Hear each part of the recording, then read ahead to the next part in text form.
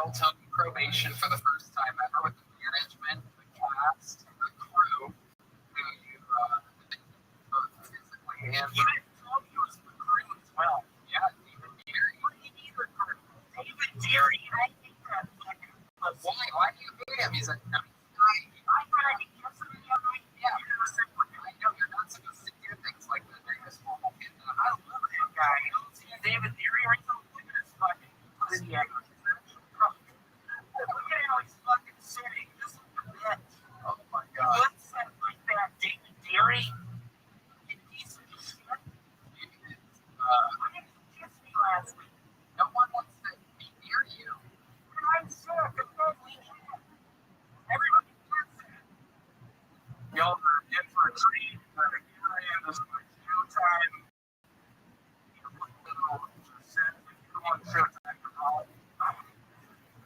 Really excited to be here. Thanks for having me. Your pizza with Domino's Movie Jones joke. Is that right? You do that sometimes? The new Shrek pizza, it's an extra large, and it happens to be just same amount of pepperoni, same amount of cheese. I do want to get some bullshit charity for black kids. I'm not working it. I'm calling up. I'm not asking for this pizza Hut. Y'all have the cheese wrap? I'm gonna. Jeremiah,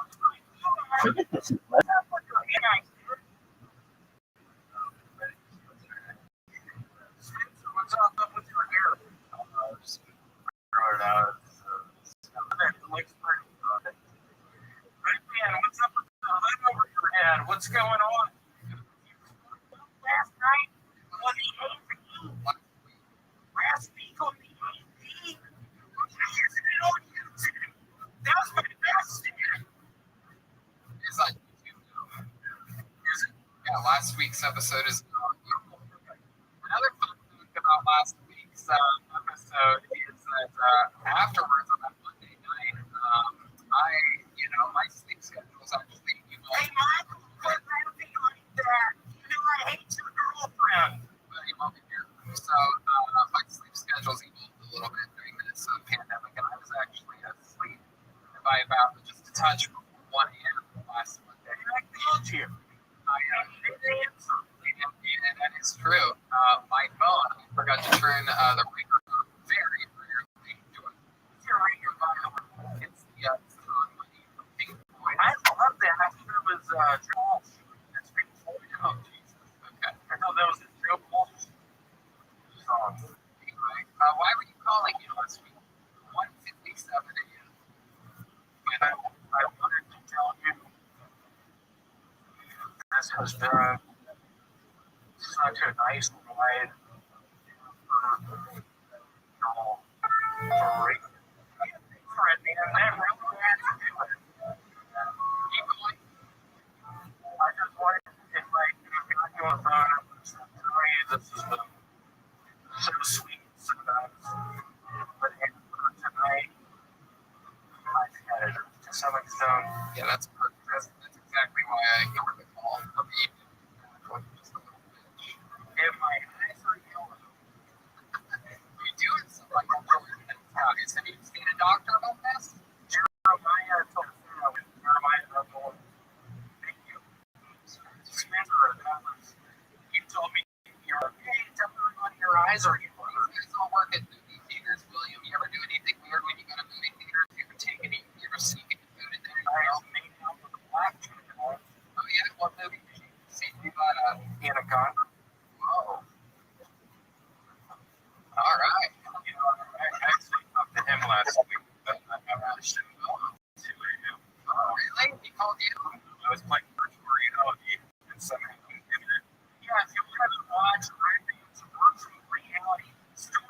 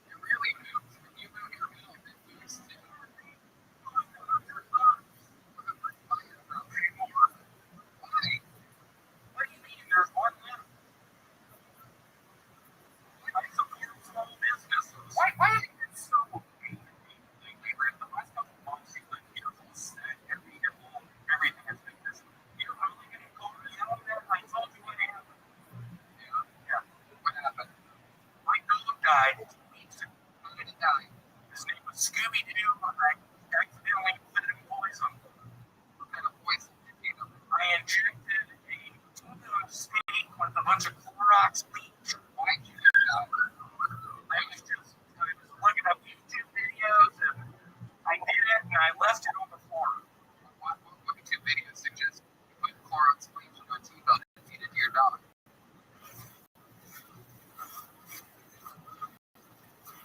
So there you go.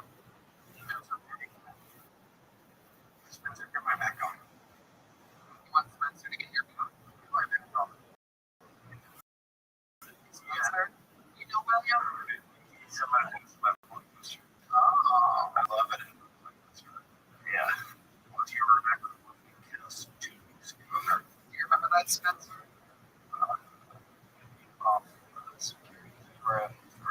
Yeah. Did you guys kiss? Let's fuck out this fucker. Oh, William, another fucking idiot. There's the main song in the Anaconda. And you Rick gets tired of like jokes and I call them a song. Okay, all right, everybody relax. Billy, Big soundboard fan. hey, settle down over here. Stop. From this is to this.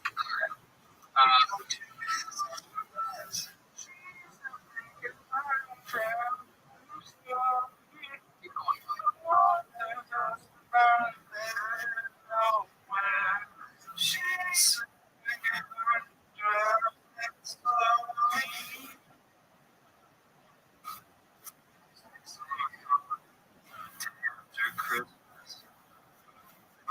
Mary.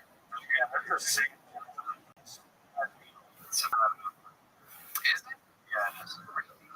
It's a sad deal. How much your test? Tattoo? Yes, your test. They get to class Wednesday. I have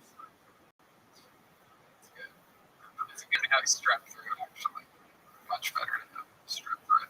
luckily I had to go to the ambulance and How's the spot on your belly? Can we get an update on that? Can we see what's going on there? See, it's being moved by shit right now. Can you? Where is it? it's gone. That's what I said. A big deal.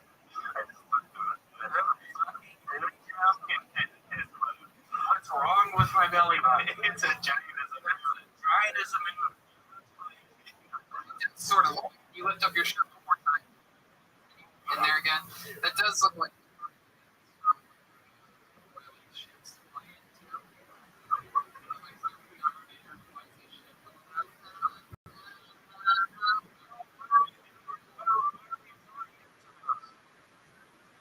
Also looks like the garbage dumpster where that's picture is.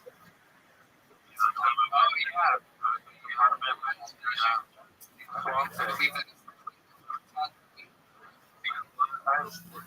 Some starboard. That's it. That's The Sarlacc pit. Sarlacc done. Really my favorite name. Is there anything in your book right now? What is it?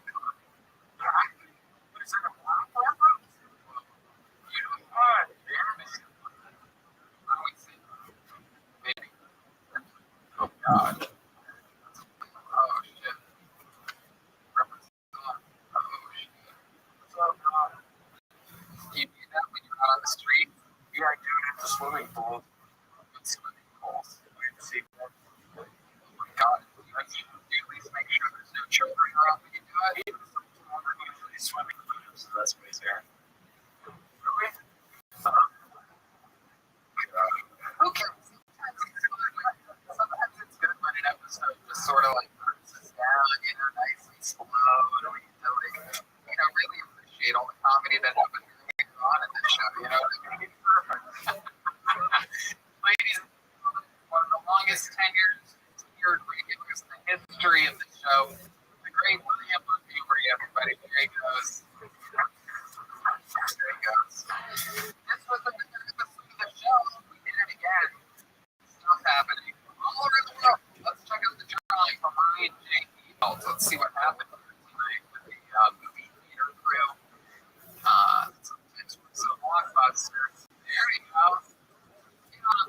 Ryan. Oh, it's another movie theater type thing, right? There's the concession stand. I see me, William, Fourth. We have the great fire breathing. That is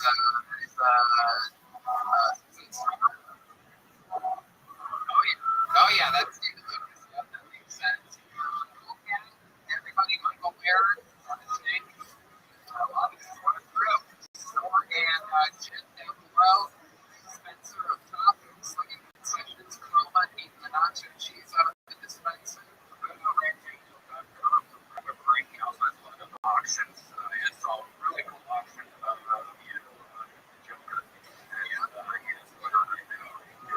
Everything's a RyanJGBelt.com. Go eat Anito's Pizza. Get your coffee from cavemancoffeeco.com. Get your underwear on IG. Hire someone at ZipRecruiter. There are a bunch of fun things you can do to show support for the show. Your hostages for nicotine or Lucy. So good. So good. So good. I like the cinnamon. Red Band likes the green. A bunch of other fun stuff. I have a roast master class on my Patreon, everything roast. And you might want to know. Tons of content, man. I'm doing Jesse Joyce this week. Just going to hang out with Sarah Taylor, Benji Palmer, David Lucas, Donna, Jeff Ross. One night, we just talked about making fun of people, so that's exciting. Right, Dan? I check out my first Red Band, and also Rivals.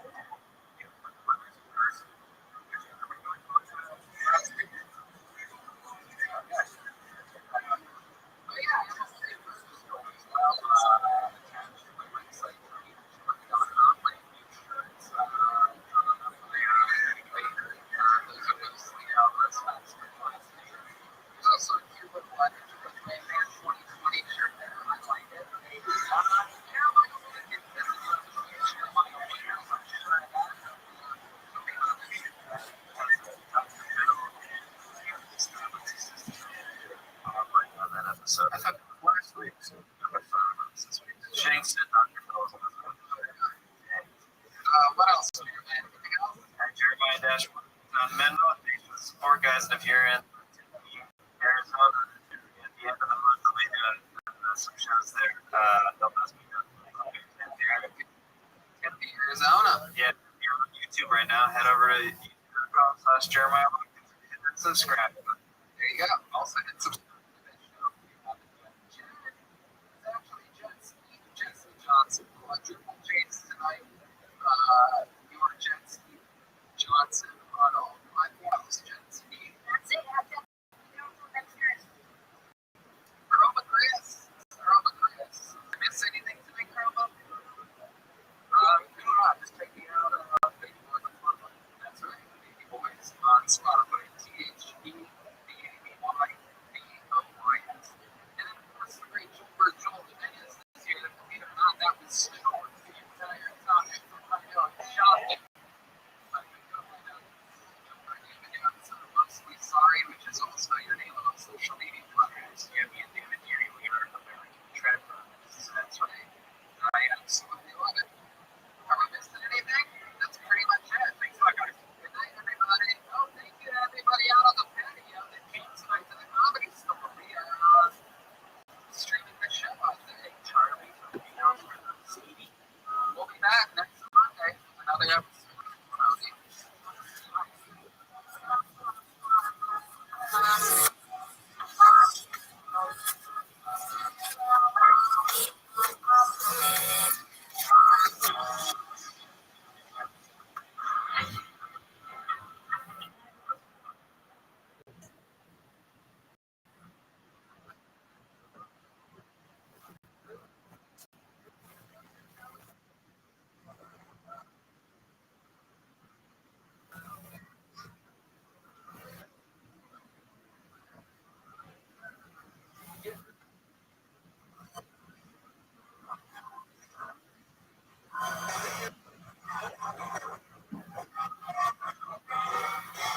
Hey, we'll be live from the roof. This comedy store main room for a brand new episode. Yeah, it's a pretty much. Hey, Brian.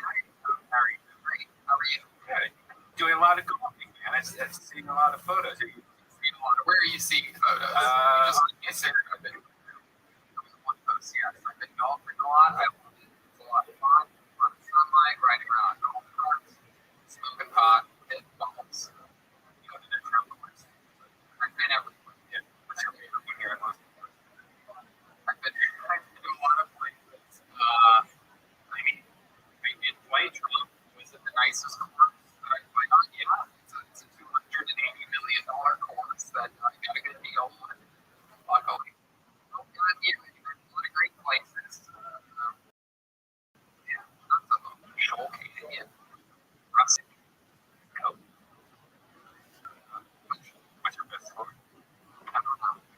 But I didn't do my best one. What does it say?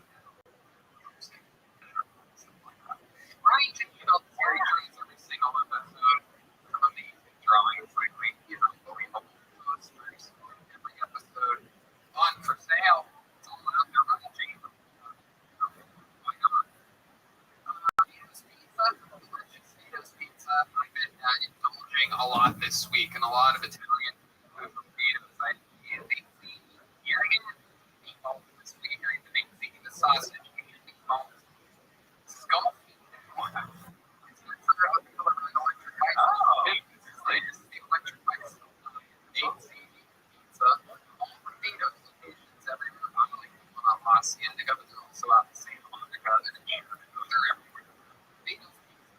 Speedway, great Gino, always joining us, always has our backs. The Great Better Box Studio was home to us for many months during the quarantine. And we absolutely love it. Get a candle at candlepro.com.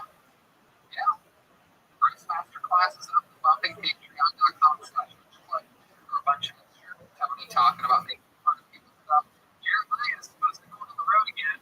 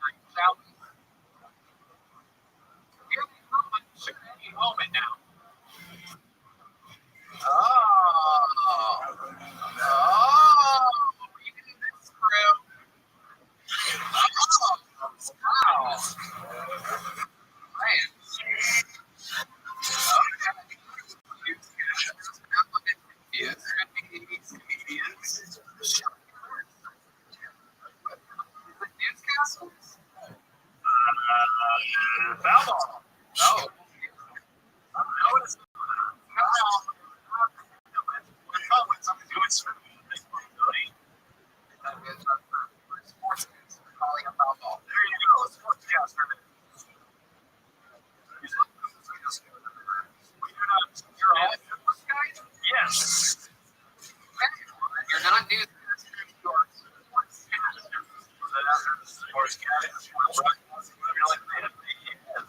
Hey, so these are new characters. No, they debuted about 4 years ago. Very forgettable. Okay, welcome back. What's your name? My name is Teddy Massingale. Massingale? Massingale. Massingale. All right.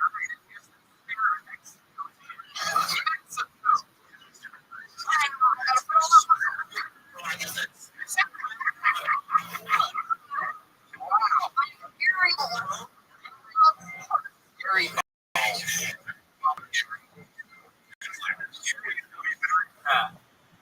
Oh, okay. Who are you?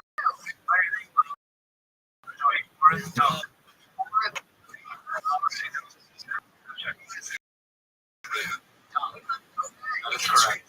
Right. So listen, stats. How about you?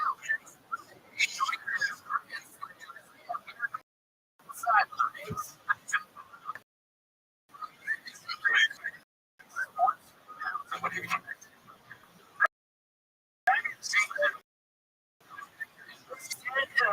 Canceled their preseason. That really? Oh, yeah. No, I did not. Yep. You guys asked for it.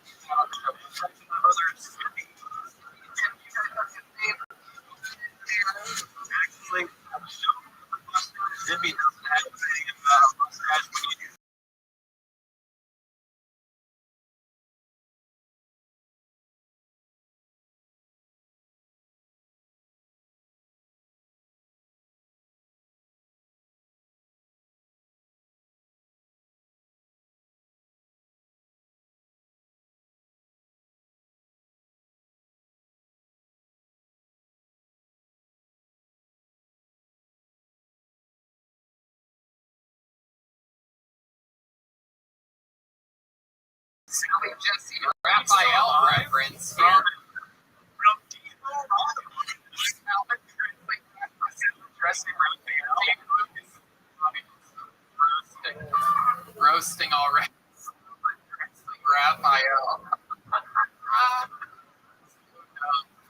Let's get the show started. You know, we started the last couple few episodes with Michael, but you know, every single time that guy goes up, he proves to be a fucking closer. So we're gonna flip it around again, ladies and gentlemen. Kicking off today's show, home of it figure today, hated by so many more. It's incredible, ladies and gentlemen. Here's William Montgomery. What's up? First and foremost, I want to give it up for salad dressing Rothschild. He is a good friend of my uncle. I wrote to Senate a couple nights ago. A couple nights ago. You know the difference between answering a child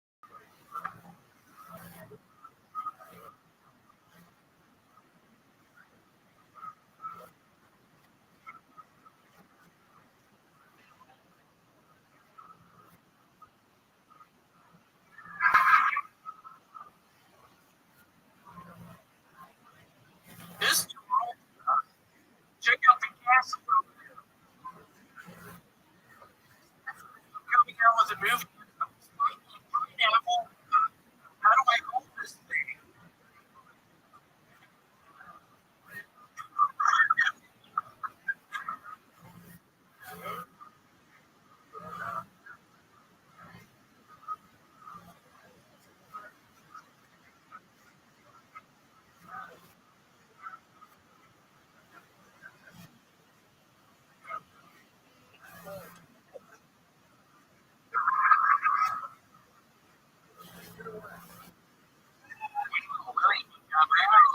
What was up with that clap? You really, whoa! What happened there? A lot of space for laughter at the end. You must have thought that spiky pineapple joke was like really good. Have you recently held a pineapple? Yes. They were spiky. Yeah. Yes, they are. Yeah, I came out for the movie. It's so funny.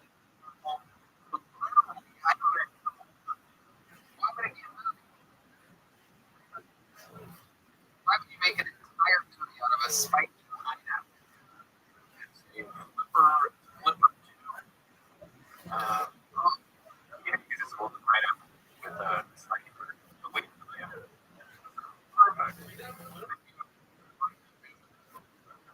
Did you write? How much did you write? 200 pages. Wow, clearly you wrote something other than jokes this week. I was just wondering exactly what it was. Did it have cancer? He does not eat cancer-free 2 years. So did he use no cancer or he just had like really? Pretty much a miracle. And then the wheel pushed away. Cancer was gone. Doctor didn't know what happened. Speed moving. My goodness gracious. How about that the Jesus smell detector joke? Can we talk about this for a second? You don't need Jesus if you have a metal detector. Can you explain? You don't need Jesus if you've got a metal detector. What do you mean by that? I mean, how many times can Jesus walk on water? Walk on water. He's a preacher. Jesus is a preacher. He's a fisherman. Is he? Was he a fisherman? What passage of the Bible says he's a fisherman? Do you know? Is that Massive Hill? But you know, I think he's coming up with a fisherman because of the and the two fish story in the Bible. Talking about Red Midnight Snack last night. What's going on here? Biblical proportion. Hallelujah. Yeah. Red baby get it. Oh, well.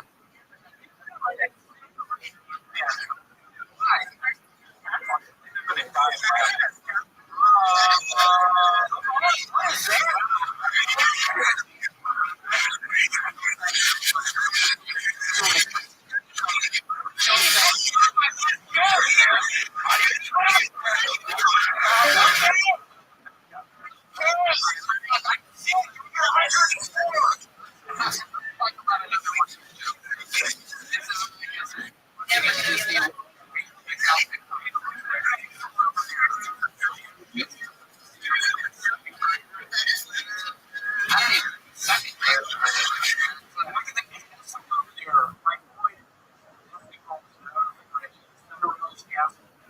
And I swear to God, if I'm working there, I am going to be saying the Cinderella's house. I've been working for Disney now for 5 fucking years. You work in a storage facility with a job. And actually, I had to resign. No, you didn't. Did you have to resign? Did you really? If anyone has a job, do you have a job? You got a job, right? Yeah, nobody's really hiring. Okay. Oh. I literally had tens and tens of people in jobs. One in the middle of I need a job.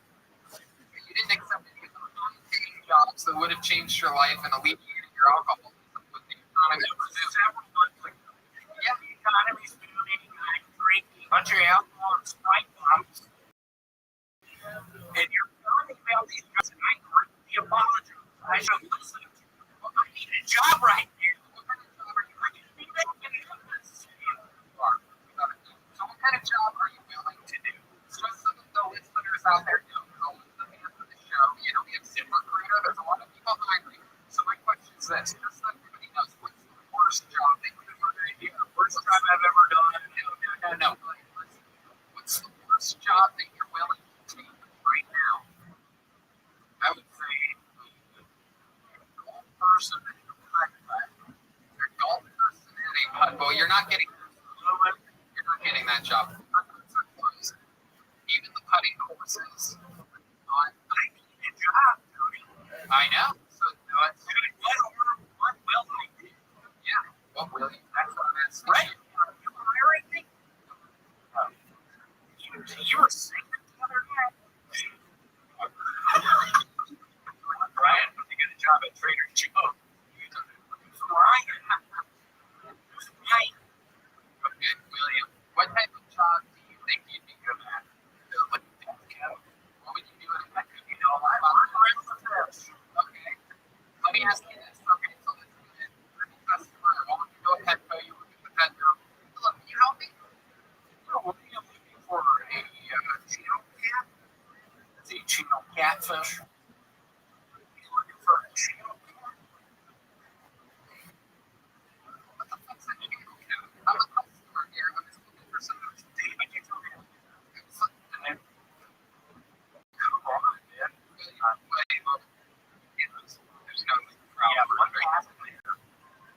What happened there? William, so I'm going to find out I'm a customer. Hi, I'm looking to buy a squirrel. Can you help me? Yeah, what's your name?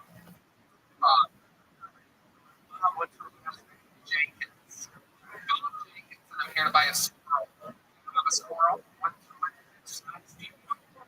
Medium squirrel. To everyone knows you like squirrel. It's 2 feet. Everyone knows you. $1,000. A 2-foot fucking squirrel. It's $1,000.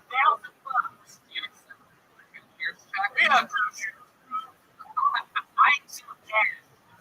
That's it. 2-foot squirrel. What kind of income is that? Oh!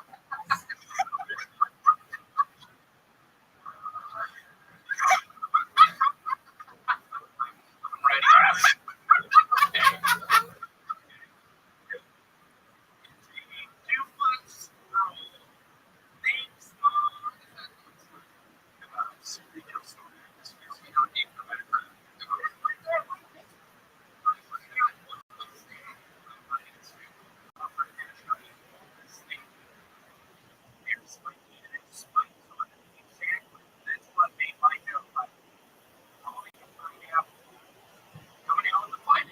Movie and Have you been talking to your parents?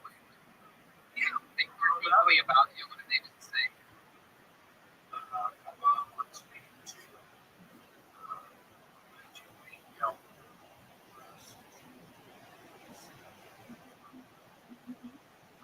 very nice of her. It's very nice of her.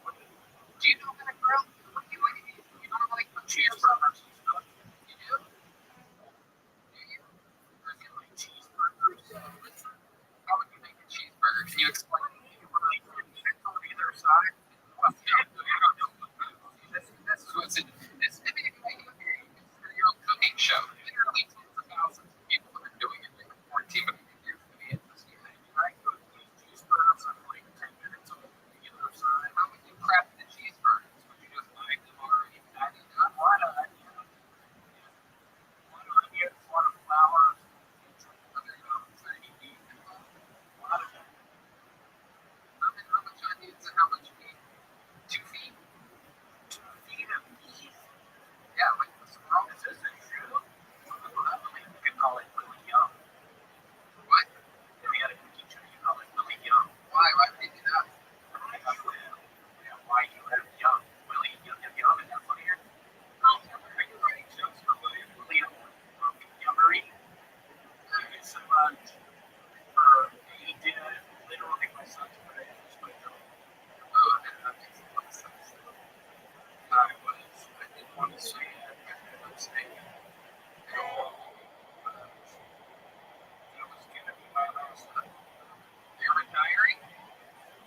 saying tonight I was prepared.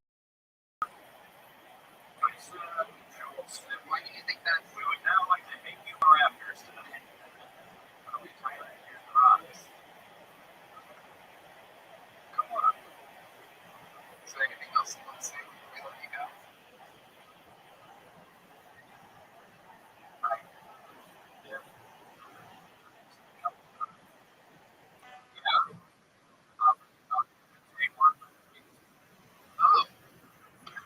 Oh, there you go. Oh, Redman got his first. So at least something good came out of this service. William Montgomery, everybody.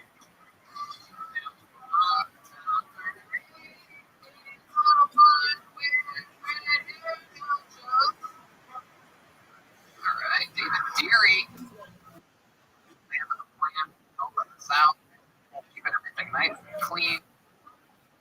Very exciting stuff. All right, pull the name of the movie, ladies and gentlemen. Your man's first time on the show. It's going to be exciting to meet someone right now. Your hands together. Sarah, everyone. Meet Sarah.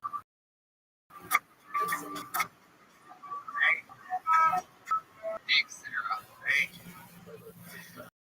I probably shouldn't even be here. Should probably be at home with my mom. Let me know.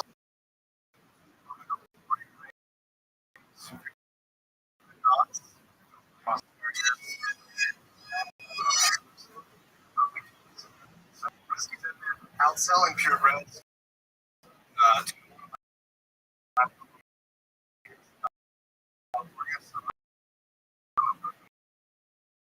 Dude, those nerve regenerate. I just did good stuff with the play. What a win. See, I've seen these puppies turning into residents. You can do it.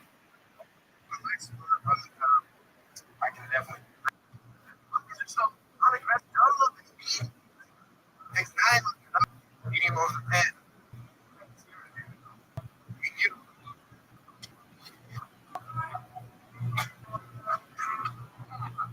That's fun. Is any of the you guys really have a No, not a travel. That's actually the first joke I ever wrote. I was it was like that joke.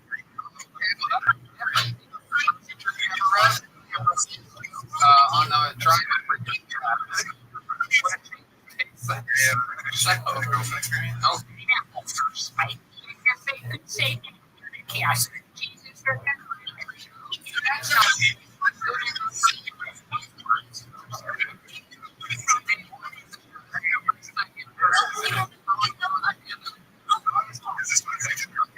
You were from LA? Los Angeles. Montebello. Like,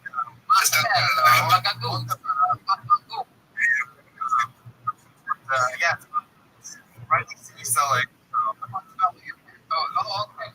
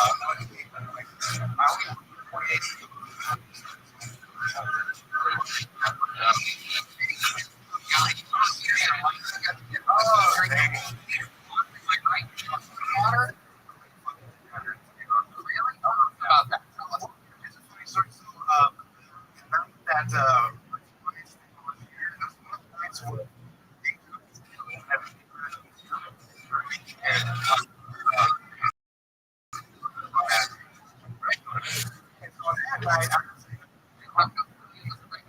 David. Yeah, you were talking to William about saying, what do you think about David coming on as a second regular? I wasn't really asking his opinion. No, you weren't. No, you were just talking. No, It doesn't help me with any it's honest, because we're trying to convince talking to you expectations around this time. just this conversation. Okay, in the back. So I think you call. Yeah, it was the best. Yeah.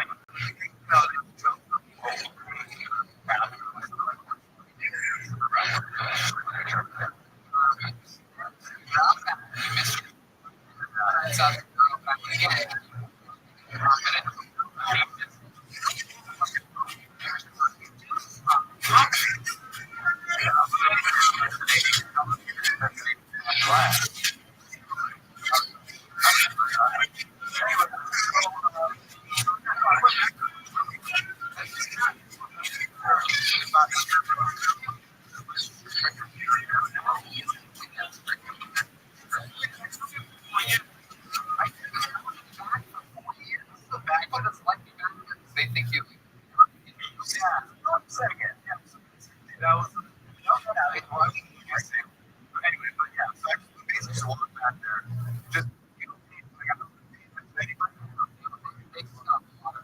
You're suspiciously clean cut looking. Right. That's what started this conversation. So what else is degenerating about you? You spoke about what else? Oh, look at this. It's 20 or they're cooking now. We can still tell. Just powdered sugar. Even Coca-Cola. What's your living situation? I live with my brother in Montebello. My brother, he has a schizophrenia, paranoid schizophrenia, like 12 years old. So he gets medical. He gets some for taking care of his caretaker. About a month later, we live in the same house.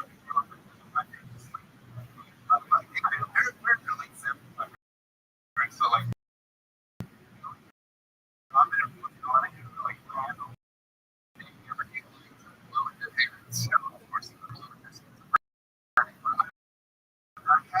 right home. My goodness. Some kind of caretaker party. This was long before he was receiving any government money or even before we knew he was like you couldn't tell that you just didn't know like the 10 years to get his medicine correct. Like it takes them right. And like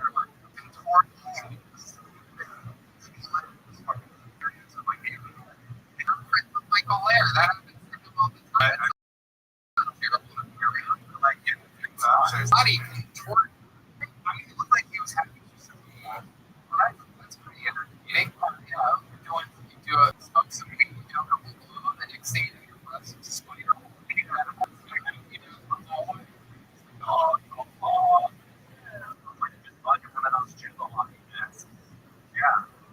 Yeah, that's a jab on lucky mask. I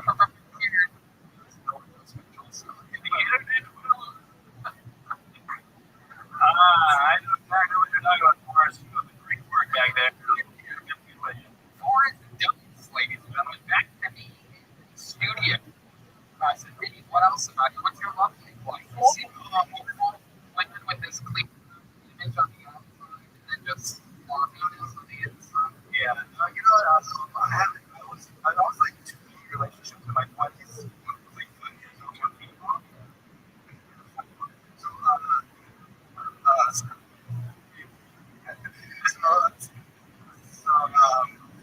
my last girlfriend about 4 years ago, together for about 8 months. But nothing. How'd that end? Why did that end? Tell the truth. I'll tell you.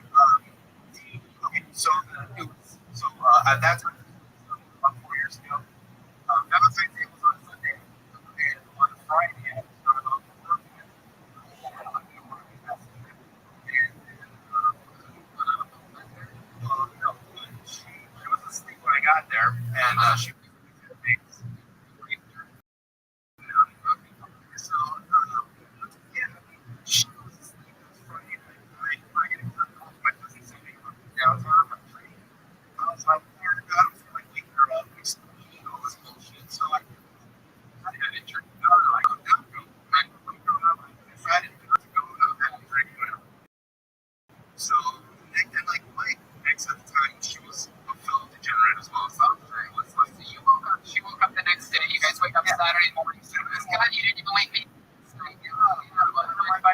me for a drink.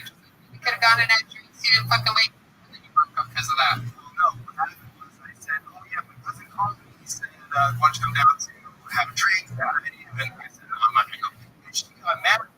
She was like, yeah, what you were gonna do. And I fucking like that. Why you do that? So that was I knew what she was insinuating. You can't take me, man. Can you do it without even thinking about it? You're really get mad and show us.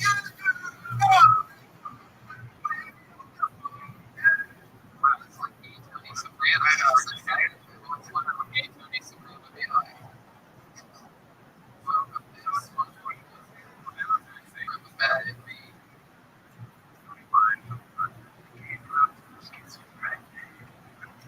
Schizophrenic brother. Passionate masturbation. Your schizophrenic brother. That's a scary concept. I thought of masturbating a couple times. What'd you do when you caught him?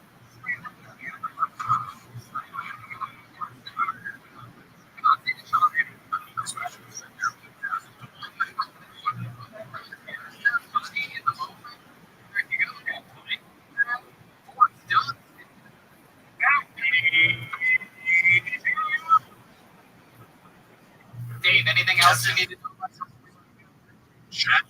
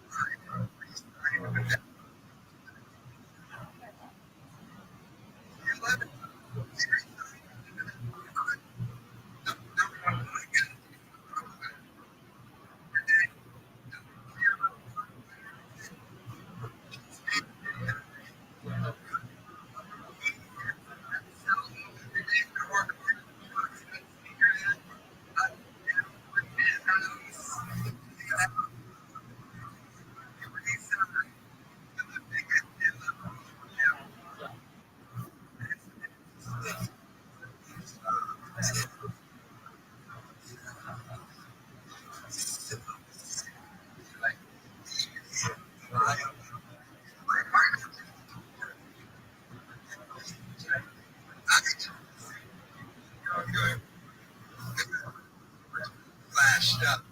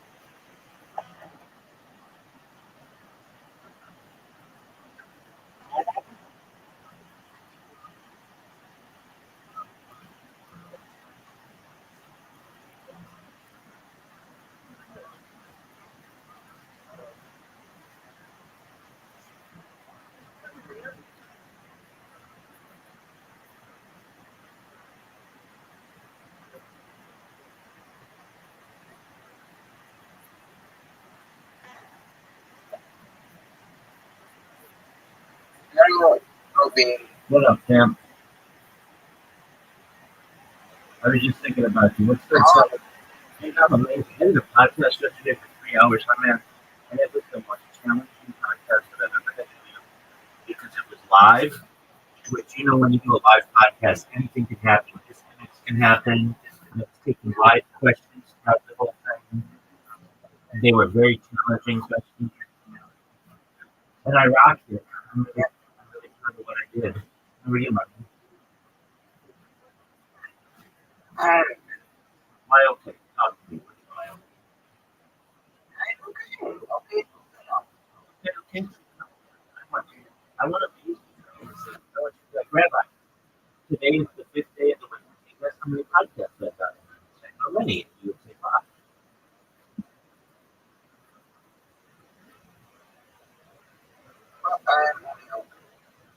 Okay, why are you on the okay? You're okay. How many podcasts have you done this week? I think one, two,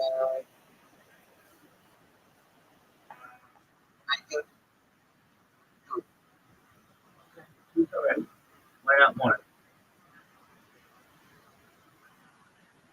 Okay, well, what do you mean you No, no, three. don't? Okay, okay, so you did three this week? You did three this week. Yeah. How many did you publish?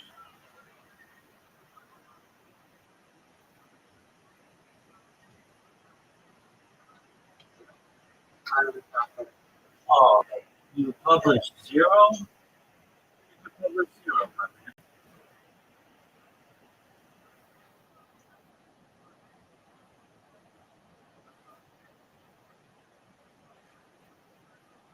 Okay, what's going on?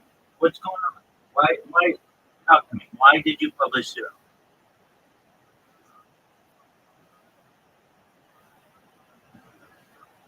I think. And like, I can't tell. Okay. How long did it take you to publish?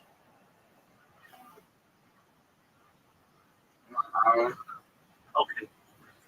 So you recognize that you need to publish at least an hour every day, right? Okay. I don't need to reach out, but you need to spend 1 hour publishing a day, 2 hours doing a new project. That's like a rhythm you've got,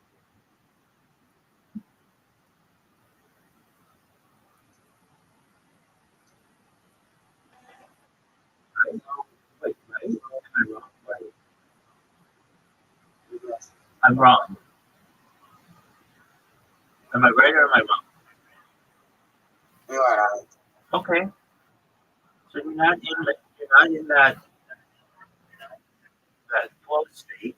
And I understand. And you've got to understand that, frankly, you want to be a podcaster, right? That's what you want to do. You put a lot of work in, and you enjoy it, and you're good at it,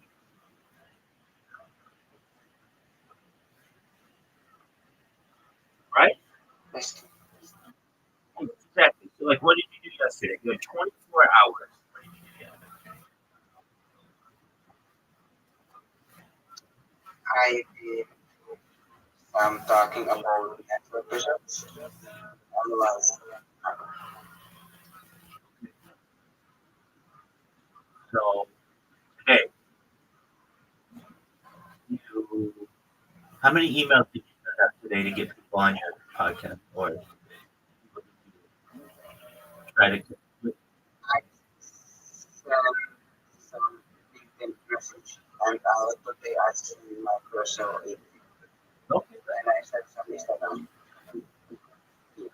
okay. I would just warn you: be careful about sending too much stuff on social media because One person, it was like, that's fine. One person will find it, but you don't want to get unrelated and be in trouble. yep. So I have never been used. And Oh, you put the I have that information. Oh, absolutely. I'm on another podcast tonight, so that's good. And it's on like supernatural stuff, but like really like aliens. I like talking about aliens. And, what do you think about aliens, Victor? I think they are real. That's good. That's a big step.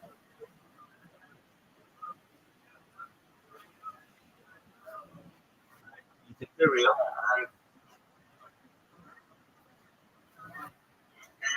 And maybe I for you that would be podcast. No, I'm okay if he doesn't. It's fine. I get it. He was very specific about what he wanted. I understand he has a big account. He doesn't want to. I get all the things. But then again, a lot of times, no worries. A lot of times when I say that, then it turns out they get back to me. They're like, oh, sorry, I had something happened in my family or whatever. And then I'm like, oh, okay, no big deal. I mean, when I start to think that, oh, they're never going to get back to me, like, here's a perfect example. I had a guy who was like, I was like, can I be on your podcast? He's like, yeah, of course you can be on my podcast. Let's set up a date to Zoom. And I was like, okay, great, that's wonderful. And then I set up a date, and he's like, oh, this. I'm like, yeah. So I had to reschedule with him. And later on, he's like, can we change it to this time? Like, yeah, like we'll do it. And then we met, and he was like, all right, we talked. He's like, all right, well, like 20 minutes. He's like, oh, I got a heart out. I got it. And I was like, okay. So this guy wasn't even recording this, and he was just playing with it. It wasn't even serious. And then I kept emailing him like, hey, we're gonna do a podcast or whatever. He said that we would, and then he got back to me and he was like, yeah, let's do it in mid-July. So it's like, okay, um, like I actually I had to keep emailing him, because it's like, look, we met, we talked, we thought what I was doing was interesting. So let's get this bad boy done, right? He was it just took him, I think, a little while to I mean, we still haven't done it yet, but I do think that we will do it in July, which is fine. And then when we do it, hopefully, it goes one good thing.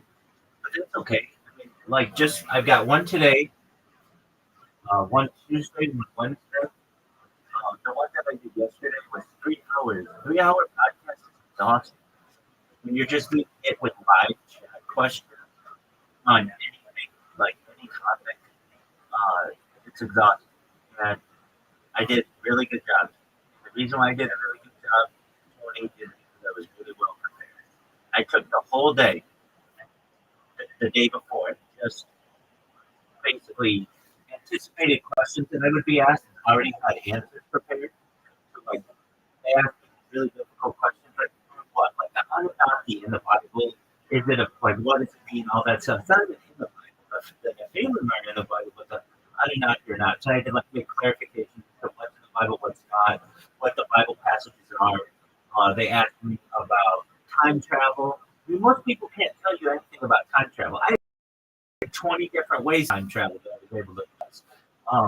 They asked me extensively about alien abductions, future technology, and just like a lot of different things. And I was able to, I feel very proudly, very accurately answer their questions, answer their inquiries, make sure that I did a good job addressing, what they, but I didn't know what they thought of it. So, like, basically, I have the, like, just on the laptop. I don't have like a huge, like 50 screens that I'm looking at. You know, I do have a bunch of screens. They're all doing something different. And I wasn't paying attention to the chat perfectly because it's like I'm not here to do an open chat. I will if you want me to, but we have a host, and it's the host's job to ask me questions. So if you want to ask me questions, that's fine. You can say, "Hey, we got a question from the chat." Excellent, I'll answer it.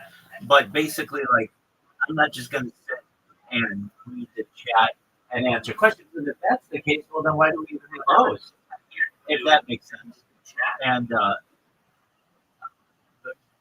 so, not that I'm against open chats. I am. I did one yesterday, but it's different than a standard podcast.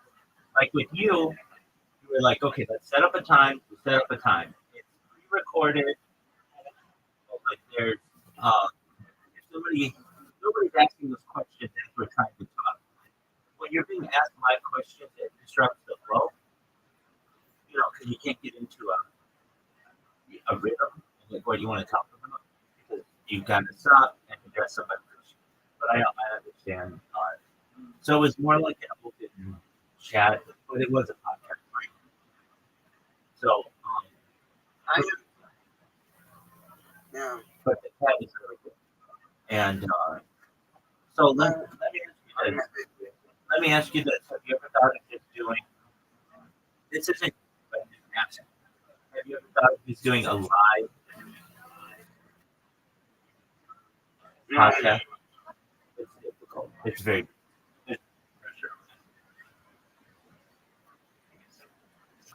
I frankly don't like them from a production standpoint because they're just it's just unnecessary added pressure.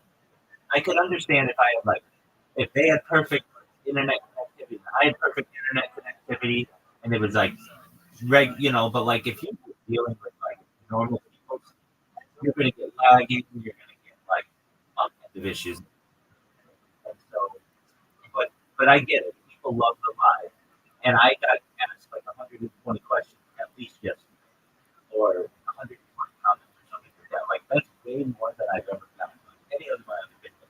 So I understand that like live is the way to go. That's great, but it's just a lot more pressure.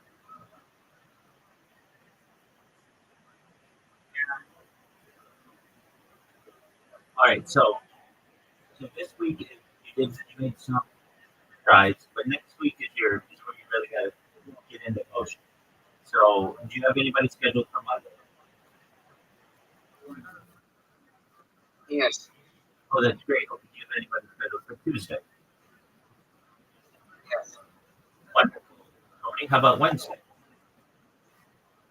Yes. Phenomenal, man. Good job. How about Thursday? I don't know. That's okay. You've got 3 right off the bat. Good for you, man. So, you did you put out a tweet about being on your show? And about the challenge. Right? And are you uploading your podcast to Rumble?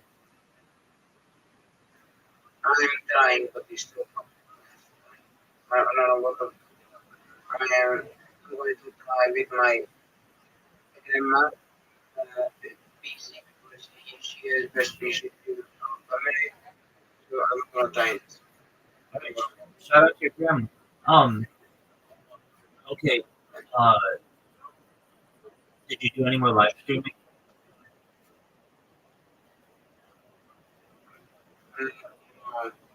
Because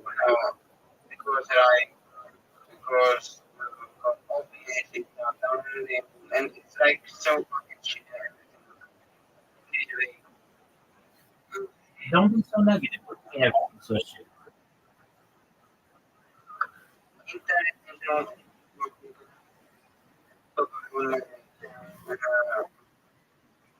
you are not happy with Stop. You're wrong there. You are dead wrong. I think you did an excellent job. You've got 3 podcasts lined up for next week. You published 3 podcasts this week. That's great. There's nothing. I'm happy with you. That's good.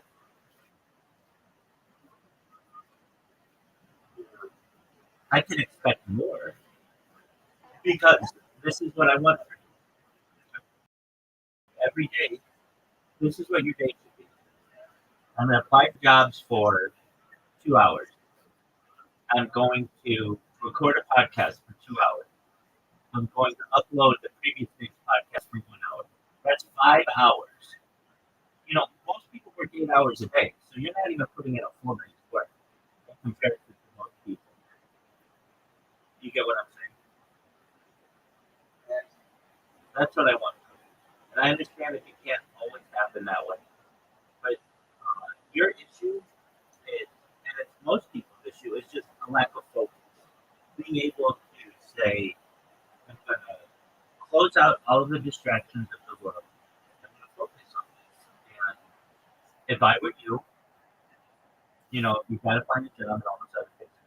It's unnecessary pressure, perhaps, from your family. You get that. But you should say, like right now, you could upload a video to Rumble. And you don't need your family. Right?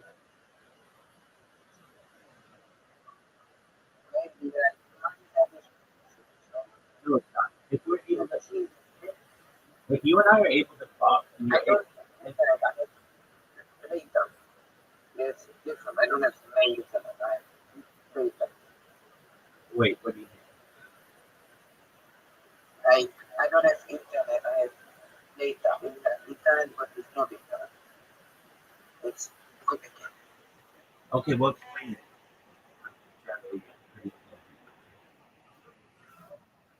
Because in our country you can buy you can buy data where you have connections and basically you have connections to the internet. Okay, let me ask. So you're saying you don't have unlimited internet? I have unlimited data. Okay, are you doing this with a cell phone signal or with like a Wi-Fi signal? And this with cell phone. Okay, but when you do podcasts, are you doing a podcast with Wi-Fi or cell phone? Cell phone. Oh, okay. Then you're getting throttled. Is that correct? Is that correct? They're like strangling.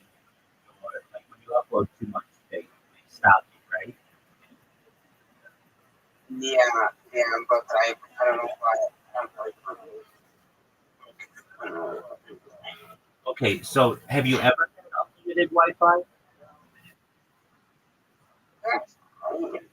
Yes, we have Wi-Fi, but our Wi-Fi is sometimes scarce. It's like sometimes they don't No. 30 is the tax. Okay, I mean it's good enough. You were live streaming the other day. It's fine.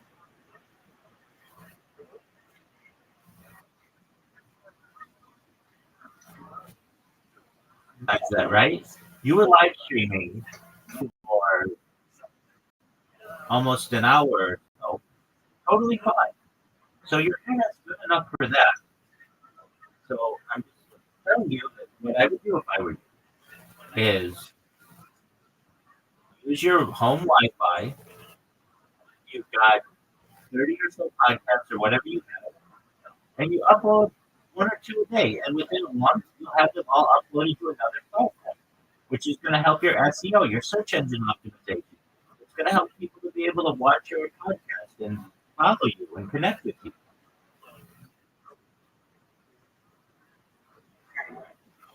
When I met you, you were sitting on this mountain of data of all these podcasts that you've done, but nobody could watch them aside from on. You couldn't get them on Spotify. You couldn't get them on iHeart. You couldn't get them on Apple Podcasts. Now you can do all that. And I'm just saying you need to do the same with Rumble. Once you do the same with Rumble, I'm going to tell you to do the same with this. It's just more ways for people to be able to find you. I know. I know. You're sad. Hey, how'd your date go? When are you gonna go on your date? My dad was horrible because she in my town, she's like and she lives in that in that town, and I think she is in my town. So nothing happened. Okay, so there was no. Yeah. Okay, how far is her town? Like we need to take the train. It's like train. Okay, so why don't you take a podcast? That's not ridiculous.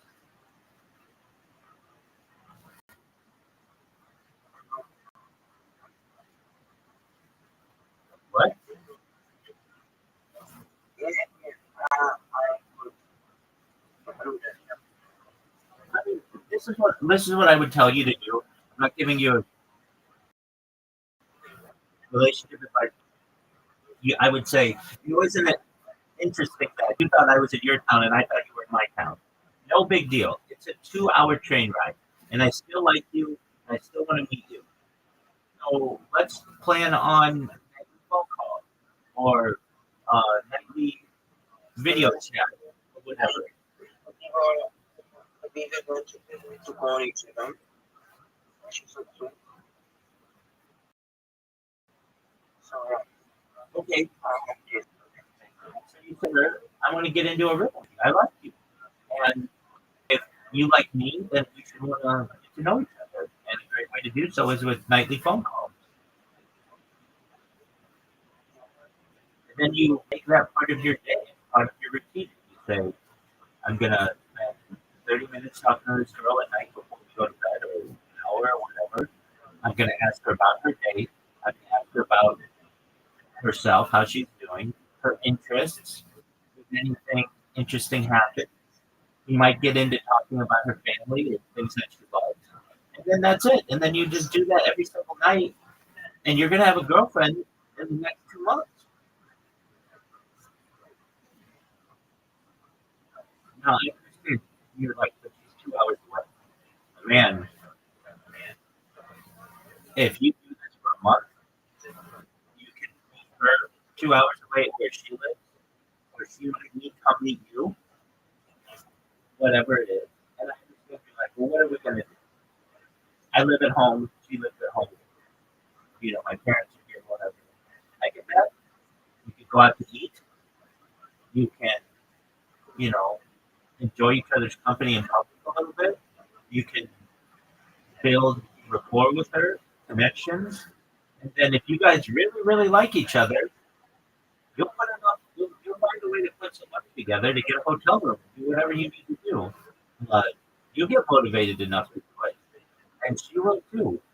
But this idea of what she says we're going to call each other,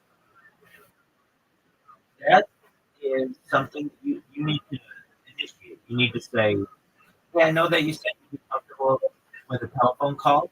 Can you let me know a time that works for you? I'd love to give you a call and just hear how you're doing.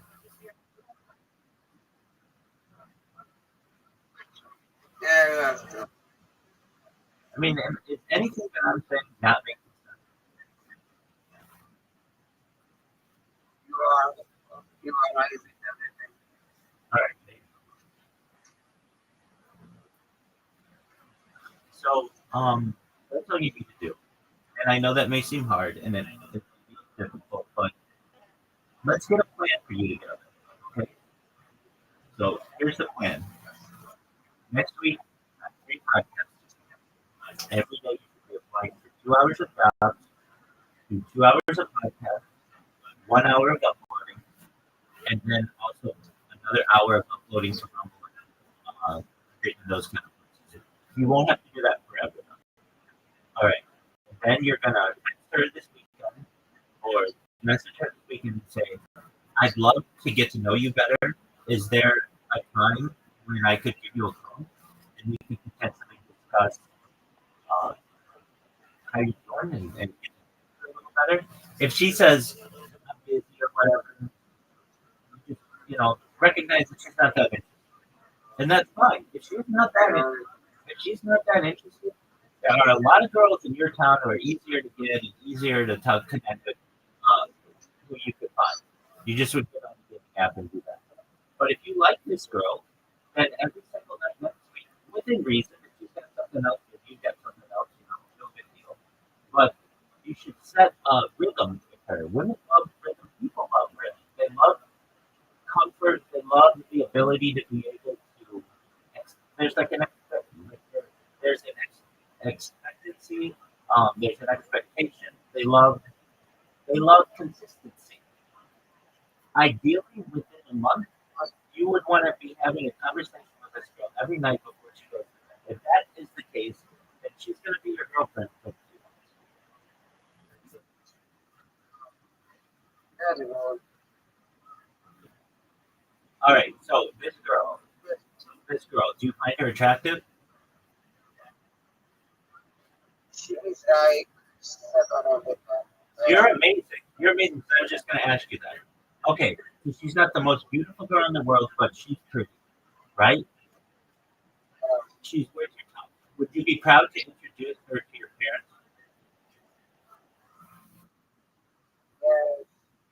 Okay. So then she's good enough to be your girlfriend.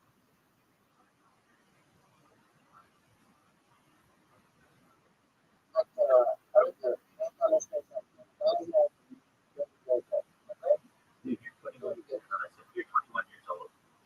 Guys like you do get girls. There are men who are 21 years old who get girls all the time, who look just like you, who speak just like you, who interact with people just like you. They just have what's called game. They know pickup. I can teach you all these things. That's not hard. What you need is confidence, and it's difficult to be able to give yourself that. I am Exactly. You said I have confidence. No, I don't. The first sign that you don't have confidence is when you say you don't have confidence. Okay? Tony, do you know how you know if you're cool? You just know. It's nothing that somebody can give you. It comes from inside. You need to have self confidence. I'm not 6'5". Stop. I'm not like Stop. You don't need to. Jeff Bezos isn't 6'5". Elon Musk isn't 6'5". Mark Zuckerberg isn't 6'5". And they all have chicks. They all have thousands of women who want to be with them. Use their mind.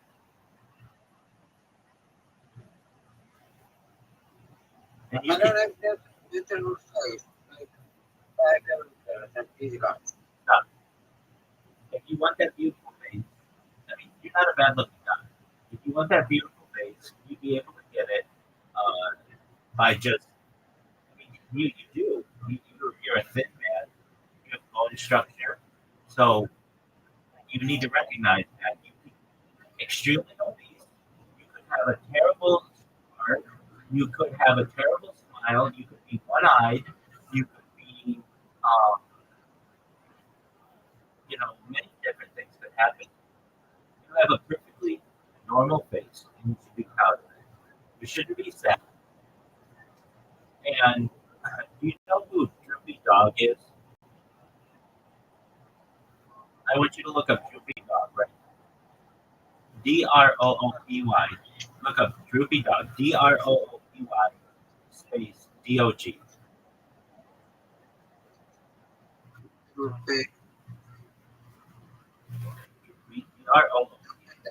Yes. You see Droopy Dog's face? Yeah. That's what you sound like. Okay? But I've heard you sound very excited and very eager and very optimistic. And that's really cool. I've heard all of those things. So don't think that you are Droopy Dog. That's just how you sound. You need to move out of that.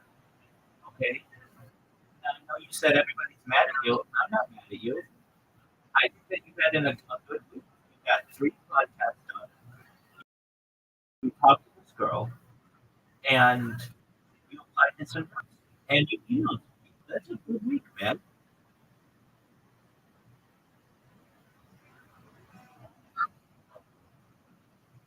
It's a better week than just doing nothing.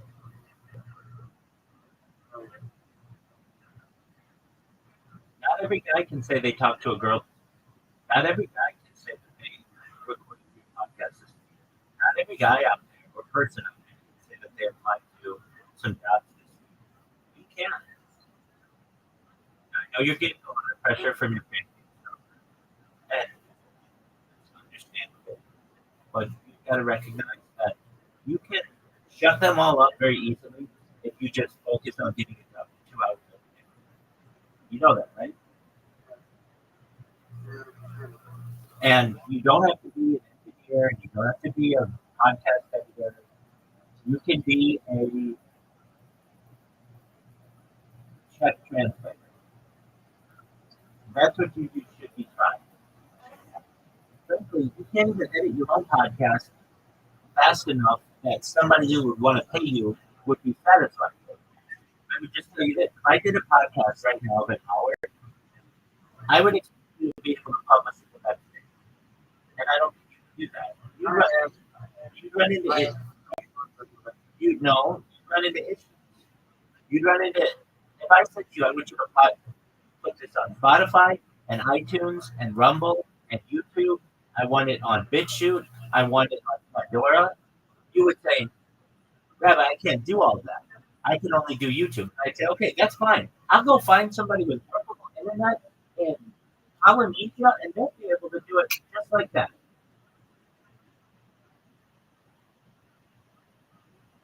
What I'm saying to you is that the thing that you think you'd be good at is not the thing that you are good at. You're good at translating. Your English is really good, and people will pay you for that. Now,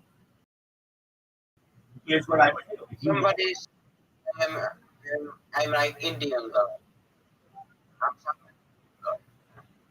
Just a moment. I have a friend here. I don't know. What up, sir? How you living? Tony, stay. How you living, big man? What's good? Yeah, absolutely. You are. I can tell you all about yourself, guns, Switzerland, all kinds of stuff. But I'm trying to put your username in Telegram. You're in that. And you're kind of on the side thing. I can tell you all about yourself. You're. Yeah, exactly. But absolutely, but your name is escaping me. But hold on, I'll be able to get that too. Uh, yeah. No, I think I can still get it. Yeah, what is it? Yeah. Oh, why? Um, why? What is your name? Telegram. You already said good question.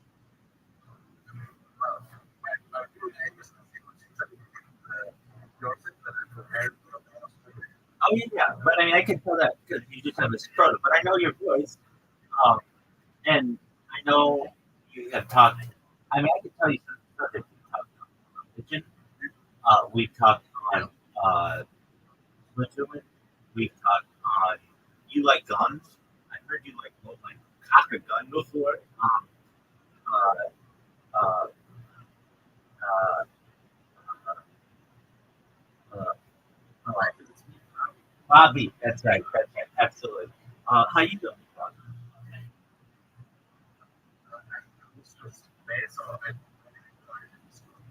Oh yeah, we're really proud. We almost have 2,000 people, and Bobby, I've been doing a lot of podcasts recently. That's really good. Um, and so, how many have I done in the last 2 months or so? I have done like 20 in the last 2 months. I did one yesterday. I got one tomorrow. I've got one scheduled for Tuesday, Wednesday, been trying to do at least 3 a week, and some of them I haven't been able to land any really big ones yet. But some of the people making my discussions, they have like 250,000 followers on YouTube. But one of those would make me blow up. Um, and it's been really good. I mean, I've been growing just certainly the Discord has been growing. But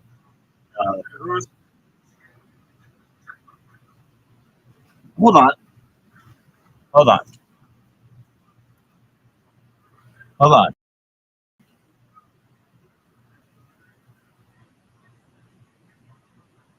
Uh, yes. Oh, there you are, Fabi. Yeah. So I mean, here's what happened. Over the course of 24 hours, I stream in the Telegram like 18 hours. And if you're like, well, why not 24 hours? Because my device gets disconnected and I'm not always paying attention to it. So um, it's one of those things that like I can't always be focused on it. And I can't dedicate one device to it in full. But like over the course of the last uh, year, generally every, I would say, I'm in there for like at least 12 hours a day. Um, and if you're not seeing it on your end, then could be something that is from my end just inconsistent. But like all I have to do is just restart the stream, and then my camera comes on and my microphone comes on. I do know that it does come through because I get people who will come into my Discord here and they'll be knowing about exactly what I'm talking about, and I'm like, how did you know? They're like, because you're a Telegram too. We're watching it in Telegram, so we came in here. Most of the time, when you look at the Harry Potter Homicide email Telegram, Fabi, don't you see my that I'm streaming here? I thought you were like I was Oh yeah. No, worries there. Okay, good. I'm glad that you said most of. Yeah, it's just like sometimes when you've got a web page that crashes, I'm sure you're familiar with like a web page that crashes, like Chrome crashes or something like that. Yeah, exactly. Yeah, that's just what happens. And if I leave the stream going for a long time, it does. But, I talk with people from their Obama side, at least two, and Riser or Howard, as in that, multiple times a day, sometimes like very long periods of time. So I'm still very good with that. And I someone in there, his name is Al, but he goes in here by Riser. But yeah, Stu and I are very good. Stu and I are very good friends. Yeah. Because so last summer he was just kind of down in the dumps a little bit, and he wanted to do something. And I've been watching a lot of stand-up comedy, and he had done stand-up comedy before, but he never took it that seriously. And then he just said that he wanted to be a stand-up comedian, and now that man does open mics every Monday. He was a state finalist for uh, the biggest comedy contest in all of Australia. It's called Raw Comedy.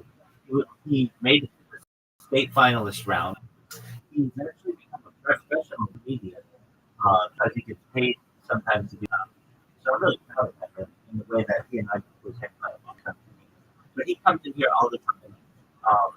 I know. Yeah. Telegram doesn't have any features as I would like as Discord, so that's why more partial to Discord. Um, but yeah, I'm still. Oh, Brandon's the man. Brandon likes like here beside me. He's been doing so for more than a year, so I've kind of always got like a buddy in here, and he's really into tech and computers and stuff. And so he has a bunch of different devices that he keeps in here, and he many times just live streams sport. So like you can watch the season and all the FIFA World Cup and any baseball game that you want. Like he's always got that stuff going. And yeah, it's Aquarius. She is a friend of mine who I've met more than a year. Uh, she spends a lot of time in here. She and I play games every night before we get in bed, and she's just a very good friend as well. We have Tony. I was on Tony's podcast recently 4 times, and so he's in here. And then those are the other people who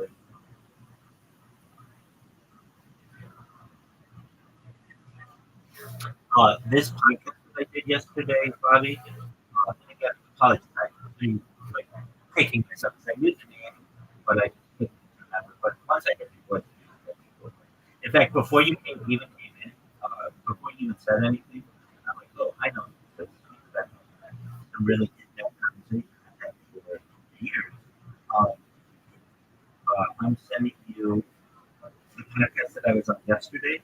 It was really, we covered a lot of really interesting things, and it was, um, it was, I think, like if you're into anything, and we covered tons of topics, and it was 3 hours, so I just think you want to check it out. And I was on a podcast I was on a podcast on Monday. I had a podcast on Tuesday that published. I was on a podcast yesterday, and then I'm on one today. So um, I'm cranking it in terms of getting the message out there. And I know it's just take one person, like what we been live streaming for like 5 years. It'll be 5 years this fall, and once I get that, it's kind of going to be a trigger in people's minds. That's a really long period of time.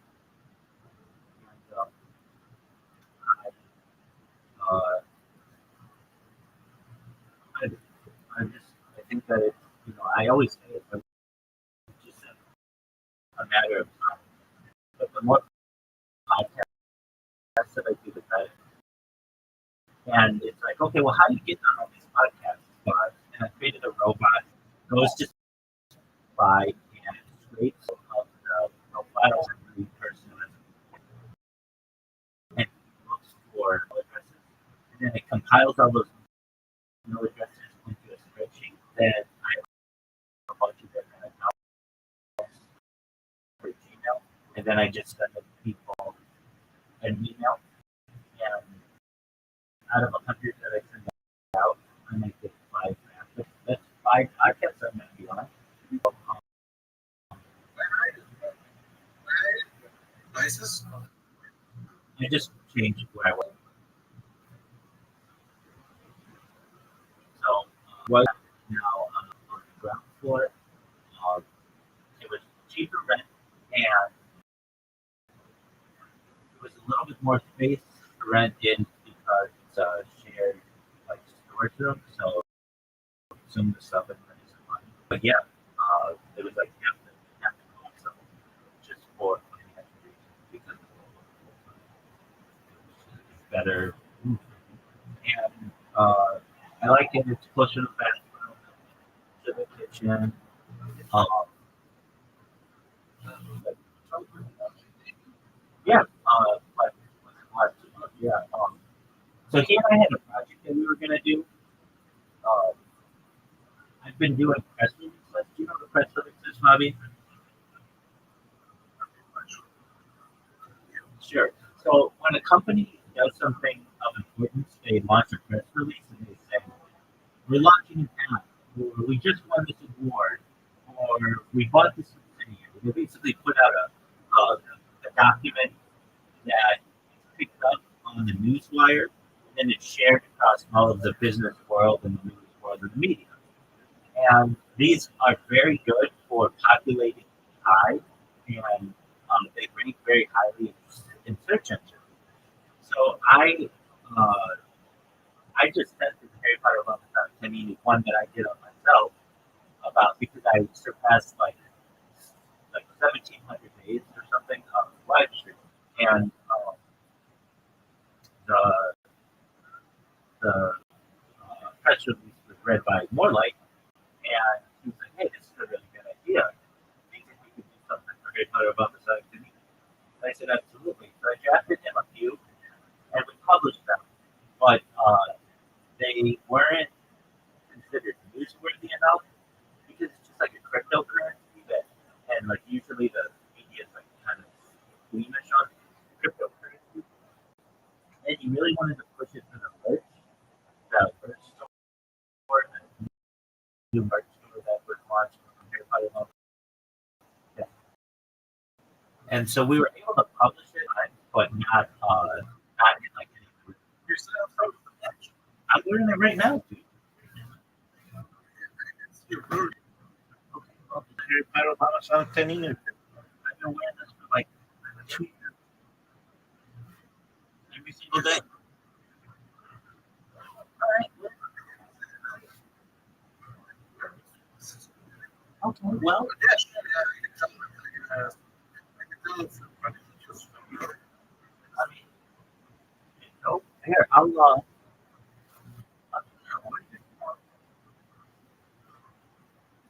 it's not the issue. Next thing I can read 20 things. okay, well, I'm not saying that you need to do this, but if we, that's a Discord limitation. So I just have the standard Discord. If if if people boost the Discord, then they can go to 720.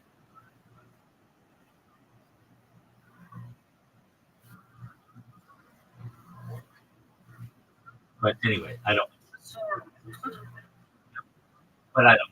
It's fine if people boost it. But as soon as it gets boosted, all the cameras will come over. Yeah. But I mean, yeah, I've had Harry Potter Obama Sonic in my stream for like 3 years. We're almost at the 3 year anniversary. Um, it's, yeah, I have my mask here. Yeah, do I rep this? I rep this point better than anybody's ever repped any product. I have a shirt right here for Harry Potter Obama Sonic 10 new. I have pajama pants right here. I know you can't see it from that angle, but all these angles. Did you know that I was in Miami last year? For what? To our house. All I did.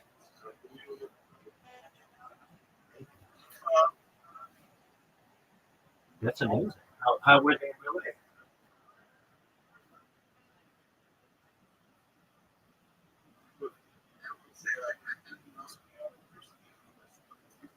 Oh, that's cool. I've always felt that way. I mean, they've always been really nice to me. Whenever I've needed more, like we respect with acceptance and yo, but the entire community, GB, love GB, love GBs. You know what's nice, huh? You know what's nice. Yeah, amazing.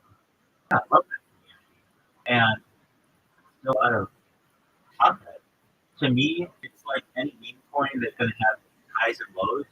But this one, in my opinion, personally, is a pop, ready to take off. Meaning it's like a gasoline explosion. It's the only real.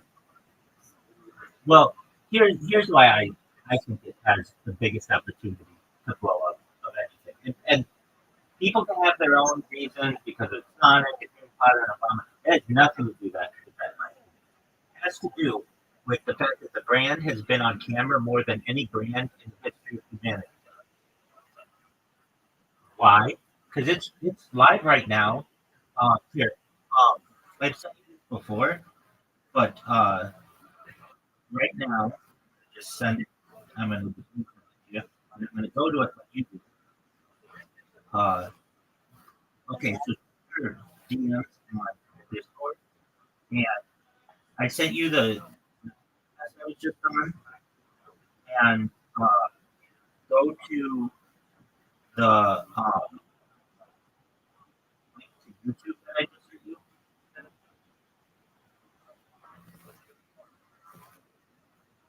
And like right before you came in and the other person came in, I was working on the camera. So I know some of them are green right now, but the other ones, look how many live streams I have going right now.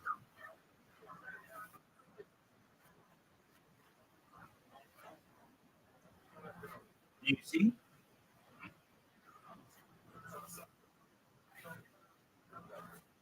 Bobby, can you hear me?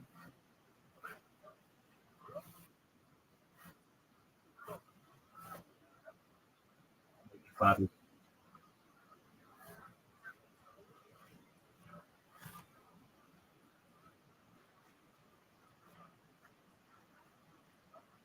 Bobby. Bobby, can you hear me? Okay, did you see how many likes? Is it hot there? It's the summer. It was hotter upstairs. It's the summer, so it gets to be like 85 degrees or so. But the ocean, so it's not too bad. Definitely more inland. It gets into like 105, but it's not too bad. It gets hotter as well in like late July to August, but um,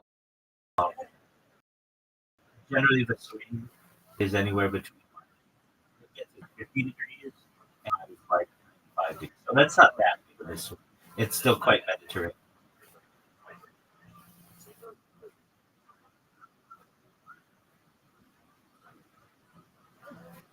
I did a shout out the other day when I was on a walk with Harry Potter box out, but I just didn't yet. But it was a beautiful day, sunshine, blue skies, quite nice. And,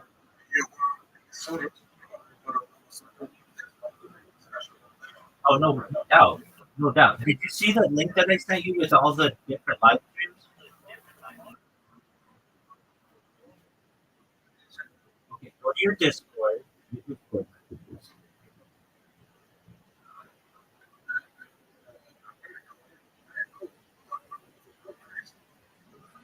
Look how many live streams I have.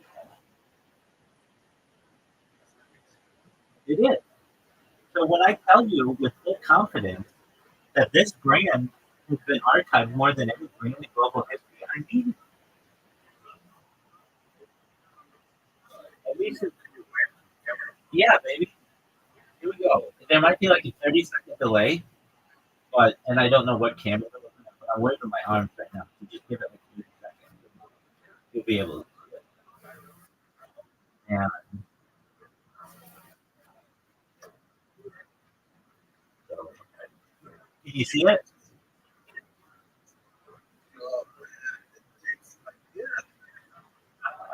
Now you see it?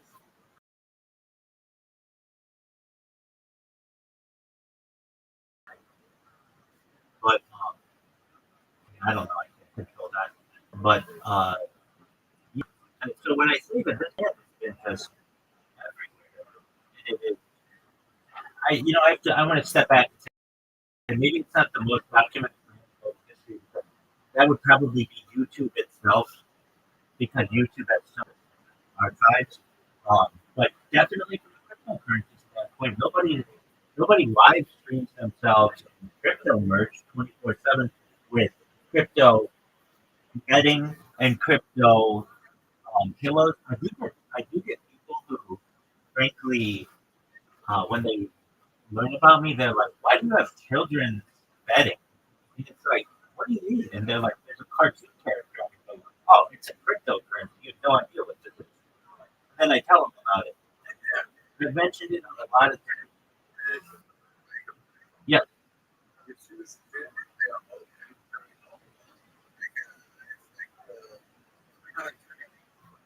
yeah.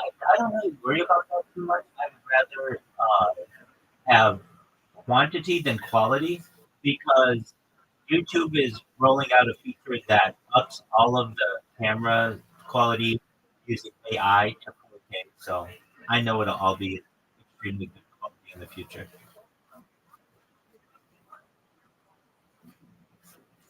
I would rather have 10 streams that are 320p than one stream that's 4K. Because one stream that's 4K can get taken down very easily. It's very difficult to take down 10 separate streams.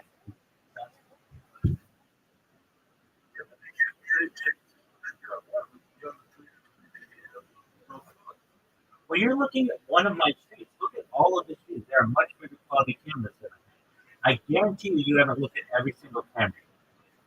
And there are even some cameras that I have that aren't on there. All I care about is that my voice is being recorded and in general. Because I know the quality will be able to be increased in the future, and the lighting will be able to be brightened, and we'll be able to focus on what I'm saying as opposed to some of the ambient noise that's going on. And I'm fine with that. Basically, what? Your room there. You've only looked at one or two streams right now. Look at some of the streams that are very close to where I am. I'll look at them right now.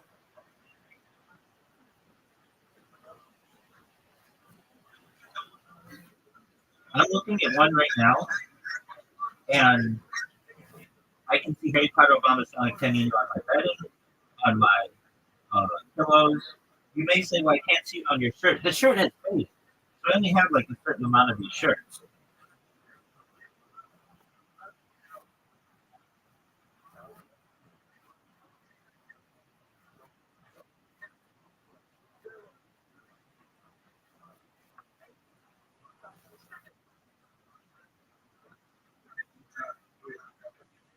Do I want to what?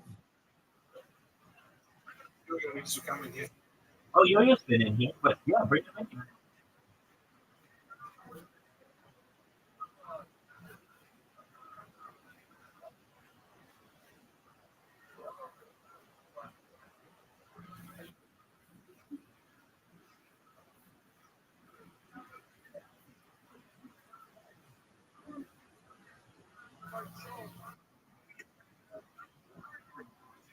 Are there any big plans for Harry Potter Obama Sonic 10 in the future?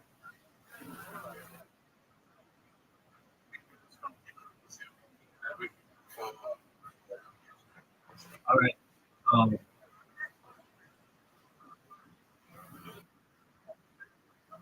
I will just be honest with you. Bobby, don't you think something needs to change? We need to do daily Twitter spaces.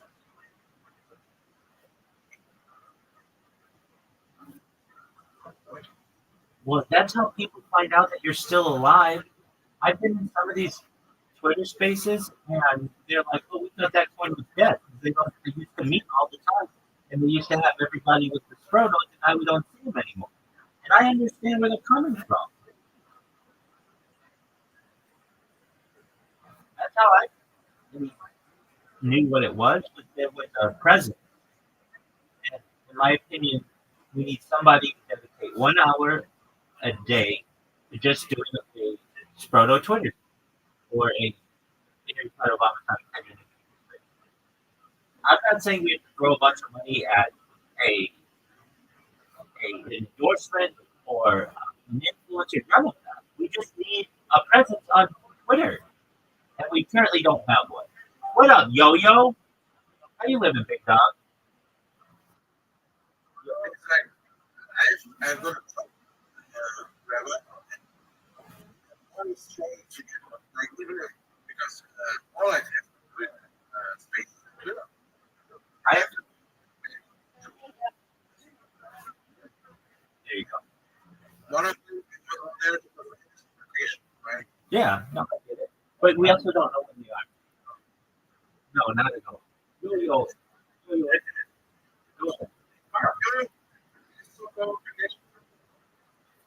Yo-Yo. Yo-Yo, I want to say, I feel, I just have to say apologies for like, it was like 6 months ago, but one time I wasn't able to turn on the stream, and I was like, I said in all caps, "Why can't I do the stream or whatever?" And you're like, "Calm down." And I have always felt this immense amount of guilt since then. So I've tried to be more respectful, certainly ever since. But I just wanted to tell you when I had the chance that just thank you for such apologies, but I should have treated the community a little more. That's yo, can I tell you what's going on? Oh, absolutely. All right. Well, first and foremost, Mayor Pyrobono I can't even do the moon. I've been doing a lot of podcasts recently, and that's good. I plugged that point as much as I can. And I think plenty a lot. I have been on this week. I was on a podcast on Monday. I had a podcast published on Tuesday. I was on one yesterday. And yesterday's was 3 hours. And then Monday's was 2 hours. And the one that was posted on Tuesday was 2 hours. And then I got one tonight. Yeah. So I built this bot. They're really interesting. So usually they're on like futurology, and a lot of people have questions. Just can you repeat that, Julio?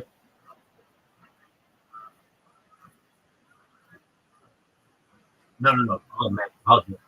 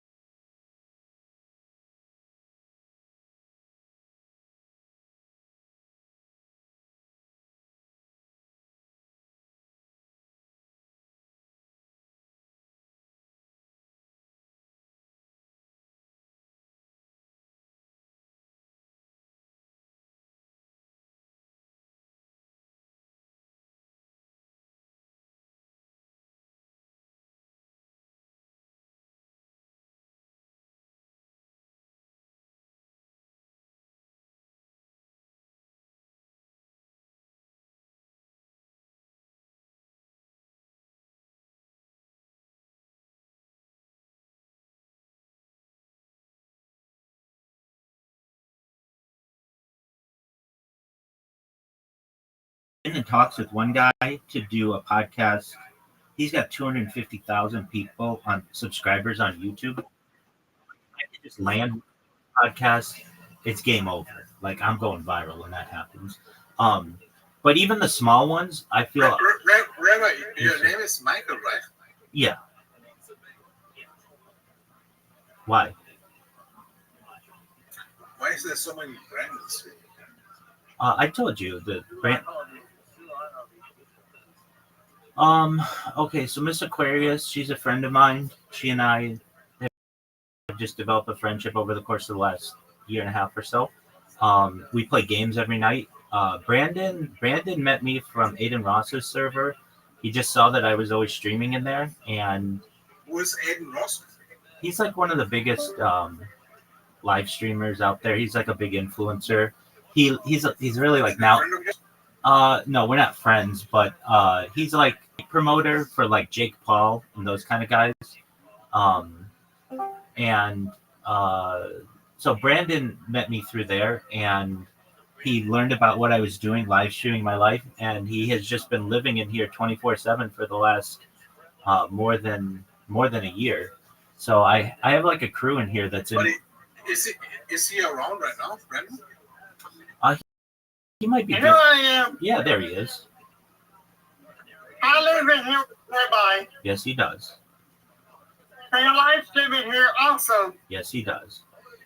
So he's got all. My His, life and playing here from day to news to everything you want to see. that's right. He likes to live stream the weather and sports and that kind of stuff. Yep, that's all. That's my thing. So I'm trying to be like everybody one day. That's right. So he is our friend. He has all these accounts. Yeah, he does. Yeah, he's everywhere. I'm bringing me here to Lord and did y'all live by Saru? He likes. Can you accept my friend request on Discord? Who are you asking? Me? I'm sure that he will accept it. He'll accept it.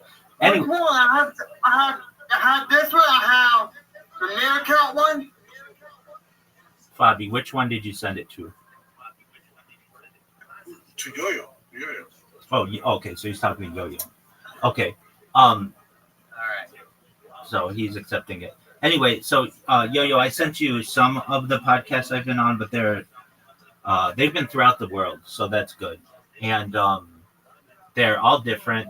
A lot of people want to talk about futurism, life extension, mind uploading, certainly UFOs, ufology, especially with the Disclosure Day and the recent releases of the Trump administration.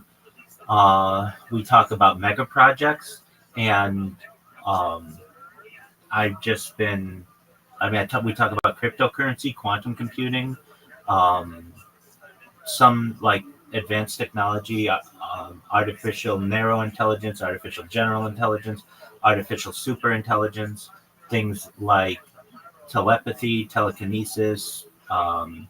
Yesterday we talked at length in that interview that I sent you on teleportation. And it's like, well, how did you become an expert on all this stuff? I have a little bit of interest in all of them, but then I have extensive notes basically that I've created in like almost like an Evernote like software, so that if anybody asks me a question on like, Rabbi, how do you time travel? I've got like 20 different ways how to time travel, and I can just go through my notes in a podcast right away without missing a beat, and be able to answer their questions. And even yesterday, they were. Mike, you saying you're time traveling? No. I explained like 20 different ways how to time travel. Yeah, it's not like, especially time traveling to the future is not hypothetical. It's part of Einstein's general relativity. Basically, if you travel at very high speeds, time traveling is inevitable. Slow speed down. Huh? Exactly. And so we know that it's possible. The more difficult way is to time travel into the past, because that opens up all kinds of paradoxes. But time traveling into the future is something that is hypothesized that it is a reality. And we've even been able to observe. In fact, GPS satellites do a slight amount of time traveling because of the speeds that they're traveling in relation to the Earth. So it's quite fascinating. So anyway, I talk about those kind of things. And so what does Brent do? he just lives in here with me. He streams sports like the World Cup and MLB baseball. Oh yeah, he'll stream anything you want in here. He streams every NFL game. We need to get the game on then. Which one? He'll get on anything you want. The Norway France game. Absolutely, Brandon. It's going on right now. Brandon, can you hear me? It's on right now. It's 1-0 France. It's a big game. Just started.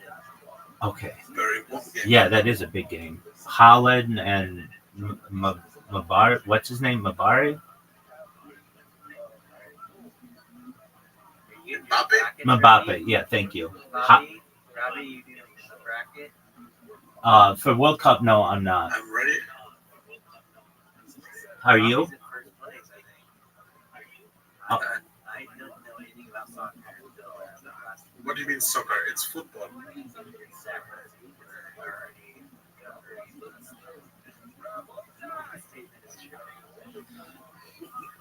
There you go.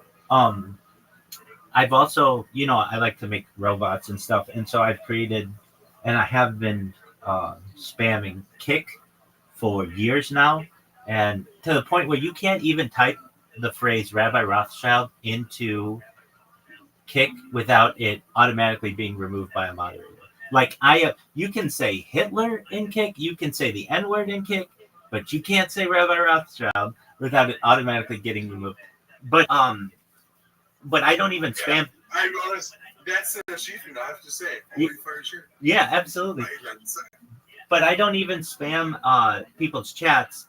I just create clips of them, and then in the name of the clip, it puts Rabbi Rothschild YouTube and then my Discord. So throughout the day, every so often, I'll get random people who come in here from all over the world, and they'll be like, how'd you find out about me? And they're like, you clipped my channel. And I'm like, oh, okay, great. I'm a big fan. And then they're caught in my web. And then they come in here, and some of them become friends.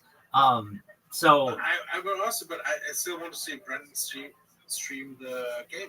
okay, well, he may not be at his computer right now, but as soon as he hears me, we'll have him do that. He was here before. I know. Yeah. There he is. Okay, Brandon. Yeah. Brandon, these guys want you to stream the World Cup, and so I will find you a link for it. And would you put it on? Yeah. Okay, just one moment. Who are these guys? There's some of my friends from a Telegram that I'm in. So this is Yo-Yo and Fabi. Yo-Yo, Fabi, this is Brandon, and Brandon streams his life in here. Dude, Hey, yo, Bobby, I joined off of Rabbi Rothschild just because Rabbi was streaming in there, so he was streaming in there, so I thought I joined and stream my life in here. This is my new home. Yo, bro, Welcome home, Brandon. Welcome home. that's right. He's been doing it for more than a year. Fabi, do you have any kind of Stream East link that I can send to Brandon? For the World Cup. Yeah. Here, I got some. most of streaming games in here, Yeah, he's streaming. like the day game. He's Right now on my brand 8 and day I'm streaming Fortnite. yes, he is. Okay, hey Brandon, I found it. Okay, I think this is live. Here, I got one. Okay, yeah. Yo-Yo, send it to me if you would, and then I'll send it to Brandon. Ray. Nobody does. Nobody has Okay, permission. that's good. Everyone's locked out. Well, themselves. well, because people, I used to let people chat in all of the different Hey, spam. I'll send you a friend request. I'll make it up. Send it to me. First series. That's serious. But I need to get back to our fun. Are you going with me? Yeah, just give me. You know what? Down here, Dollar General. You what? Down here, have on the Dollar General. What? Down here. Come back. Down here, give me, have on down here. Yes. So that's my dog barking. You're okay. Don't worry about it. Yo, did you send? Serious, I sent you a request, and Yo-Yo, I sent you a request, so you send me the link to All the. right, I got the links. This is the best place to watch sports. The best place to watch sport? Can you send me the other Discord that you're in, that Rabbi's in? I'm not really a Discord.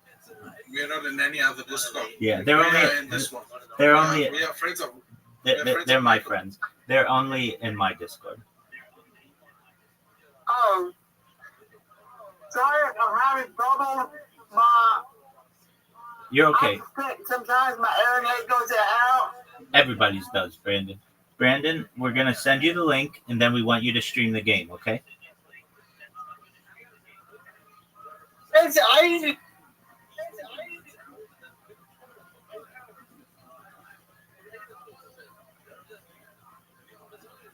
So when's the next podcast? Tonight. I don't know, but he did it all.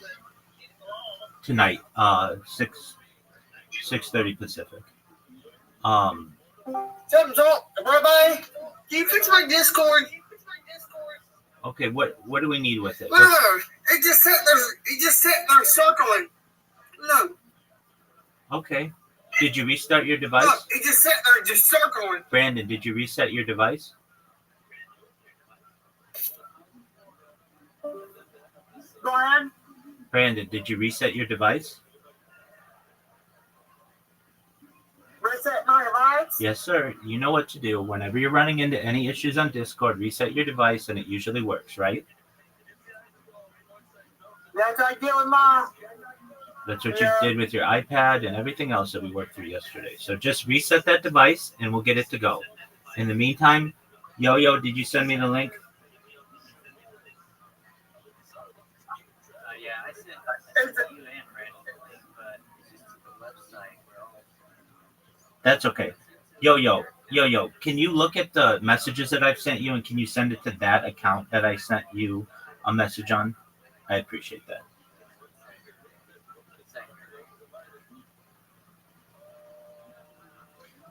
So yeah, the next podcast is tonight, and then I've got right now 3 lined up for next week. I've been doing what I can to line one up every single day, but with just people's schedules, usually about 50% of the time we have to reschedule. So sometimes I'll do.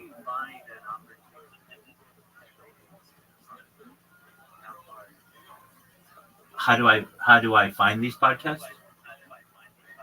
Yeah, great question. So I created a robot that goes through all of the Spotify listings for any subject that I want, like crypto, and I will.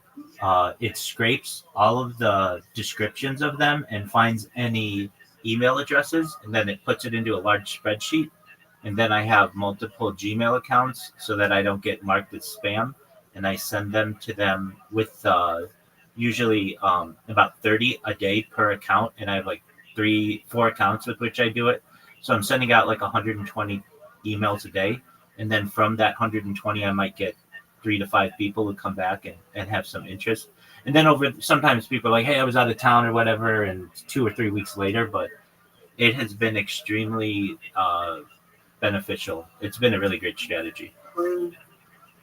So where's the soccer match? Fabi, keep your pants on. Keep your pants on. We'll get it. He had to restart one of his devices. Okay, perfect. I'm getting one of my devices. Okay, so I'm getting one of my devices. He's gonna get it. Don't worry. Thank you so much, Yo-Yo, for sending that. Speaking of podcasts, there's Tony in here. I was on Tony's podcast 4 times recently, so that was good. Tony is a friend from Czech Republic. Okay. Tony, how you living, pimp? I am in Czech Republic. Yeah. Yeah. How are you? Still the same. What's good, son?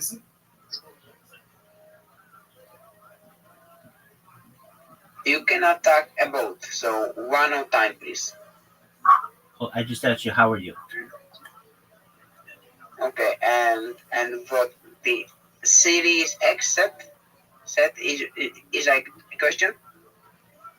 Do you know Pilsen? Have you been to Pilsen? What? The Czech city of Pilsen. No. I never been there. Okay. Are you from Prague? No, I'm from Brno. Okay. Very nice. Very nice. Thank you. So, to Yo-Yo, I see these streams. Is there anyone that you know that's working, like specifically? They all work. Okay, some of them are sending me to like. Yeah, so you have to do a little bit of a dance. So when you click on it, it'll open a new tab. You have to close the tab, click again, close the tab. Okay. Okay, I got you. If you control or I don't know. It's a dance. I got you. My other champion. Okay, so Brandon, just one moment. I'm gonna try to get a clean link for you. So just calm down, and we'll get it for you. Okay? Oh no, I think to myself. You're good. This point, I'm in my new chat, my You're good. screen. Okay.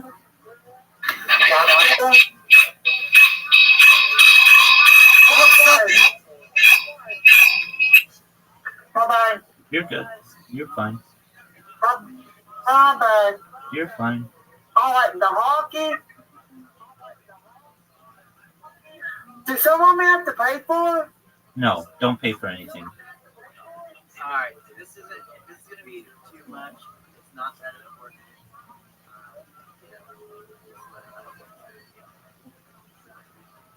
Of a project, I get it. Yeah. I don't agree. I want to see the soccer game. Okay, then I think I can just probably get somebody who's streaming it on YouTube. So just one moment, and a YouTube link will be. Oh yeah, there are people who just create YouTube links just for every game, and then it gets banned, but it works well enough. I'm streaming. Okay, Brandon, I'm gonna send you the link to your Meerkat account, and I want you to stream this YouTube. Okay? I'm streaming it right now. The World Cup. Did you get it? Yeah, I'm streaming it right now. Let's see, football. No fans. Let's see. Brandon, Fox. Brandon, no. Just go to the link that I just sent you to your Meerkat account. The Meerkat one. Yeah, it's on YouTube.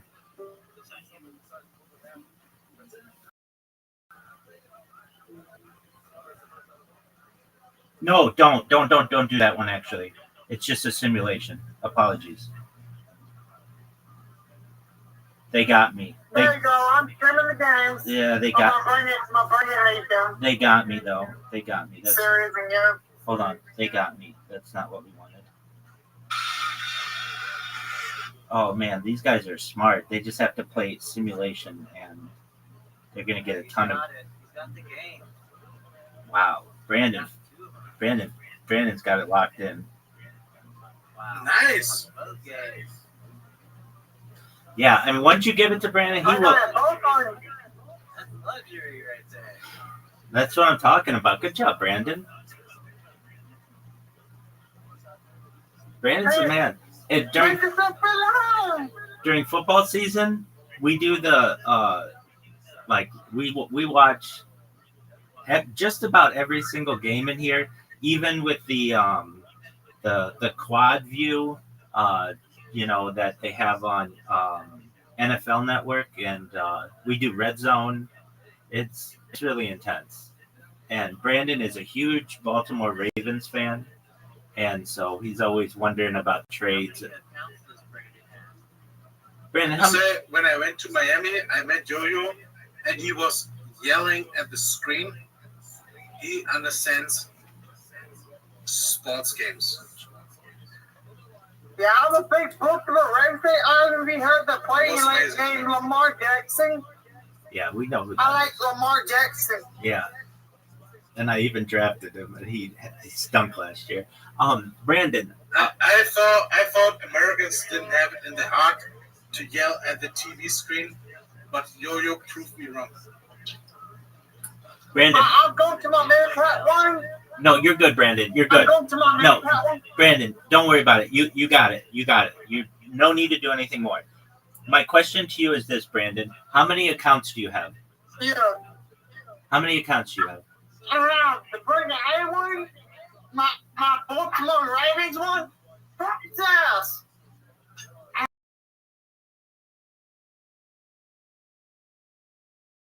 I'm a Baltimore Ravens.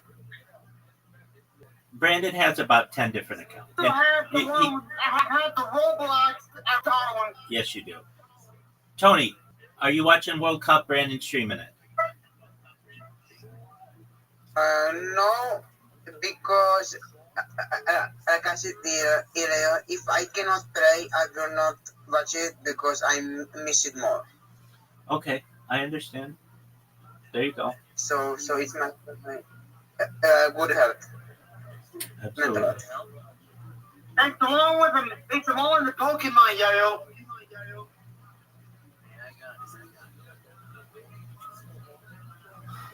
So I understand that, Tony. But yeah, in answer to Yo-Yo's question earlier, how am I scheduling these podcasts? I've just got this bot that just scrapes everything for me. And I've actually got two of them that do it, especially when I'm asleep. And then when I awake, I have a brand new spreadsheet, and then I just send out to those people. And I get some really big people. Like I said, like I have one guy, 250,000 people. I got another guy who's a president of some company in France who wants to do one. So I've just said to myself, my goal was to do one podcast a week for 52 weeks, but I've really increased how many I've been doing to the point where I'm doing at least 3 a week. So, if I did 3 podcasts a week, that's 150 podcasts, 156 podcasts approximately per year. I'm going to blow up because of that. The reason why I haven't blown up is because I can't focus on one of my accounts, because if I do, it eventually gets banned for copyright infringement or spam or whatever reason YouTube wants to give me. So I go on other people's podcasts, their accounts don't get banned, and then people find out about who I am and what I do.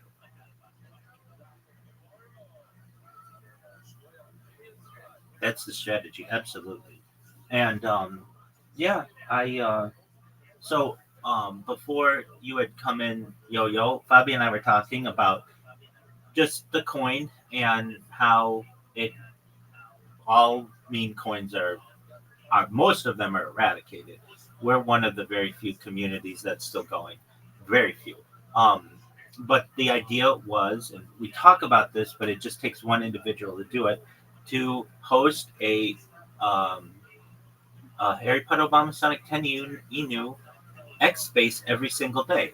And it really should be more like who does it. I understand if he doesn't have time to do it and such, but there are some people who do it, but it's just random. And in my opinion, if we want the coin to have a resurgence, which I absolutely think that it can and will, we need to have that presence on Twitter Spaces, because that's where everybody found out about us. Yeah, I mean, I'm not saying it's totally wrong, but I think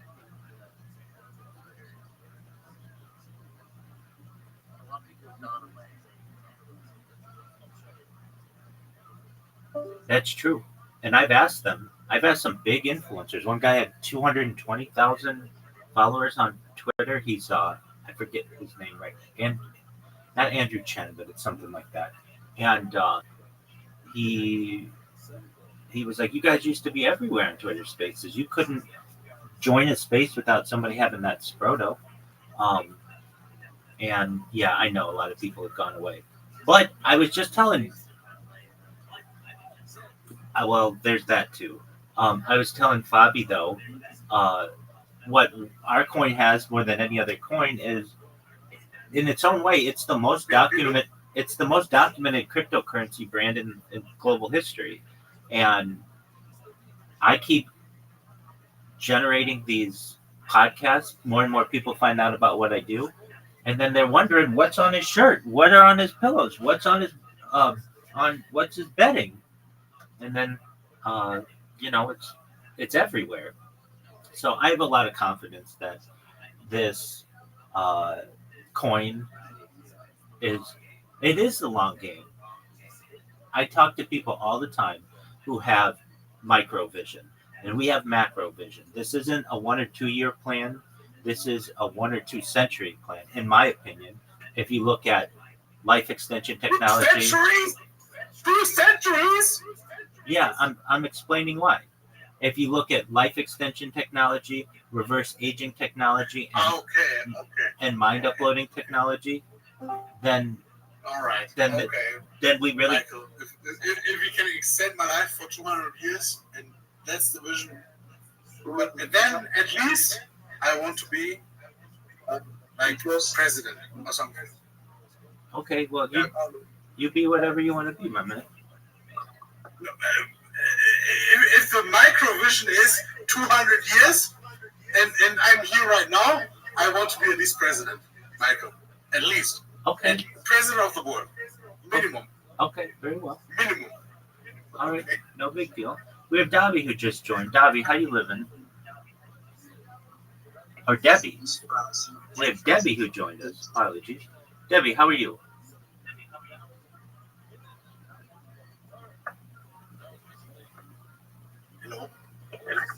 Yeah, what? Hey, what's up? What's up, Rabbi? How you living, pimp? I'm doing well. Actually, don't mind my name. It's that's actually my younger sister's name. So it's cute. It's cute. Okay, very well. How are things in your neck of the woods, son? I didn't get that. Can you repeat that again? Yeah, how are things going for you? Yeah. I'm doing well. I'm alive. So it's enough reasons, to give thanks. So how you doing? Every day's a holiday, every meal's a feast, just growing every single day. That's cool, bro. Absolutely. Are you watching the World Cup? Yeah, I'm not really watching it live, but I'm just checking live scores. I'm just Okay, well, Brandon's streaming it in here if you want to watch it. yeah, but I got some shillings, I need to be doing right now. So I just, I prefer the live score. Okay, I understand. Where have you been chilling? Yeah, okay. They just scored a goal right now. Okay. Holland just scored a goal. Holland just scored a goal, so Norway scored? Yeah, no, let's go. The Vikings. Oh, okay. Fabi, why didn't you tell us about this? You're like super into this. It hasn't happened yet. Oh, it hasn't happened. Okay.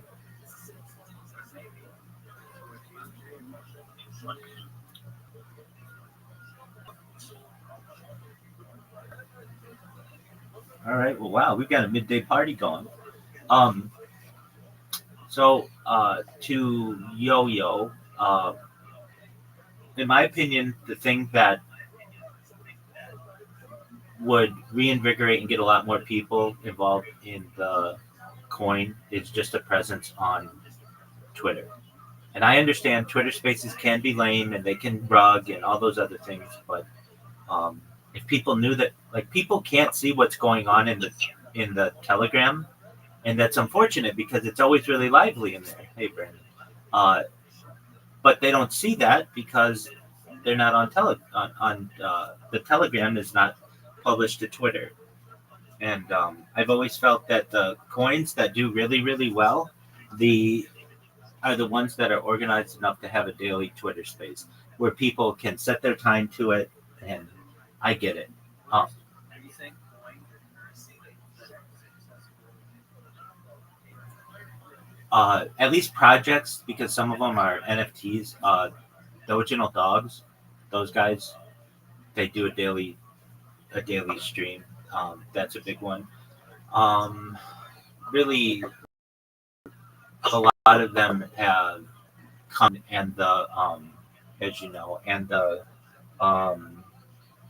the plat the a lot of them have come and gone, and the meme coin industry and the NFT industry has kind of died off to some extent. But another one is called Baby Billionaires. That's a good project. They have um, they have either daily or semi-daily um, Twitter Spaces.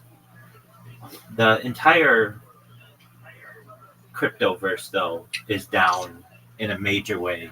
But to me, this is what, if I were, and I'm not, I just love the coin. I love the people for the coin. But if I had, and I don't want this, but I'm saying, like, if I were a leader within Harry Potter Obama Sonic Tenino, this is what I would do. First and foremost is make sure we had a link tree, and we put that link tree everywhere with our YouTube account, our TikTok account, our Telegram, our Twitch, our Twitter, our X, or whatever you want to call it. I would have I would put our memes on Pinterest.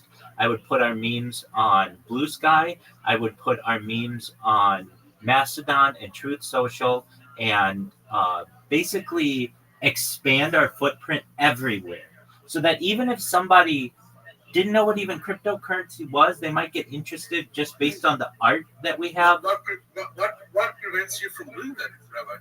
I don't manage any of those accounts. But you can still do it. I mean, I focus on my brand, what I do. Yeah.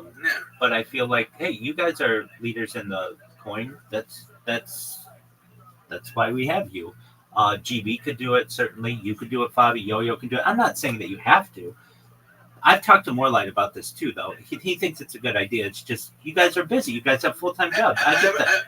I mean, but the truth is, you are extremely able to make thousands of accounts, and I've never seen anyone else being able to do that. It's baffling me. I understand. We can do it. Yeah, I mean, Why? I've done it for other projects, but generally, like once I do it, I don't continue to. And why don't you do it for us? I don't understand, because I think any other project has any other project have given any consideration that we have done for you? Yeah, all? They paid me thousands of dollars to do it, so that's why I Well, did they it. paid you money. Yeah, They paid you money. Well, the thing is, we don't have money. I don't want that. I'm not asking for that. I don't want it. I don't want that. I'm saying though the reason why I did it for those projects is they did that. And why are, like, for example, why is Yo-Yo and me here? Because we like you. We genuinely like you. Right. But Okay. we don't have thousands of dollars. I don't want that. I don't want that. I'm not. If I please, like, I want to like just say that's why I did it for them. What I'm saying for ours is, we need an admin of the account to do it. I feel they're the ones who are best educated on writing the bio, on all the knowledge of what it is. I'm just saying the idea is you get a link tree and you create the largest footprint that you can for the platform for SEO purposes. But also there's something called GEO, or what's being called GEO, which is generative engine optimization, is where you populate the AI platforms. And I've worked on this with Morelight. I've written, so like, don't think that I haven't done this to some extent. I've written 4 press releases that we published within the last 2 months on the coin with Morelight's assistance. And so, like, I do make efforts for the coin, but in terms of. I know. Don't get me wrong. I know that you do. Yeah, I mean, so like when you create one of these Linktree profiles and stuff, you want the emails to go to the main Harry Potter Obama Sonic 10 Enu at like Gmail account or whatever email account is. I don't have access to that. You want it to go to the main. You want the Twitter to go to the main, Twitter account. I don't have access to that. I don't want access to it. But what I'm saying is that like the person who has access to those accounts, they are in a better position to be able to populate this stuff for the coin. But the idea is to create the largest print that we can in social media for the platform. And then the person who has access to those, whenever we get a good post or whatever for our Twitter account, we should be uploading that to TikTok. We should be uploading that to Instagram. We should be uploading that to Blue Sky and Mastodon and Truth Social, all of those, so that we maximize the engagement that we have. And I know this isn't rocket science. I know you guys are smart. You guys figured this out too. You guys did it way better than I ever, before I even came along. But in terms of if you just need the accounts made, I mean, I can certainly assist with that. But in terms of managing them, you need the people who are at the core part of the team who have access to those accounts to be able to do that. So, Fabian, answer to your question, I'm happy to assist. If people, like, I can give you all the tools you need to be able to do it, including, like, sometimes you need multiple telephone numbers. I can give you the services that I use for that. Like, if that's of interest to people. But anyway, even if we did all of that, we still need that constant life somewhere. And to me, Twitter Spaces is where it's at. The thing that, in my opinion, really hurt us, and this is nothing that we control, is when Twitter comes along and now since twice has nuked our main account. As you guys know, that's devastating. But I'm in agreement with you as well. I think people saw much of our content even though it has virality. It does hurt us, but it also makes us legit in the sense that we are true grassroots movement. Right? I agree with that. And I have confidence. I'm saying this on my stream. It's all recorded. That the thing that's going to make this coin go viral is the person talking about it right now. I'm going to make it go viral, and we're not even going to recognize the opportunity. But what will happen is I will be on one of these podcasts. Like I was on one yesterday. It went for 3 hours. We had 120 questions that I took on everything from time travel to the Anunnaki to the Nephilim to the moon landing to you name it, we covered it.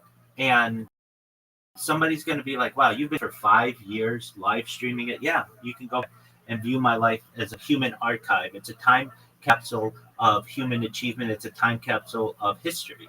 And somebody's going to say, that's a big deal.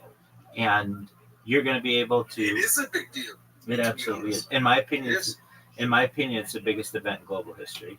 And the reason why is. Well, okay, I won't go that far. I will, and I'll explain why. There are a lot of aspects of human development that are covered on my stream, one of which is alien disclosure. Would you agree, Bobby, that alien disclosure would be the biggest news event in global history?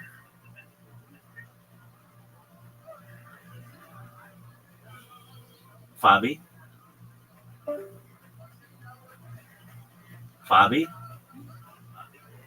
It'd be big, exactly. So if I cover that topic every single night for 7 hours a night, I'm live streaming a radio program that's main topic, Coast to Coast AM, is on aliens and extraterrestrial life. There's a lot to that. So when I say that this is the biggest event in global history, it has the potential to be. And I really don't get many people who doubt that it's in one way, like maybe thousands of years ago, we would have had the Epic of Gilgamesh, or we certainly have the Bible. This is in its own way a time capsule of human existence, but also world events. We've seen the death of a queen, the birth of AI, the coronation of a king. There are some really interesting aspects of this. I was live streaming a year before ChatGPT was made public. I was an early adopter of ChatGPT. I was a user of it the day it launched, November 30th, 2022. And now we've seen all of the ways that AI has been able to revolutionize society. To have a video archive of that is really important, and it's really exciting. Fabi, can you hear me? All right, Fabi's doing his own thing, so that's absolutely fine. But yeah, I mean, there are some people who get it, and when they do, they think it's really exciting. They join the Discord, they follow me, and they do all those kinds of things. But, you know, I recognize as well, I need to, I had recognized to myself, I need to do more than just spam people and that. So to go on podcasts that already have established audiences, that already have engagement, and to tell a story on it is really important for for promotion. And I know that if I'm able to land one of these big accounts that has 100,000 subscribers, 250,000 subscribers, 1 million subscribers, that's all it takes. That's the match that will be the catalyst to explode this whole thing. And then guess what? Every single day, almost every single moment of every single day for the last 3 years, I've been wearing some kind of Harry Potter Obama Sonic 10 Inu merch, and certainly my bedding and certainly my pillows, and people are going to be really interested in that.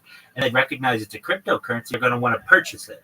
And so, yes, it may be worth a penny right now, but that penny will be worth hundreds of thousands of dollars in the future, in my opinion. And I really can say that with confidence.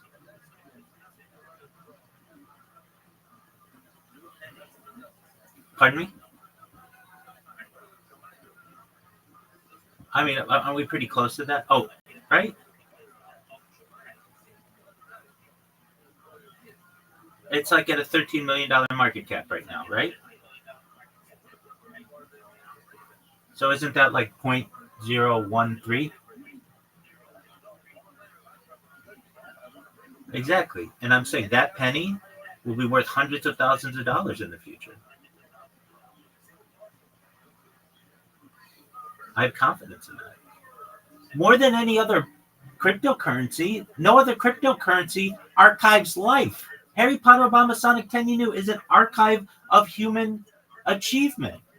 It tells the story of cryptocurrency.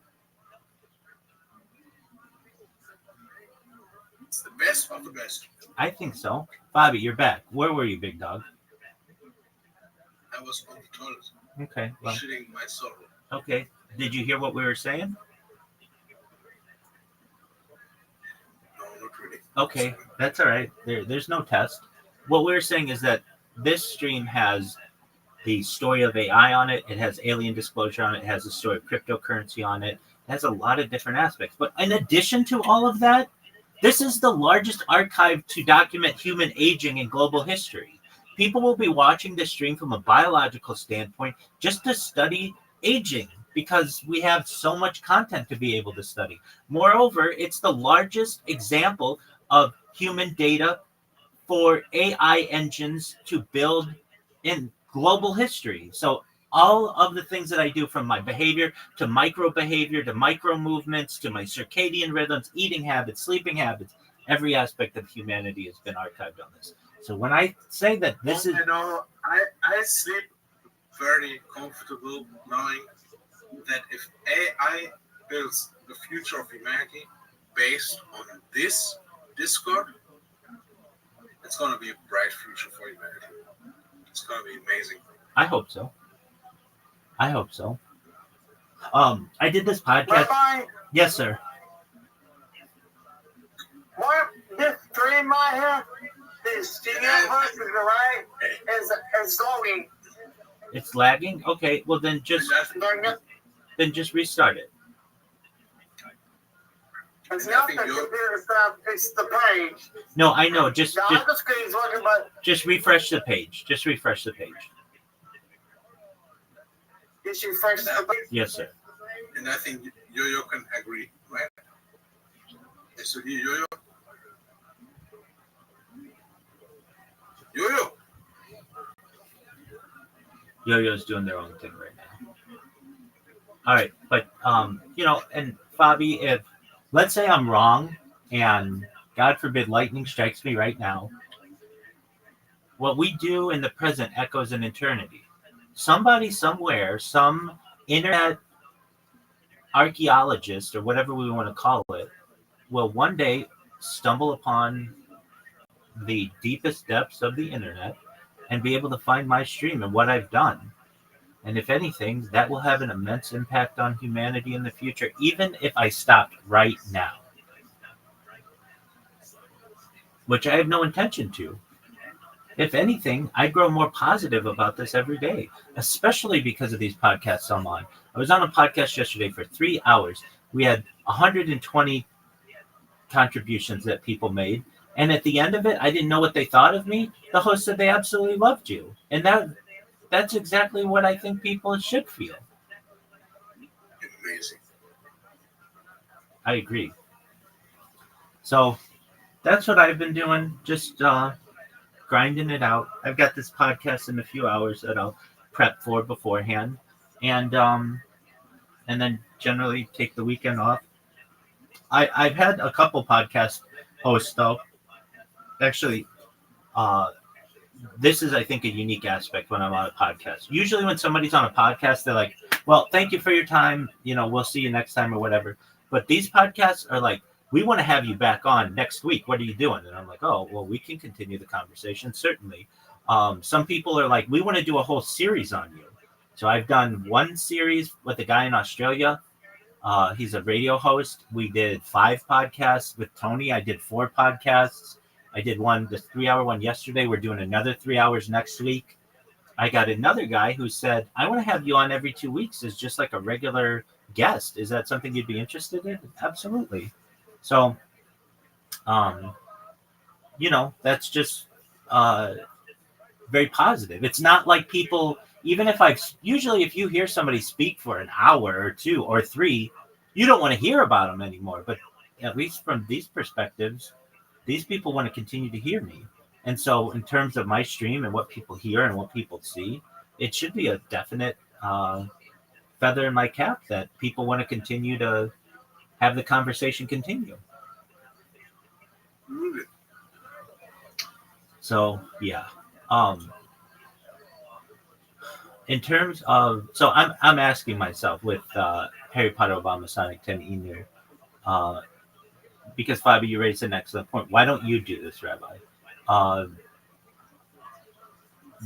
mean, generally, it's I don't have access to the. Hey, yo.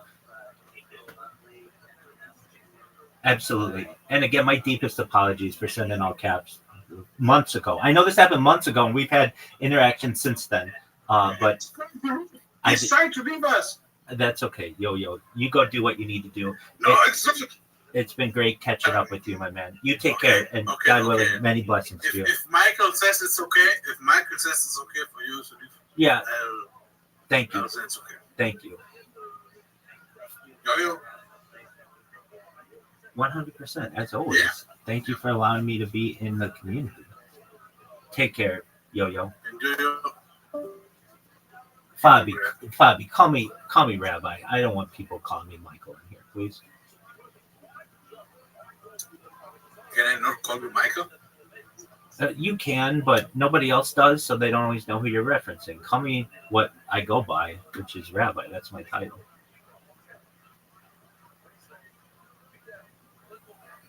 It just, you wouldn't know Can that. I have an exception and just call you Michael? No. Generally, you should know when somebody's a rabbi and you call them by their first name, it's seen as somewhat disrespectful. I don't know. I know you don't know that, but I'm just making you aware.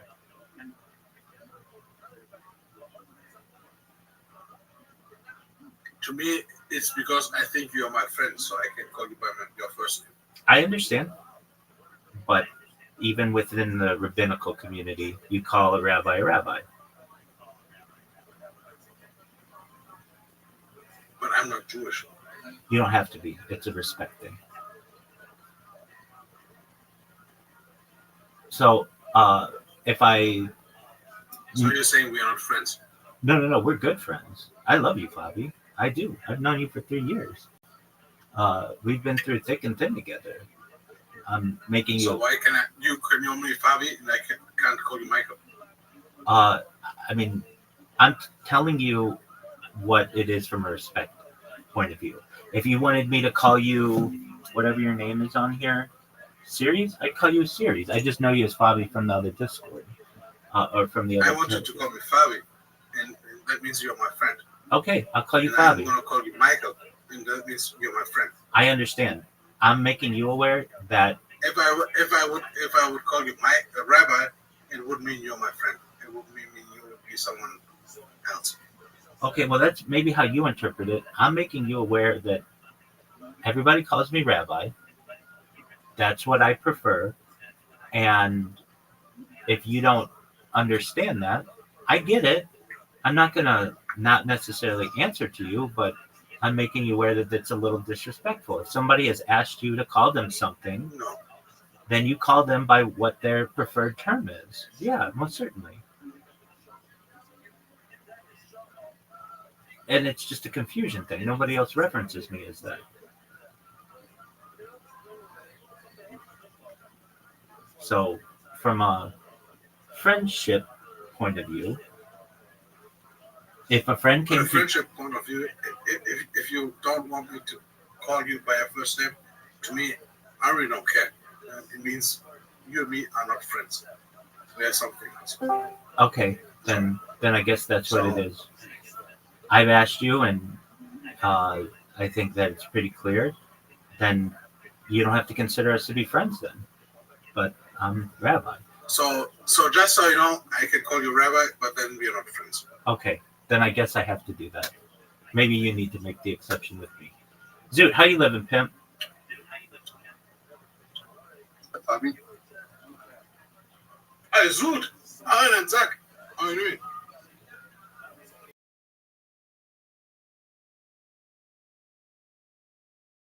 Too bad. I was telling Fabi about all of your accomplishments in stand-up comedy. Sabi? Yes, it is. Me here. You doing all right? I was just about to leave, but since you are here, I'm going to stay. I'm about to go back to bed. It's 5:30 a.m. I was a little bit pissed because Rabbi doesn't want me to call him by his first name, which I think is a sign of being friends. That's But fine. he insists on I'm- titles.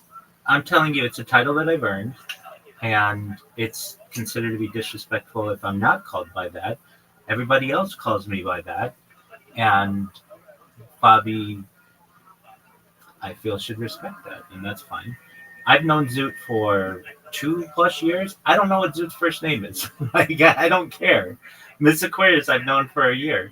I don't know what her first name is. I don't really care. Whatever they want to be called, I will call them. And Miss Aquarius wants to be called Miss Aquarius.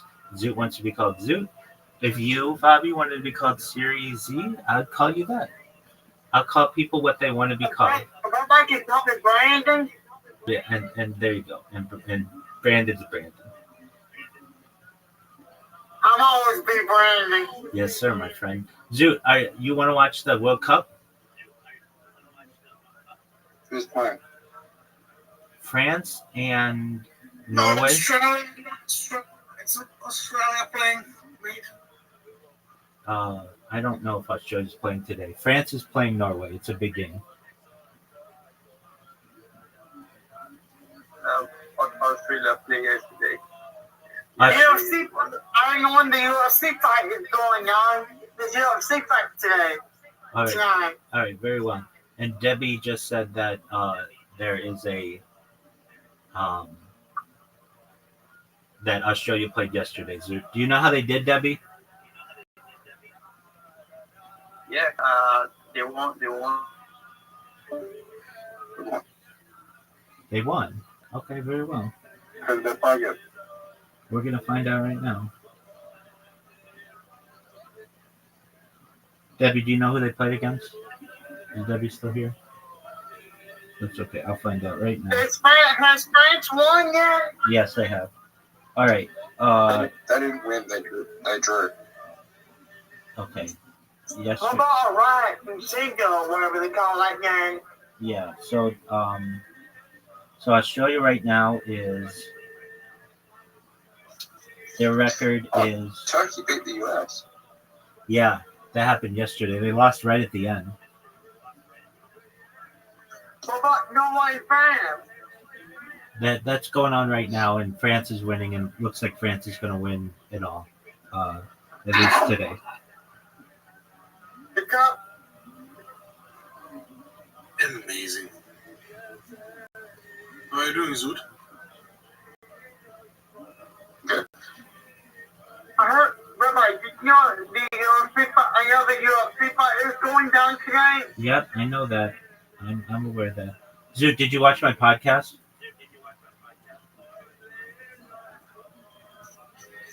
Not yet. All right. Well, you've got 3 hours that you better start listening to. You've got all day today, Zoot, to listen to it. We talk about your favorite subjects. I know, but you should at least watch the time travel part of it. I go into 20 different ways of time travel, and ask questions on them.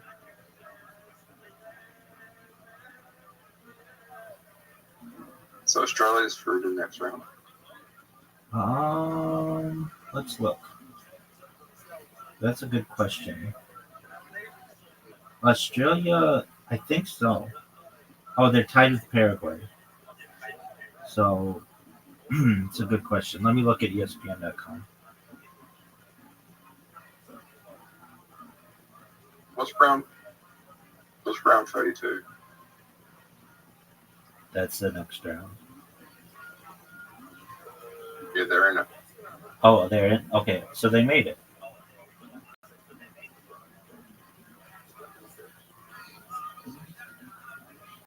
Have you met up with him, Gorge? What? If you have met up with him, Gorge, Who's up?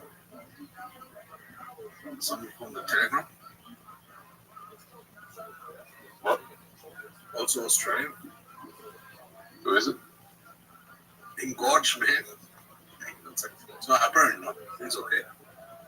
No, I'm probably not in the same place as them. Australia's a big place. So do you remember that girl from Melbourne who did Financial Domination or whatever, FinDom? She was from. You remember that girl?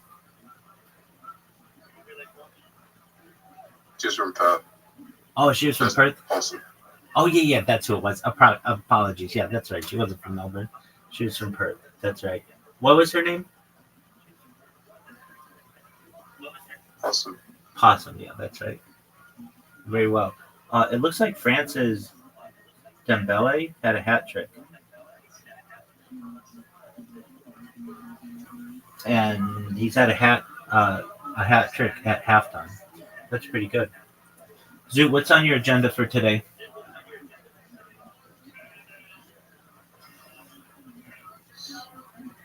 I'm probably going to go back to bed, to be honest. All right. Well, aside from that, though, what are your plans for the day?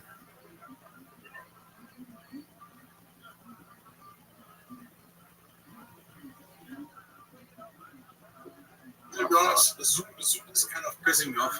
I'm gonna go to sleep. All right. So, Take care, I'm Bobby. tired. Best wishes to you. Don't be a stranger. If you need me, I'm here for you. Okay, Big Dog? I will call you Michael, even if you don't like it. Bobby, I consider it an insult, frankly, and I wouldn't do that to a friend.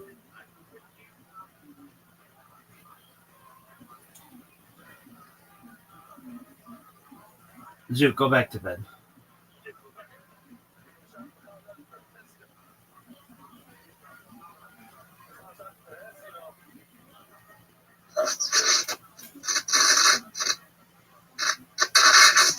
What's his problem? Bobby's an interesting creature.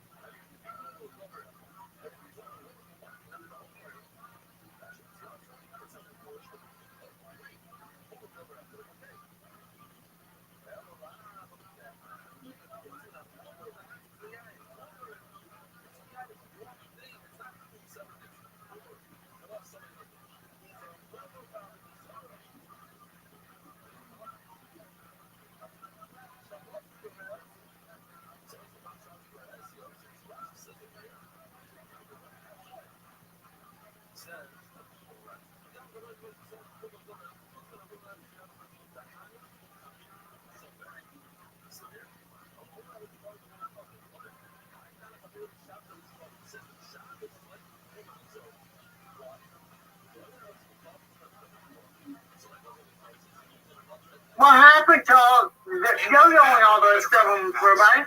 Oh, they're doing their own thing. You did very well, Brandon. Good job. Yep.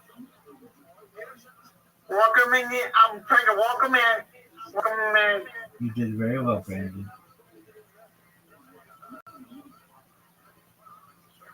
Yep.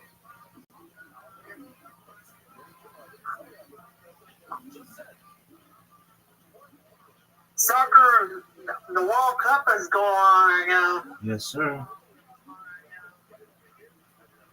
I can't not to say his way.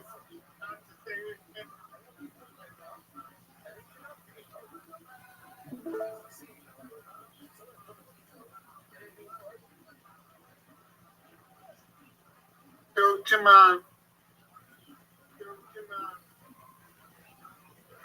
because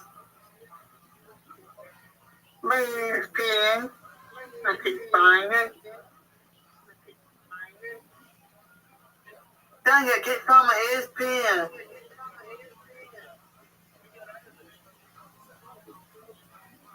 Wait, there it is.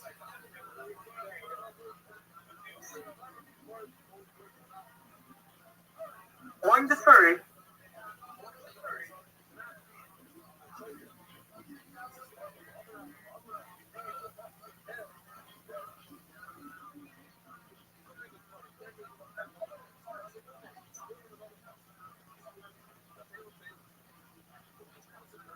Swing, box, tail, box, swing.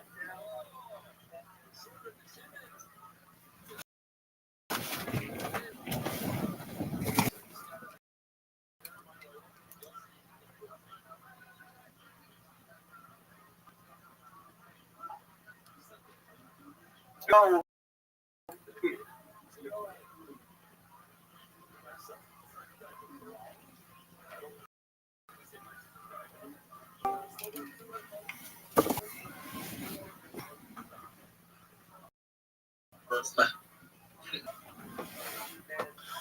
What up, Debbie? And it,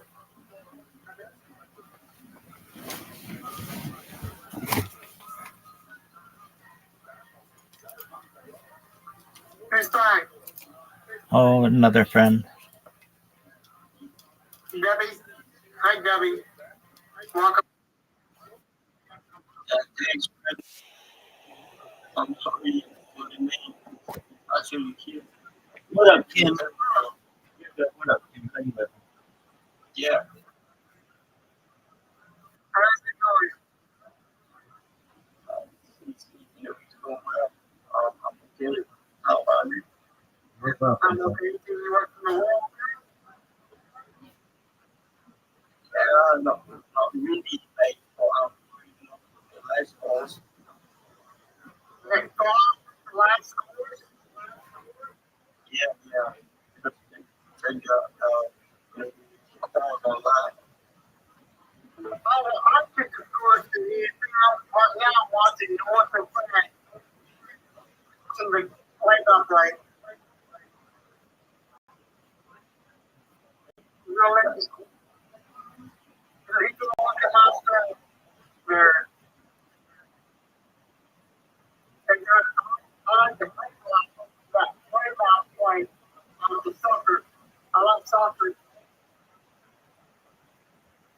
Yeah. Somebody, it's the American, I think you call it soccer, or we call it, what? Yeah.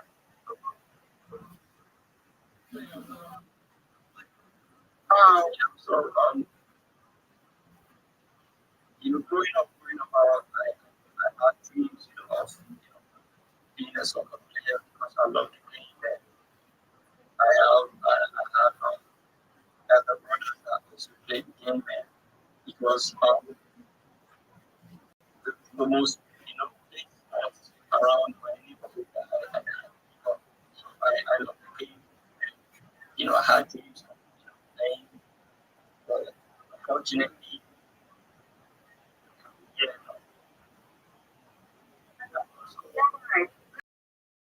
I,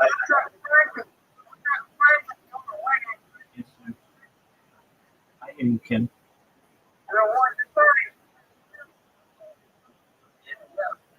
France has a very good team. Yeah, they do. To Norway. Everybody's watching that. And they got Norway. Yeah, I guess just due to the company and in Holland, they have two big goals like competition. So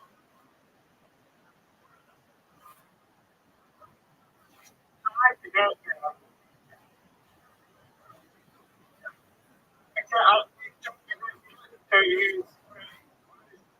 playing on lane, kicking his scores.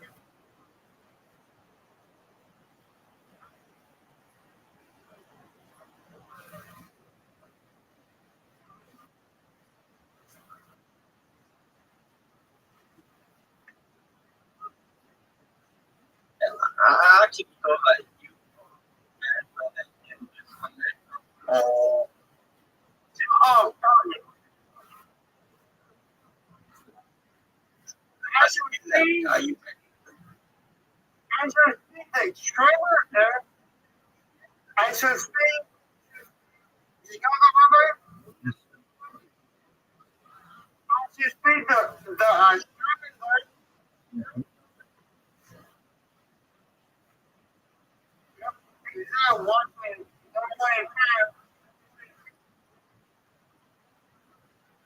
Cam, are you in there talking about something you know?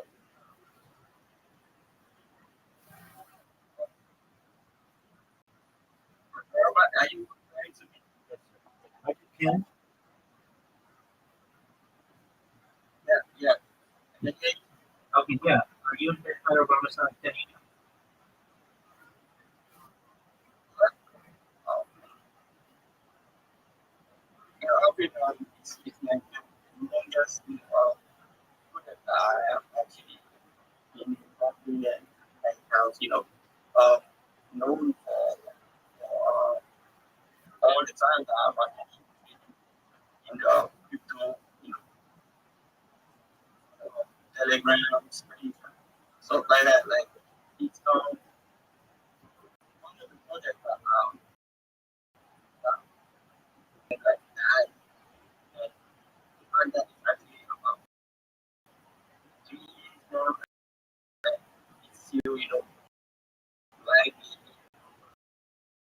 and still keeping active, it's really um bullish in terms of something that he come across, in the crypto space, like because most people just come maybe in a week or more, and they do their things and they, die off. I think Bitcoin is just the end game. So,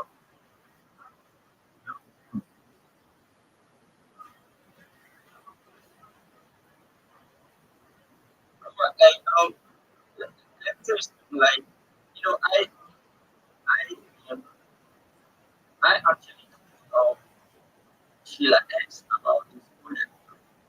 Oh, you did? Yeah, I actually told him about the project because I was following this channel that normally posts you know new crypto projects, So notification about physical Bitcoin, So at that point I just entered for the day and I thought it was just not gonna last or just like like having up and down food or something like that. So I left. And after I came back and the project was just like it was just starting, the energy never dropped. It was just the MC free and content, Obama and who Telegram chat we it is, Yes, just maybe hey, these people actually um for real and I was watching to be friends with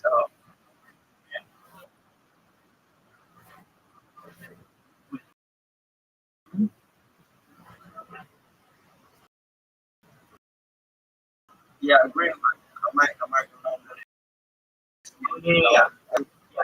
I'll be in. I know you're talking Yeah, yeah. So, um, on the Telegram, a couple of like employees that are not on Telegram, and I used to do a lot of some memes and stuff like that.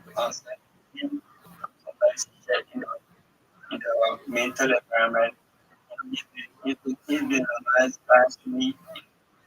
Um, he's been one of the people that actually um, I'm grateful to be in the space.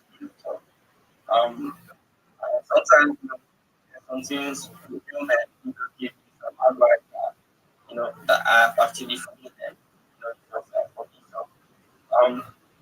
sometimes in the Telegram, I feel, kind of like sad, or I feel like I'm not needed, or I feel like sleep for me, or I feel like I live just for myself, and I actually, just lose it. And if I allow anybody to speak too bad, I make me, lose, the children and the history. I feel like if this children actually it's that one, dollar, it's not rich, it's $1, I'm proud, I'm proud with it. People around me that, yeah, I know this, I know when you want to that, market cap, and now we are, 30 years. So if I actually believe in something like I can learn, please anybody, I'm just saying it the way I see it. So, a lot of things that you said in the past, became, became true, and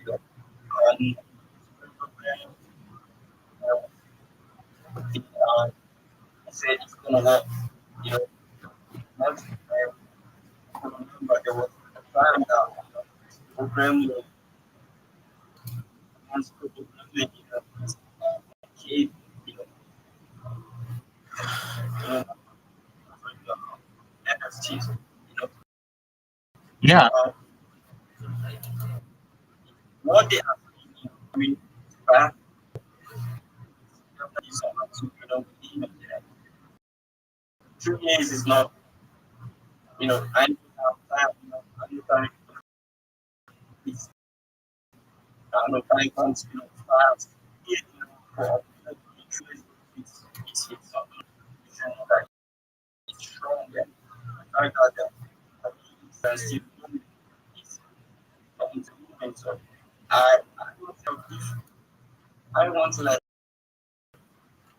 point out a project that if I have done my the actually really completely whole project and you that come out to be the best for you, have no other project that was also after I just keep moving and just keep following and keep impacting even though Nigerians really EDA, so I know we are weird with a lot of things I'm not supposed to be because I myself imagine myself community or which country that really helped out. There's no other country I can identify that. You got water well, you got you know, content and stuff like that. Sometimes you have you get some problem from bots for some things that we don't do and use it for ourselves and it was great. I'm particular people and that it's a great project.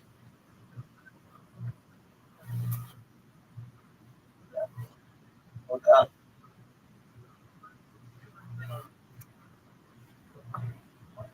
and there are times that I actually join these huge spaces, on X.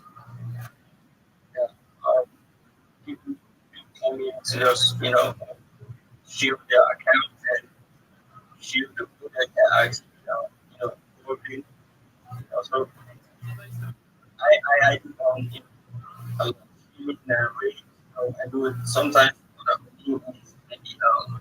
maybe for a job or something like that, but it's easier for me to shield this stuff before I do it like most times, every time I want to do any special, I must do some stuff before and the crazy fact is a lot of people in this space, recognize people that even though if they have not like joined, they will be like, yeah, I've heard about it, I've seen it or I've seen it about posts about it or something like that. So, it's really a group that I can learn about and shout out to you guys for that. I just pray that everything that you guys are looking for and continue to effort everybody's professional you know yourself and I believe it will. I believe it will. I hope so. You never know, but yeah, what we can, right? Yeah, yeah. Absolutely. Have you heard Schiller or Schiller recently?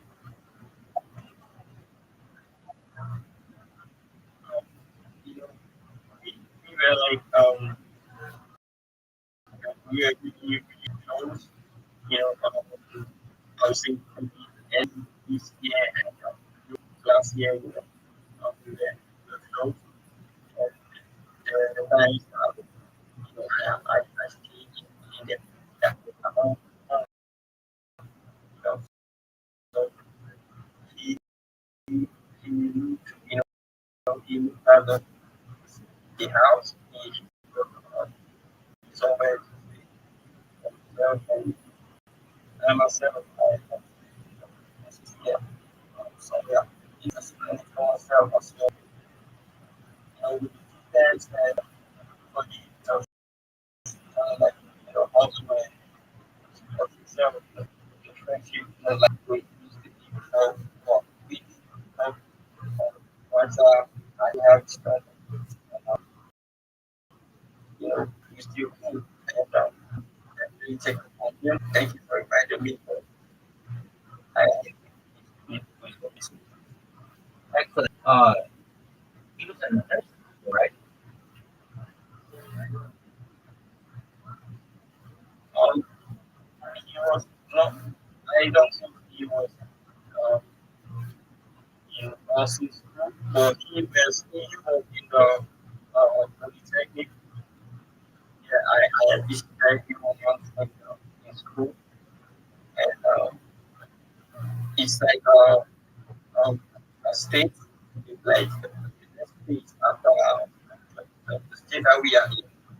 So I don't think it's a no student. I don't think so. Okay. Um, you ever talk to Bitcoin Obama? Alex, you remember Alex? Yeah, I think so. Yeah, I remember him. Yeah. Yeah.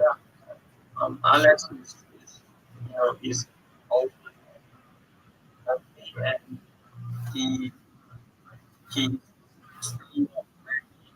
after where I am staying, he has things like he's doing now. So I'll definitely say I'll tell you that I joined your Discord and spoke about this. So Yeah, good deal. We haven't heard from him. Yeah, tell him to do well. I will. Excellent. What do you What are your plans? I'll send a message. Please do. What are your plans for? Because I'm live streaming in our box, and I can help them without content around people. Because uh, Telegram doesn't have as many features as Discord does, and um, I can't control. I don't have as much control as I should say. I don't have as much control as here. So it's easy for me to stream it here. But you should come in here every day. You should check up with me, and I'll make sure you're on the right track. What do you want to do when you come on here?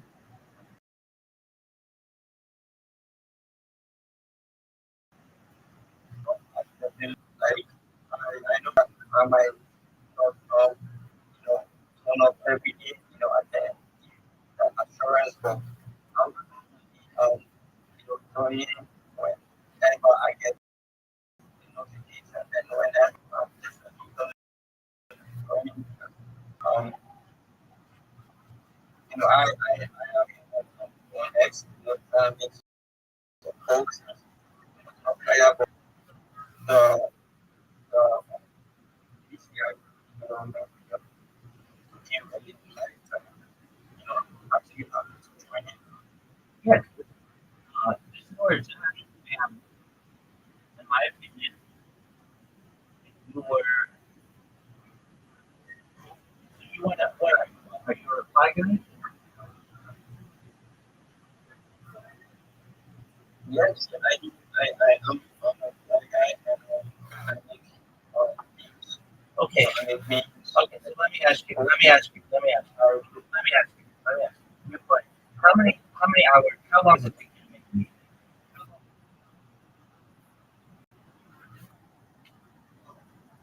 Obviously, it depends on the, on people who don't think we have plans, if, just random, yeah, no, I get that. Okay, and so it takes you a minute to make a meme for a post, and then you publish it. Where do you publish it?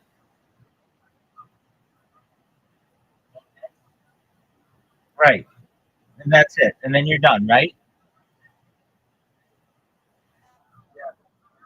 Okay. Do you recognize that on the whole internet, X is only the 16th most visited social media platform?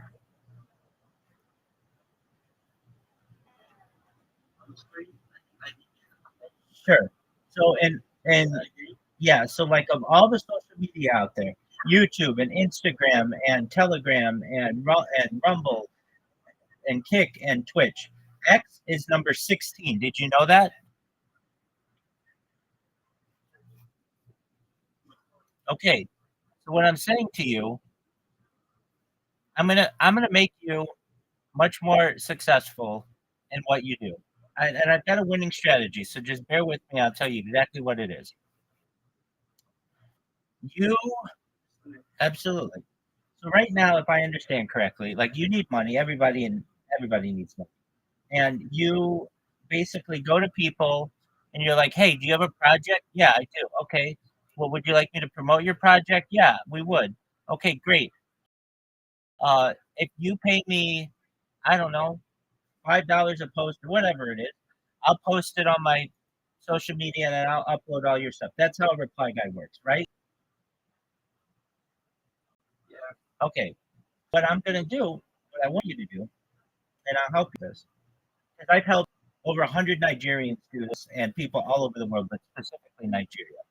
And I've known you for some time and just haven't had the opportunity to tell you the strat. So what you do first and foremost, you create a link tree. Tim, link tree. You have a link tree? I do. I just created it. Like. That's okay. That's okay. That's great that you have it though. That's amazing. So you have a YouTube that's connected to your. Okay, so if I were you, I would create a new link tree and a new YouTube, and a new everything for your business. Because no longer is it just going to be you personally. This is a business that we're creating. So you create a new link tree. You come up with a name. We can come up with a name whatever you want. Reply Guy Corporation, whatever you want to call it. You create a link tree with that. You create a YouTube with that. You create an X with that. You create a Rumble with that. You create a Kick with that. You create a TikTok. You know what? I have all this for you. I'm going to send it to you. I want you to read through it, and then I want you to ask me questions. This is the thing that I send to all the Nigerian guys who come and they're like, "Hey, we're reply guys." Just a moment.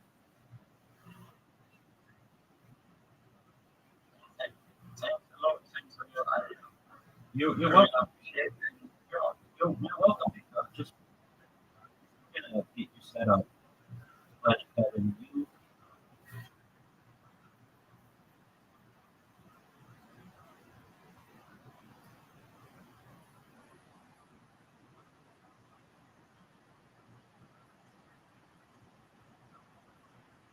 I'm gonna send you another thing too. If you do the job.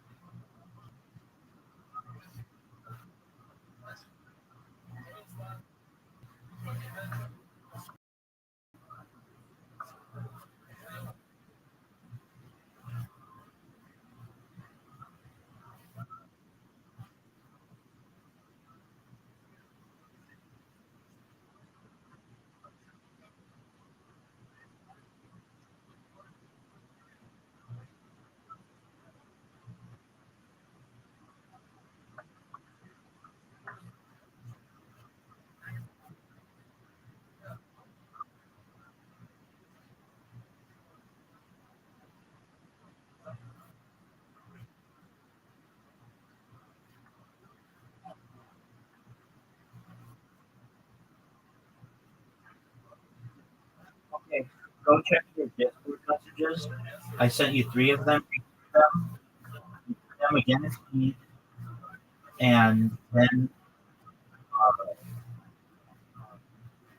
let me know if you have any questions.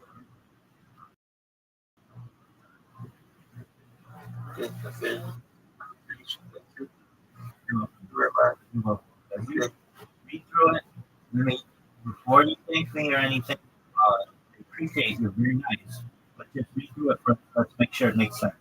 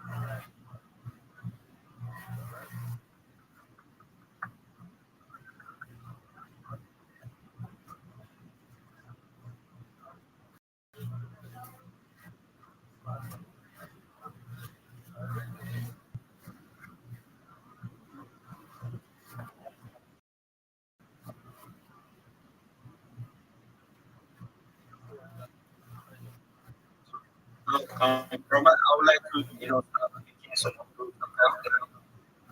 Absolutely. That makes sense to you. If I have any, if I have any questions, I'll just send you things. So don't send it to me. Just come in here and ask me your question. But does it make sense to you? Yeah, those, Is there anything about it that doesn't make sense?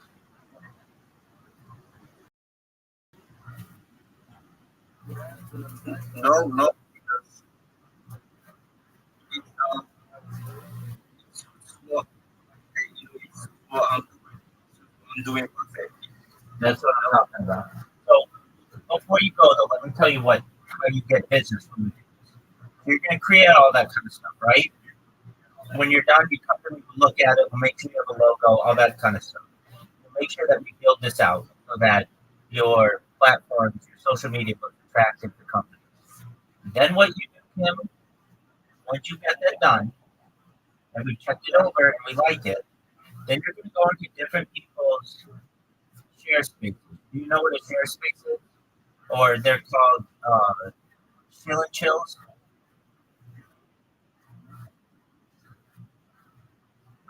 Is that on X? Yeah, apologies. Yeah, on X spaces.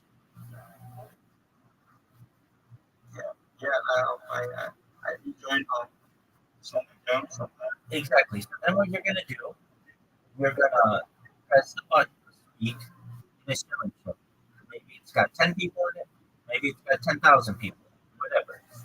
And when they say, all right, well, we've got Kim who's next up. Kim, are you there? Say, yes, thank you for the opportunity. My name is Kim. I'm a social media marketer, and I'd like to help you promote your business. What makes me different than any other reply guy that you're ever going to find is I'm not just going to promote you X and say, where's my money? I'm going to promote you on 20 to 30 different social media platforms. Everything from YouTube to Twitch to Telegram to Instagram to Facebook, across all of the entire internet. I'm going to create a much larger footprint for your brand. This is going to get you more DMs. This is going to have more people buying your coin listed in your project. Moreover, what I'm going to do is help to promote your project on all of social media and on AI and on search engine, which is going to get you better rankings. If this is of interest to you, please feel free to send me a DM. I'd be happy to help you. I am the best social media marketer that you will find for the price. And again, my name is Kim. I look forward to working with you in the future. That's what you want to be able to say. It's a 1 minute pitch. It's very simple, but then you recognize that you do that in every single chill and chill that you can find, and people are going to start to connect with you. They're going to be like, wow, finally, reply guy who gets it. It's not just about X, it's about the whole internet, and that's what you have to do.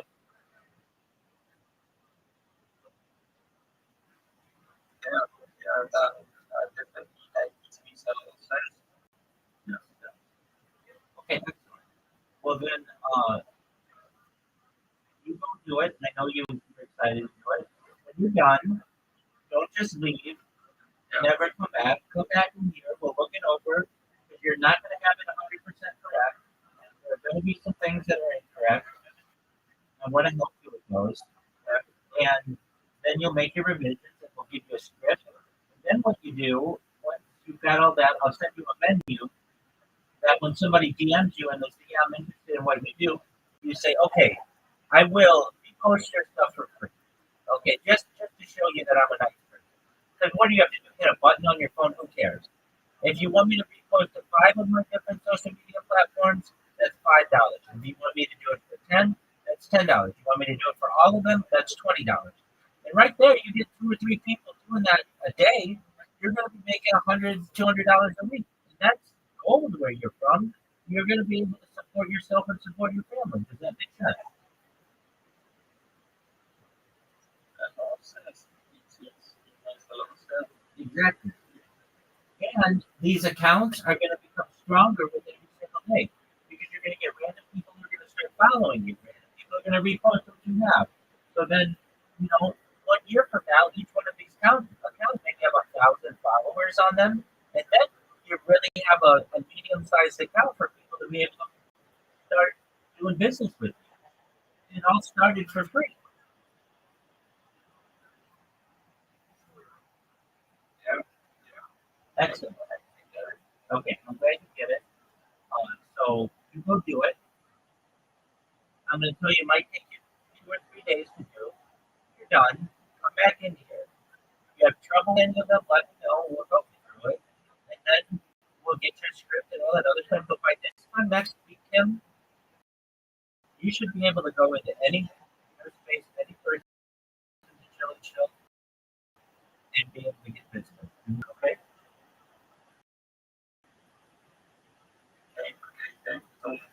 Absolutely, my friend. You take care. You work on that. If you have questions, come back. Okay? Okay. That's all, man. Take care. All right. All right. Bye-bye.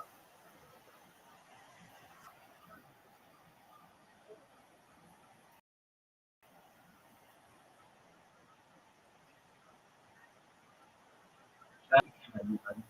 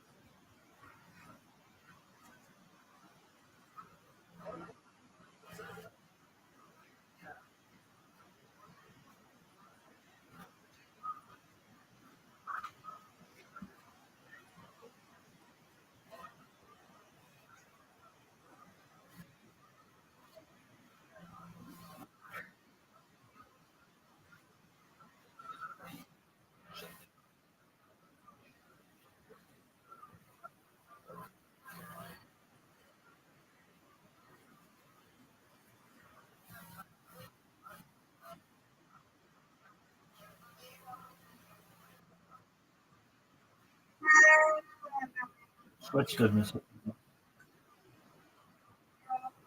Yeah.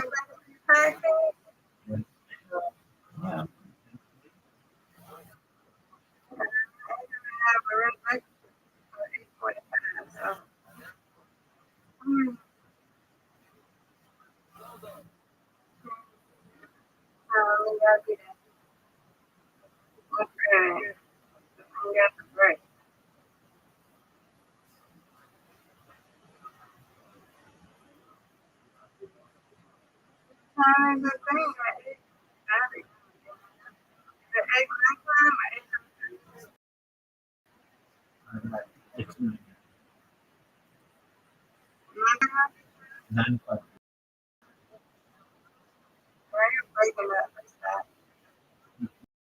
You can't hear me?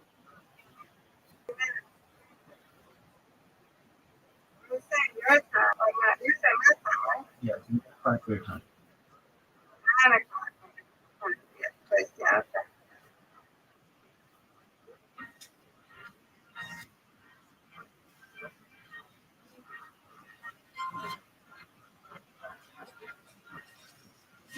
let's say we had a bunch of people here.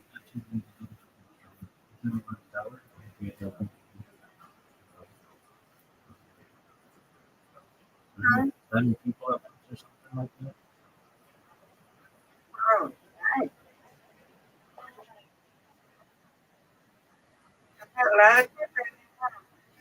Yeah, let's Brandon, you, myself, Luke, Todd, and Tom.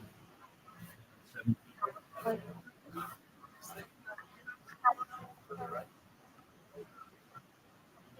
somebody else. Oh, well then you, 8, and somebody else. So maybe anywhere between like 6 and 9 people at any given time.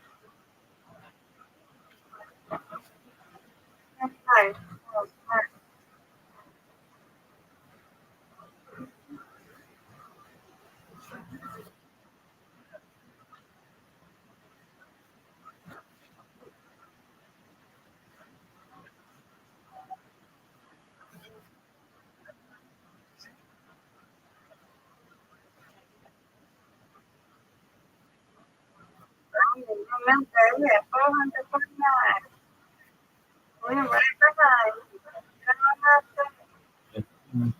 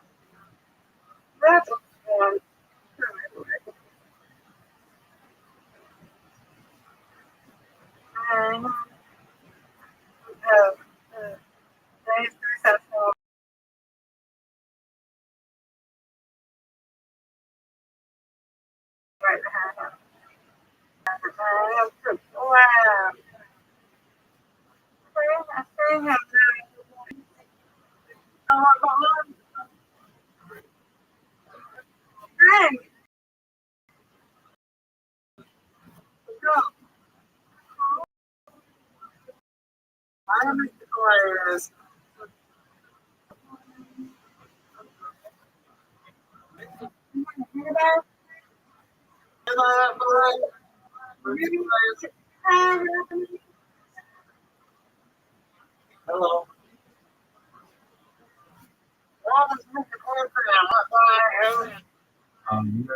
You're way out in front. Side chick,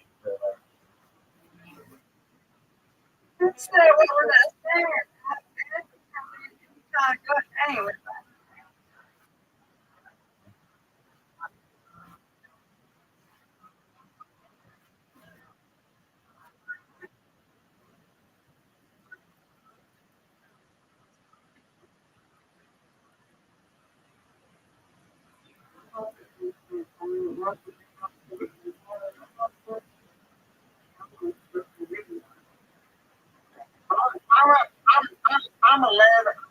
2 minutes. I'm talking to someone.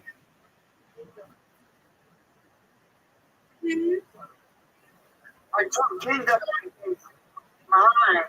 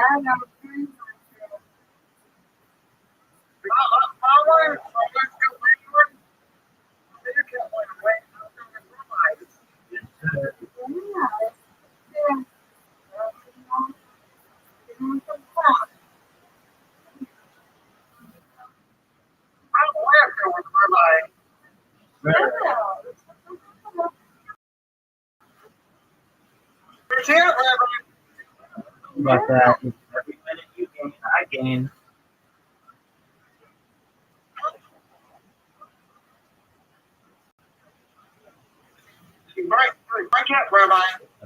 Every minute you gain, I gain.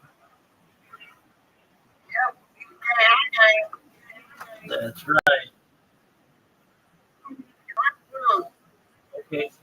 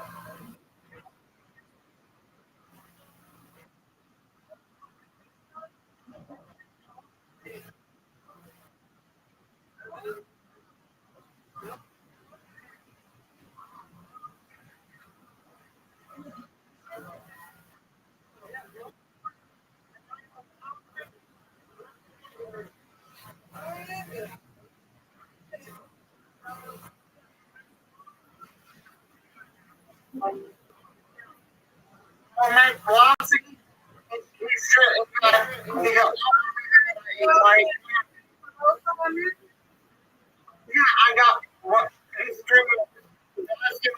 But it's not there.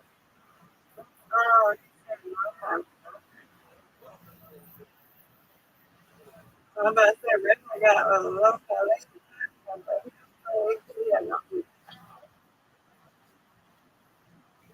There you go. Yes, ma'am. There you go. There you go. There you go. Don't worry about it. You tell me.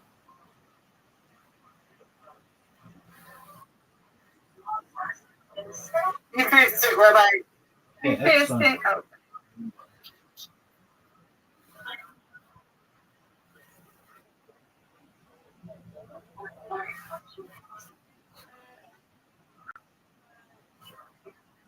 Oh, stand up. Baby,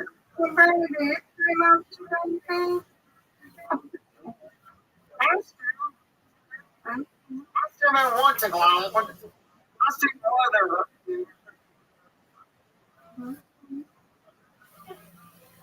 I'll stream it like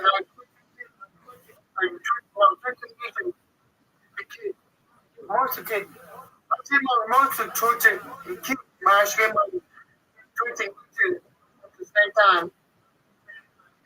With my content.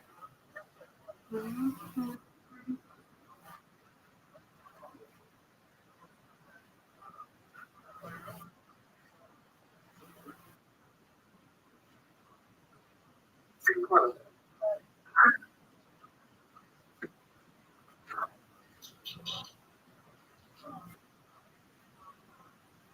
money.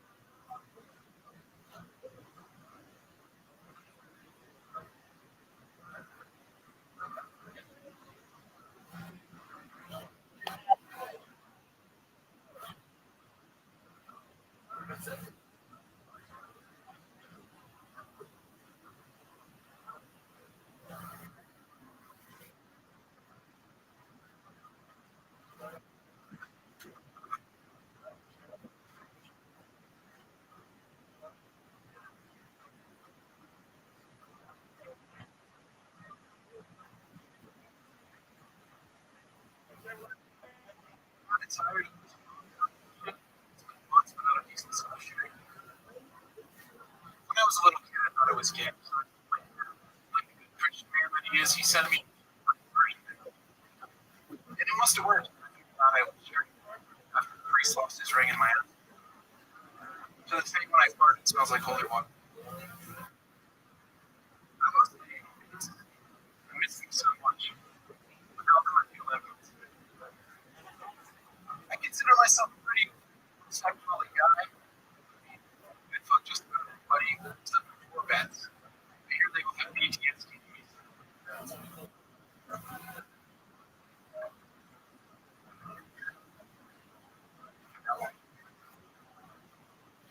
I'm a cancer survivor. I dated one for at least a month, nearly killed myself. I don't care what they say, burgers and cancers, not compatible. Back up.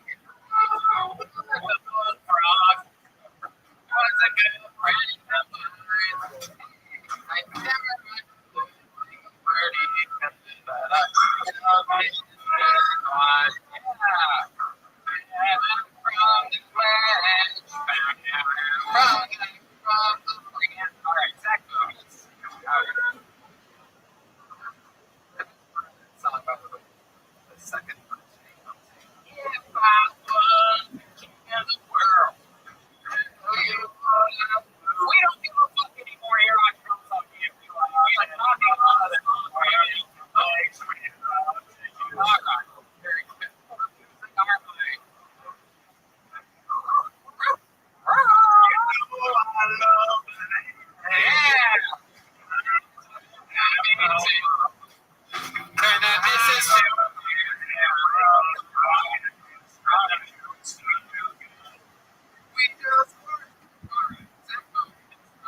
welcome to the show. It's an honor to be on the So there you go. Look at this. Dreams are coming true. A lot of people that signed up many times never got a chance to get an honor. There you go. Welcome, welcome, and welcome. I'm going to go stand up. This is my second time. So many times we were doing stand up and you signed up tens of times. How come you didn't go to any other fights or anything? I used to work, but now I'm doing a restaurant. Oh, nice. Great restaurants. Which restaurants? Paradise Cove. Oh, I love Paradise Cove. Yeah, big fan of Paradise Cove. Alright. Is Paradise Cove the one with the deck outside with the seagulls that come up and fishing later? Yeah, the seagulls definitely attack. So a lady who's a whole bunch of red wine over that balcony. There's a trailer, like a trailer right in front of it. Is where 8 girls are something weird like that. Here's another one guy from Columbus, Ohio. They don't do that. Paradise Cove. Really? What were you doing at Paradise Cove the other night?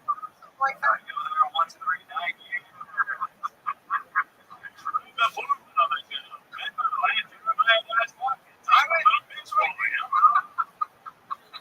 This is what you want to be.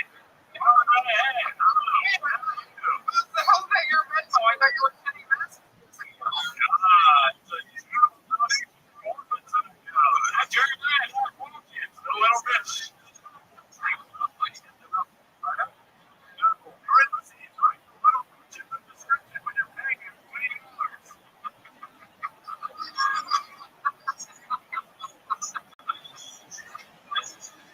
I need your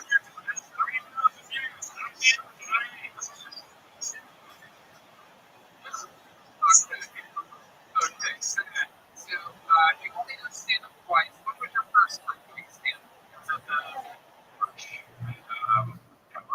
West Side. Okay. This March? Yep. Okay, great time to start. Heck, absolutely. How long have you lived in LA? Where are you from? I'm from New York originally. I've been in LA for like 7 years. Upstate New York? No. Very nice. And you moved to Los Angeles. Right. And just, life is a little better here. How old are you? 25. 25?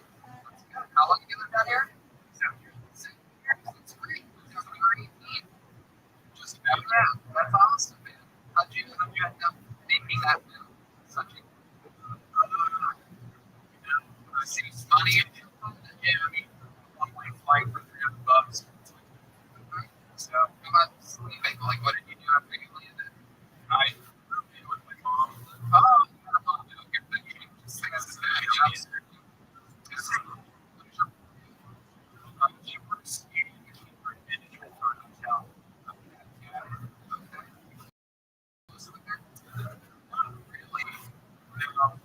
but what part of it? No, we probably should have. Do you know where you're? Okay. Where are they at? Brooklyn? One in Virginia and one in your biological that's in Portland. Yep, that is correct. I can tell. You look like you would try to solve federal workouts. Deal with Portland down there, James B. Deal with you. Any other protested or related anyone in your entire life? You're in the Occupy movement. Now, my protests are internal. Like what? What are some of your internal protests? We can tell. We don't wear it on my sleeve. No, I get a little bit of rockabilly. Like, is that the word? Rockabilly. Rockabilly. Sure. Get some rockabilly vibes from you. I'll take it. You play the instruments? Do you have any special skills or talents? Yeah, I'm a tattoo artist. What's your favorite tattoo? On myself. Yeah. Is that enough? Oh, okay. Probably this. Heel. That's bad. That's fun. How about your biggest lesson learned tattoo? When I was learning how to tattoo, I tattooed the Greek swing fighter from Star Wars on one hand.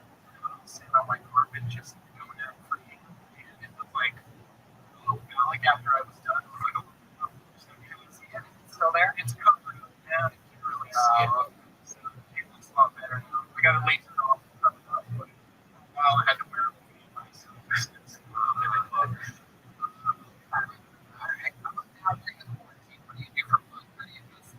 A lot of listeners are figuring out ways to do this. Information that they never thought of. Yeah, man. Like, it's better paying than working in any industry right now. I mean, tell you this. I don't make money season about for a while, but I was making more money playing Ghost of Tsushima on my bed. It's a badass video game. Okay. Ghost of Tsushima? Yep. What do you do at the big Tsushima? Strike pod. Kill Asian people with swords. That come out after the coronavirus? That makes sense. No better time to kill Asian people than when they're killing us. Am I right? Steve, go. That disease. And the crowd goes wild. Zach, you ever get arrested? For what? While he's on the subway in New York, the train lunch, got me arrested. There's a subway bandit over here. Kind of badass. I stole a football.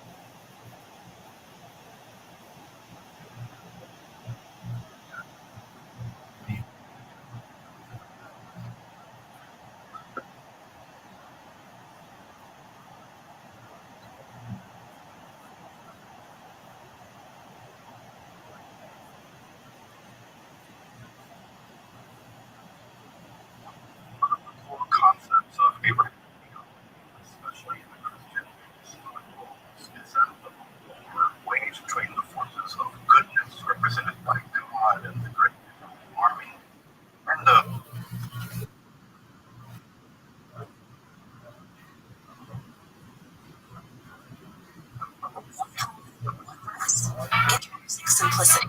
What the fuck?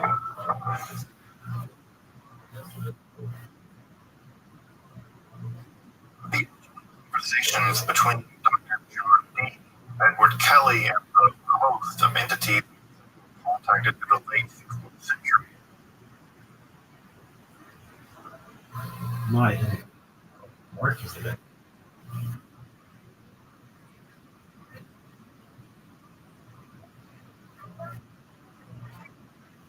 Entities contacted in the late 16th century are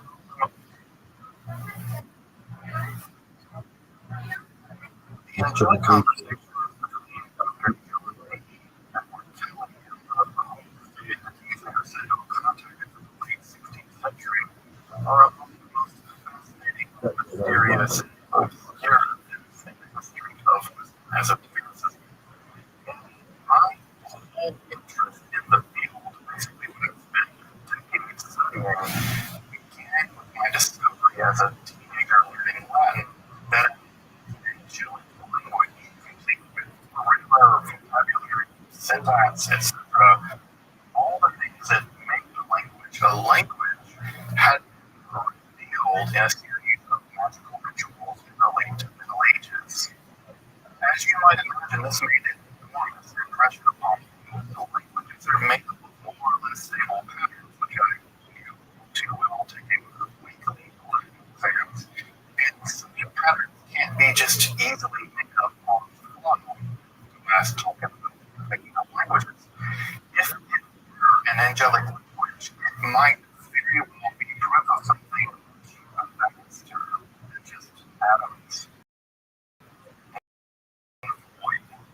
I immediately ordered an open dictionary, which I still have over 2 decades later, and I've been studying esotericism ever since. In this episode, I'm going to continue our series on esoteric symbolism and language using the card of to explore more topics in that series, paying our attention to the Hebrew language in at least 3 episodes. The first on the Enochian alphabet, the second on the content of the celestial book of Enoch, also known as the Libra Luga, and the angelic language. I'm going to pronounce the name of the book because that's how the angels said to pronounce it. Well, I argue with a bunch of angels. The third is going to be the Enochian call to provide us our only sense into angelic and functioning language. In this first episode, I'll explore the origins of the Enochian alphabet. I'll be situating the project in the philosophical and spiritual landscape of 16th century semiotics, or the study of representation more generally, and I'll attempt a paleographic analysis of the 2 Enochian scripts. If you're interested in magic, hermetic philosophy, or academic study of the occult, make sure to subscribe and check out my dozens of other topics in the study of esotericism. Also, if you want to support my work on providing accessible, scholarly, and free content topics on esotericism, I hope you consider supporting my work on Patreon, or perhaps a one-time donation. You can find those links below, and I greatly appreciate your consideration of supporting this channel. It's really the only reason why this channel can continue to exist. I hope you'll join me as I explore the very first revelations of the Enochian language, or the celestial speech, to Dr. John D. and Edward Kelly.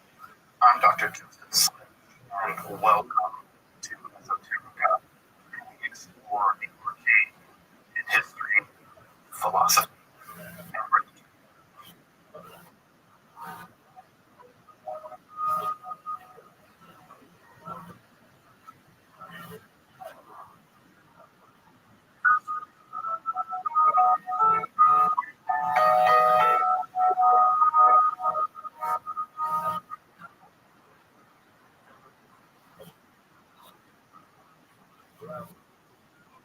Dr. John D. was no stranger to employing hermetic philosophy to search out what he called radical truths, or those truths which are most fundamental to religion and philosophy. His work required the angelic conversation for as saturated with esotericism, symbolism,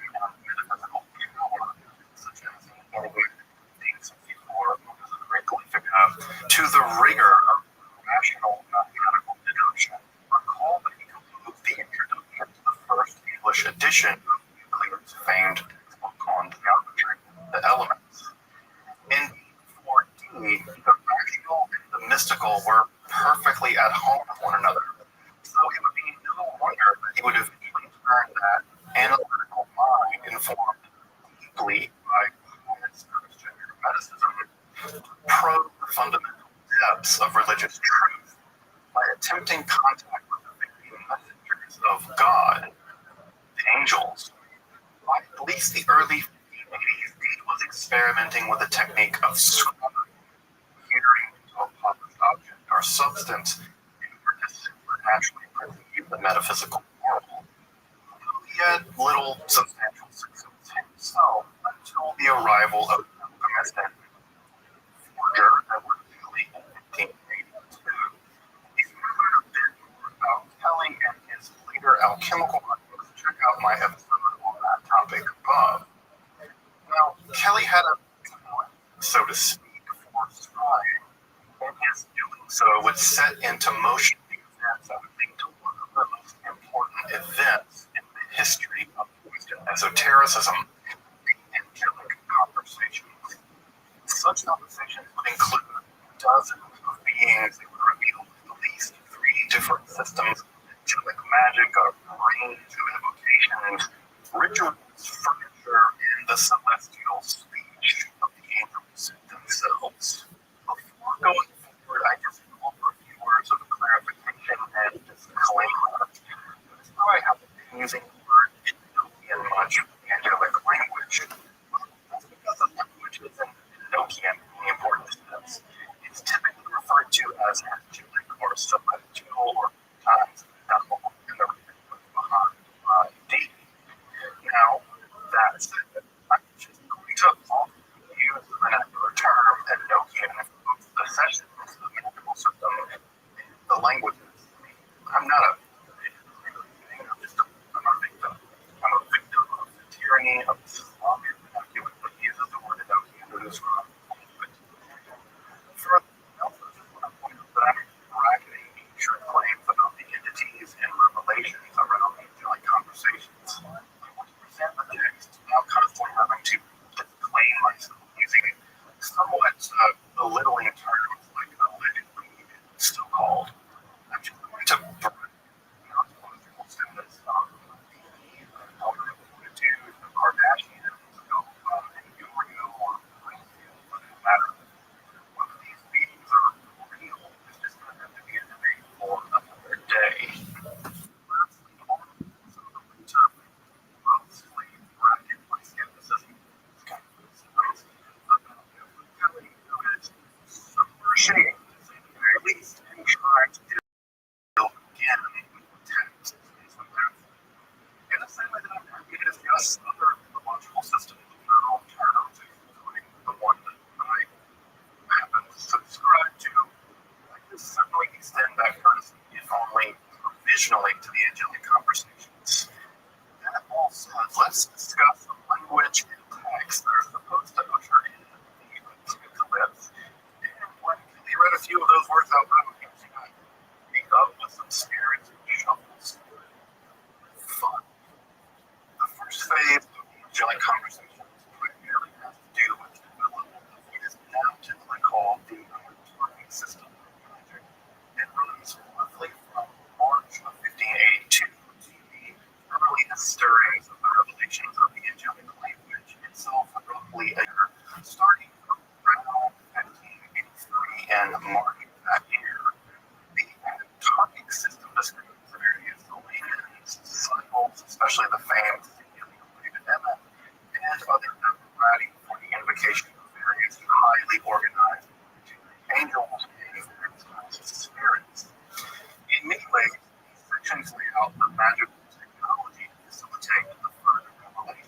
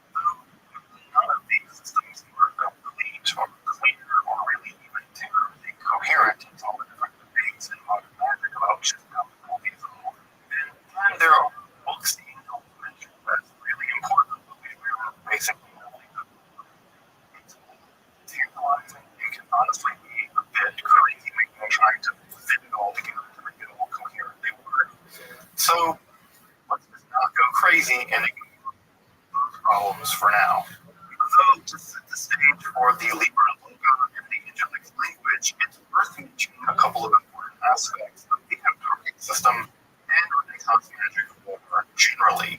That's to say, magic squares and the idea of a divine or angelic language. Let's start with the squares, as they appear pretty early on in these sessions themselves, and in many ways contain the very first element of the language. As you probably know, such squares are widely applicable for back as your own, the Sator square being, of course, the most famous, but these also occur as far afield as Chinese mathematics and Arabic and Jewish astromagic. In fact, they point out Jewish astromagic. For purposes at least, these squares are important in a few aspects. They play an important role in the symposiums on occult philosophy, Cornelius Agrippa, especially in his theory and practice of astral and, in some senses, angelic magic. Really, I can't overstate just how important Agrippa's theory of occult philosophy is going to be in this entire saga.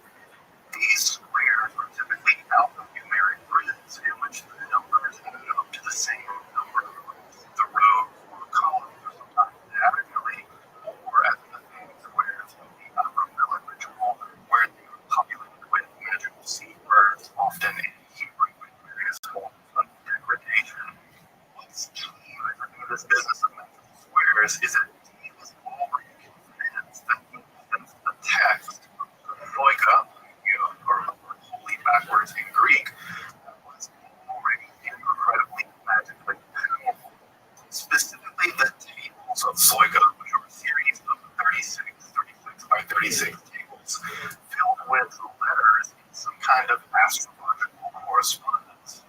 He felt that these tables were incredibly important, so important that their contents were among the first questions posed to the angels once contact was made through Kelly. The angel Uriel confirms that the text was given to Adam in paradise, but apparently only the angel Michael could read it. As it turned out, the text was actually generated by using a C-ordered intelligent algorithm, which was only cracked in the 1990s after the text was rediscovered. I've done a whole episode on these Soika tables and their deciphering. You can go look at it if you want to check out that episode. Now, it's also worth mentioning here that such tables and squares are part and parcel of the cryptology of day-to-day, and it would be positively remiss to ignore the intersection between the two dimensions, and international espionage, which was kind of a thing of the day, and he was yes, secret angel code transmission was a thing. And Agrippa's tutor and confidant Trithemius, who in fact developed a whole secret angel code transmission system at some point in the future. On a channel like this, could I say something like secret angel code transmission system? Well, not in my mind.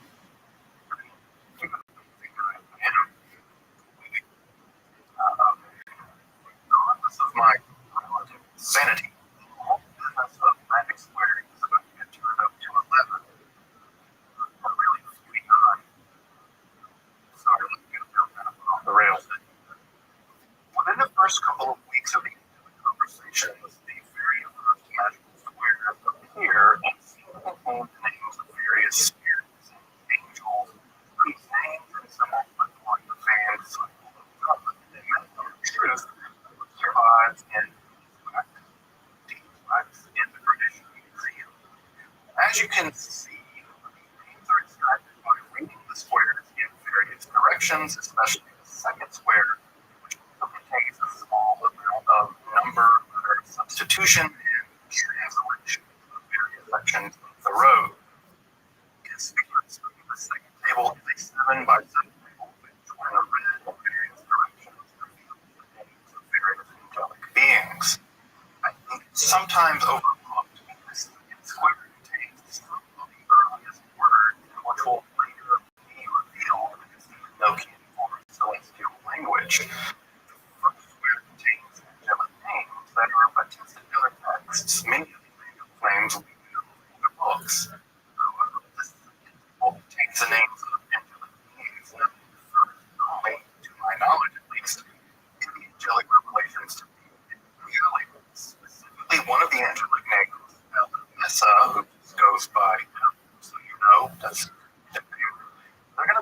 huge role in the period of the Vibra-Loga relations.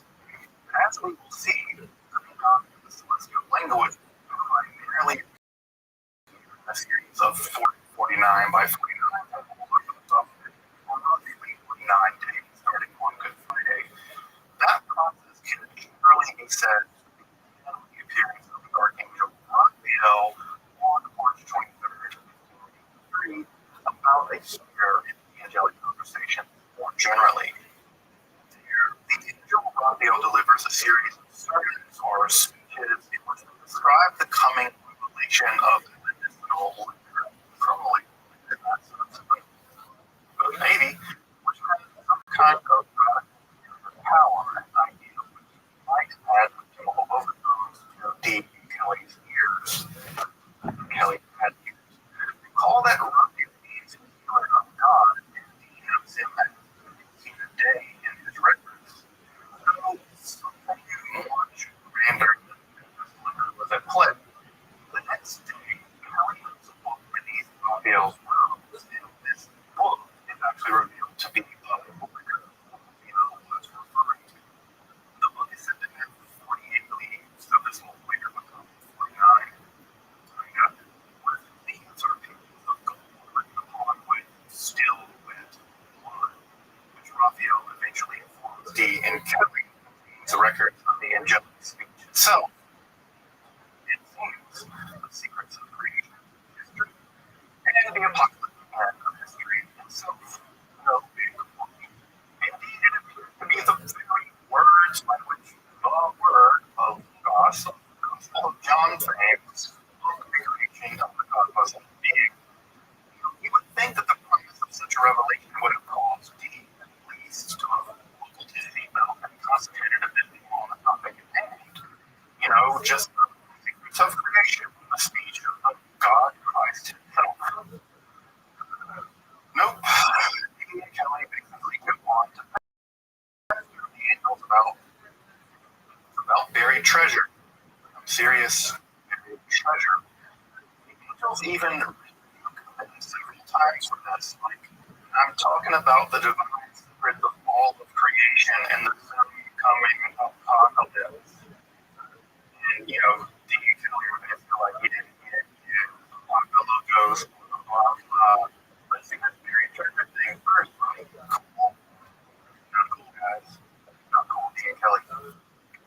Got this entire buried treasure thing in many parts like it are why I love these conversations. They are simultaneously mysterious and intriguing, and then they're absolutely hilarious and downright what Dee respectively asking basically borrow money to buy a horse and other stuff, and when Dee has to create the mathematics of the angels and confuse squares and roots. For the angel keys to all creation, let us stay for the buried treasure, the alchemical ciphers, and of course, the angelic exchange program. Who I really feel bad for in all this is Jane, John Dee's wife, who must have been an amazingly strong and capable woman, and eventually, of course, Kelly's wife, Joanna, who really did well for herself and her children when Kelly was, in prison for alchemical bond and bohemia. I'm definitely going to do an episode on both of these amazing women who really deserve it, having put up with Dee and Kelly and angels. All that said, on Tuesday, March 26th, the Archangel Raphael begins to properly reveal the text of Dee and Kelly. First, they're shown a 49 by 49 grid, out of which the angel, using a golden rod, points to 21 various symbols grouped into 3 groups of 7, which are read right to left, Hebrew, and reveal the letters of the celestial speech or the angelic alphabet. Before turning to analysis of the letters themselves, we're discussing some of the finer points having some semiotic representation and Renaissance philosophy of language. While modern semiotics and philosophy of language maintain that the relationship between sign and signifier is arbitrary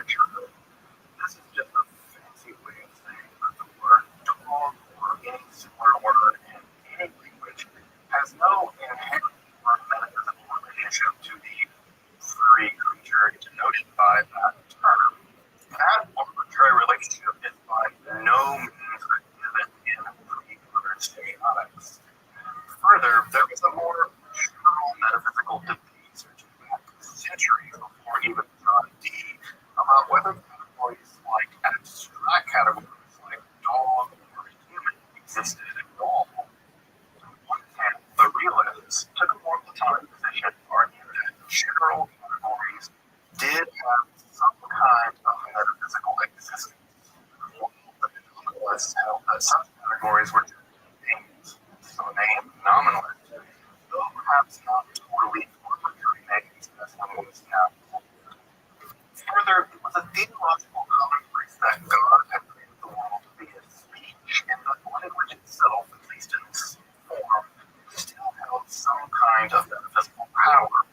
This idea was held pretty anciently in Judaism, especially in texts like the Sefer Yetzirah, and was recorded both theoretically and practically to hear about magic pretty early on in the European Middle Ages.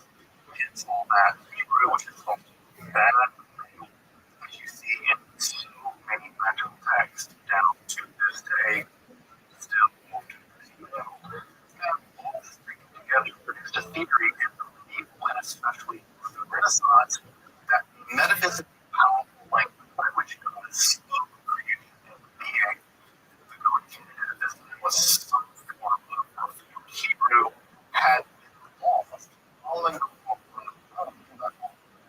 but they recovered somehow. And this led to a sustained interest on the part of Christians into the study of Hebrew and even Egyptian hieroglyphics. This passed for a perfect, divinely powerful language in which the representation in the word was all the rage in the time of John D. Indeed, in many ways, this is all that's captured in the Griffith's discussion of language and specifically angelic language in his treatise of occult philosophy. I'm going to be making another episode on just the topic of Griffith's philosophy of language and magic at some point, so stay tuned for that. In fact, Hensel tried to forge a whole new system of representation into his text known as hieroglyphica. If you want a deeper dive into that really difficult text and question of semiotics and magic, make sure to check out my 3-part series on that book. What I'm trying to drive home here is that the angelic Marnokian alphabet, and by extension the angelic language, would have probably struck me as perhaps the greatest spiritual and philosophical breakthrough in human history. Buried treasure, notwithstanding. And it's no wonder that the text which contains that language, the Liber Loga, would literally hold the secret to being, from the very beginning of being to its apocalyptic finale. With that in mind, let's now turn to Enochian or angelic alphabet. As I mentioned, the alphabet, or Unkla, or given the first disclosure of the angelic alphabet, might be called the Tavet, is an experience of 21 glyphs grouped into bunches of 7. Despite hundreds of years of research into the origins of the angelic script, we can conclude that it basically bears little resemblance to other historical or alphabets. Of course, numerous such esoteric and cryptographic alphabets have been produced in the Middle Ages, with these here of Hildegard of Bingen's script or Lingua Nota, and many of these are very likely known today. In fact, the Griffiths books of occult philosophy contains several such alphabets which employ magical symbols whose use actually stretches all the way back to the Greek magical papyri and were very likely extracted from at that time on Jewish magical practices. Indeed, alphabets,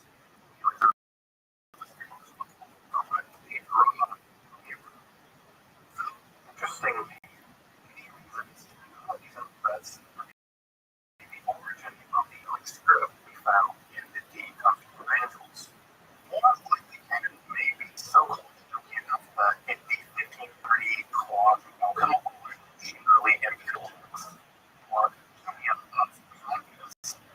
We listed a copy of this text in 1599, and as I mentioned, it does contain an alphabet it calls Enochian. And I have to admit, these Enochian letters do bear some resemblance to the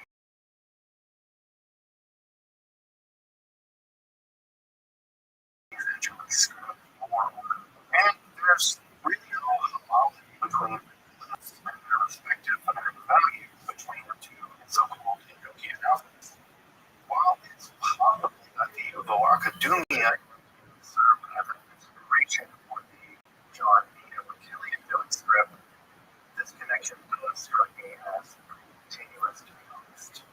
Further, and I think this is really important, it's not D we should be thinking about here.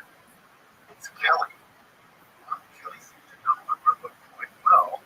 He seems to have known and been practicing some form of solid poetic magic while engaging with the angels. Probably trying to get the demons to tell him whether they're treasure was Kelly. It's not clear that he explored this notorious biblical text of academia.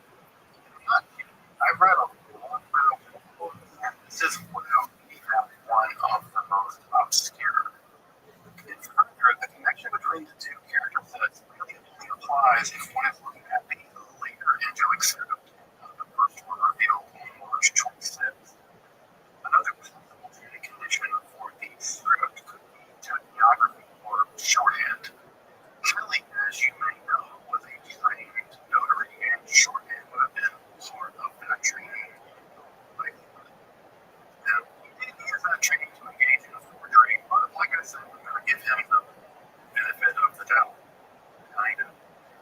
These symbols of course are survivals of the system of Latin shorthand that developed by one of the slave scribes of Cicero, Tiro, his name, the Tironian notes.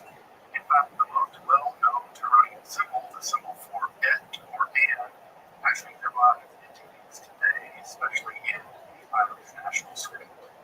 Again, these shorthand symbols do, to my eye at least, bear a striking resemblance to angelic scripts, and given Kelly's training and the notary was, this is a possible origin for the symbols. The script of the Awakening script also shares many similarities with Hamilton geography, but that's not important today.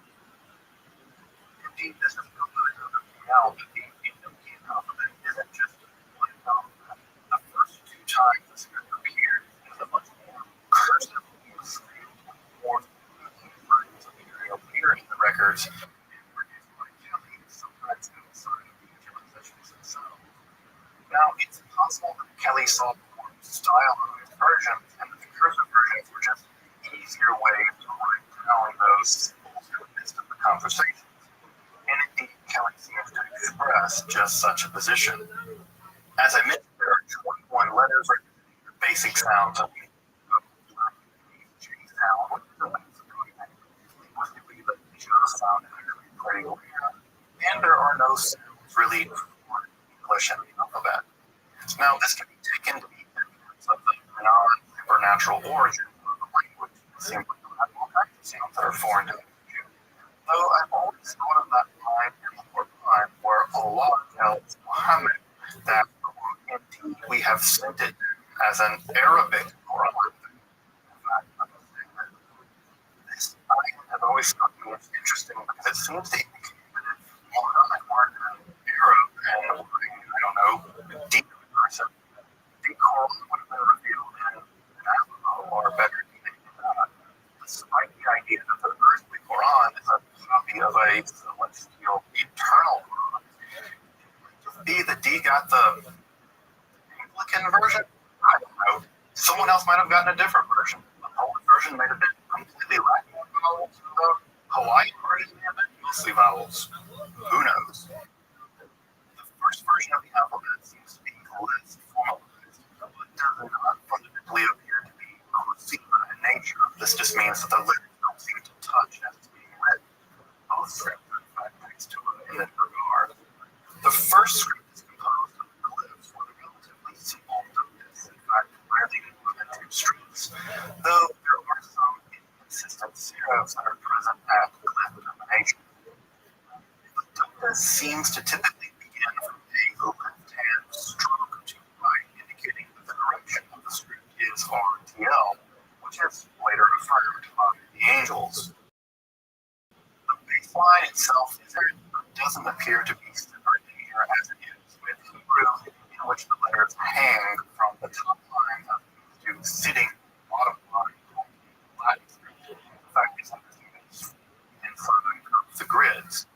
The first script, while while mysterious, strikes me as rather unprolific, with little in the way of internal uniformity in glyph structure or ductus.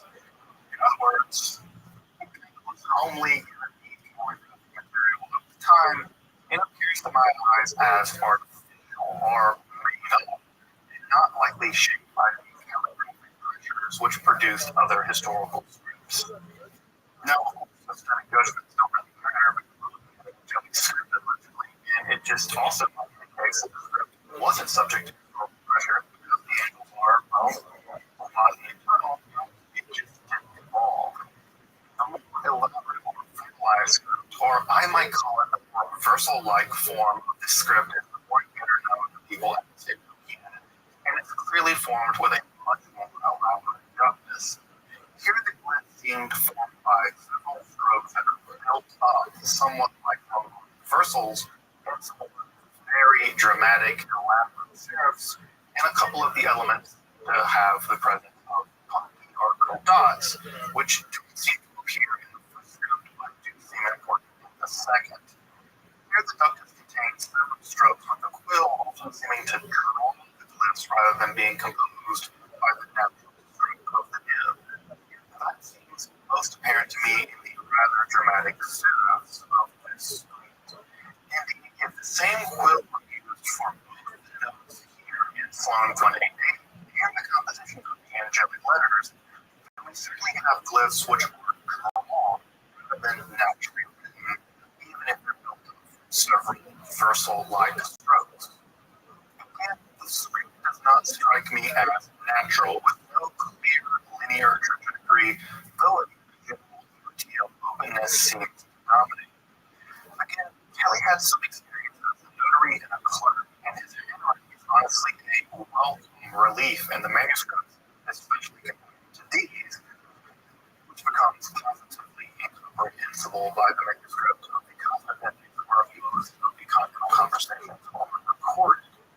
And so, the more calligraphic version of the angelic script of the Enochian script, or perhaps thanks to that training as a notary or as a scribe. Though given these two scripts, it does not appear that the first script is somehow minuscule. The later, more full version is majuscule. The Enochian script seems to be exclusively majuscule throughout the entire sessions, much like Hebrew, but unlike English or Greek. Further, the manuscript seems to have an upper or lower case. It seems like they are both true scripts, one more stylized and formal, and perhaps one just more utilitarian. Though again, Kelly does indicate that the later, more formal script is the angelic script, properly speaking. Further, we're told that this celestial speech is written as a from right to left, like Hebrew, and that, like Hebrew and Greek, the individual letters have names. For instance, the B sound is called ha, and the O sound is called med, etc. However, unlike Hebrew and Greek, the names of each angelic letter do not seem to bear either a phonetic or semic relationship to the letter attached to it. For instance, in Proto-Semitic, Hebrew, and Phoenician, the second letter actually comes from a converted Egyptian hieroglyphic for house, which both becomes the shape of the eventual Phoenician Hebrew letter, and is the reason why that letter, the sound by house, is linked for that reason with the letter B. That connection is along the olive thing becomes the alpha beta of the Greek language. Beta only really means the name of that letter and isn't connected in any way to the Greek word for house, oikos. So the relationship between the morphology of the glyphs, their phonetic value, and their nominal designation remain unsurprisingly completely mysterious. It's also worth mentioning that, like Greek and Hebrew, there's also some connection between the angelic glyphs and their numerical value. But this is also completely obscure, and I'll be discussing the complicated mystery of Enochian numbers in more detail when I get to the third part of the series, the Enochian calls. What I find perhaps most exciting about the Enochian or angelic alphabet is what isn't mentioned in this notes. While the tables of Enoch, the calls, and the the watchtower, the painstaking detail, the angels here perceive virtually no potential. The nature of the presence of Poppy, the relationship of the glyph to the baseline, etc. None of this is really given any attention, and neither Dean nor Kelly seem to really inquire about it, aside from sometimes they're interested in sort of the color the script should be when it's written out. And even then, the angels don't really seem to care about this very much. Now, even though I'm a calligrapher with an eye toward paleography, I'm sure this is just maybe a bit nitpicky, but still, this is the angelic script. You would think we would get some kind of handwriting tutorial, but I guess not. It's a treasure. I don't know, the most important language in all of existence. Sorry, guys, I'm the broadest. You're gonna write this thing. After insisting that both men memorize and become proficient with the angelic alphabet, the angel Raphael issues a dire warning about the medicine or book we are about to reveal. Oh, Liber, Mali Square, to the good, truly death itself for the wicked. This book is the famously mysterious Loga, or the Book of the Speech of God, also known as Amzes Nakhezes Harda, which is either a name for God or it's something like let those that fear God, in other words, read or somehow both. It's said to be nothing less than the very disclosed Logos by which the Logos created all just that being with the book of the series as I explore the celestial tables of the very speech of God. We'll also be doing a full roundup later episodes as well. Until then, subscribe, check out my other and again, consider working more on Patreon or donation. Thanks below. Until then, I'm Dr. Joseph Sledge, and thank you for watching Esoterica, or full working in history, philosophy, and literature.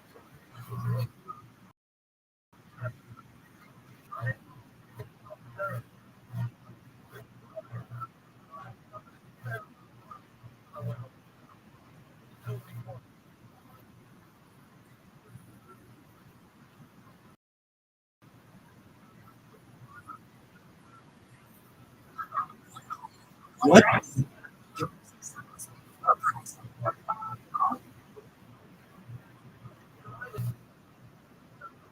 It's a high.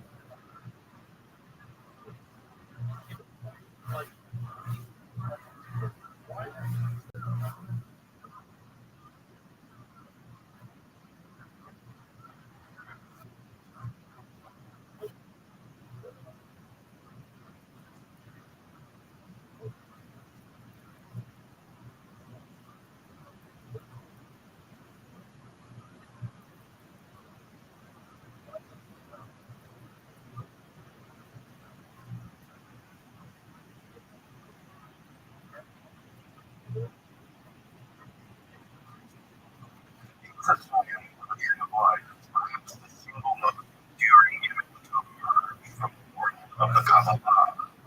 This arboreal figure with a balance of circular nodes and linear connections comes with a kind of sacred geometry with a glimpse into the hidden metaphysics of the divine nature and its connection to our realm. The road toward divine emanations continues to be the source of intense meditation, speculation, and has long since entered into the occult and urban imagination of esotericism generally. Perhaps one of the most enduring symbols of Kabbalah, the origins of the sphere as a concept in the history of Jewish mysticism, remains shrouded in mystery. In this episode, I'm going to reach back into the obscure origins of the Kabbalah itself to explore the first appearance of the sphere in the tree of life and now recognizing turning to some houses known to us by name and history, were famed by the and his student, Gabriel Sharon. It is in this strata of the history of Qumran that the spiritual patterns of the utter obscurity of the Cyprians rise. In the Sefer here, it becomes a radiant almost a light which promotes assurance of the history of Kabbalah. If you're interested in Kabbalah, Hermetic philosophy, or the practice of magic, make sure to subscribe and check out my other content on topics and esotericism. So, you want to support my work, providing accessible, scholarly, free content on topics and esotericism on YouTube. I invite you to share some way my work, Patreon, or perhaps with a one-time donation. You can find those links below, and I really appreciate your consideration of supporting this project. Now, I hope you'll join me as we explore the very first appearances of the Zero as trial-guide emanations in the 20th century of life. I'm Dr. Justin Sledge, and welcome to Esoterica. We explore the change in history, philosophy, and religion.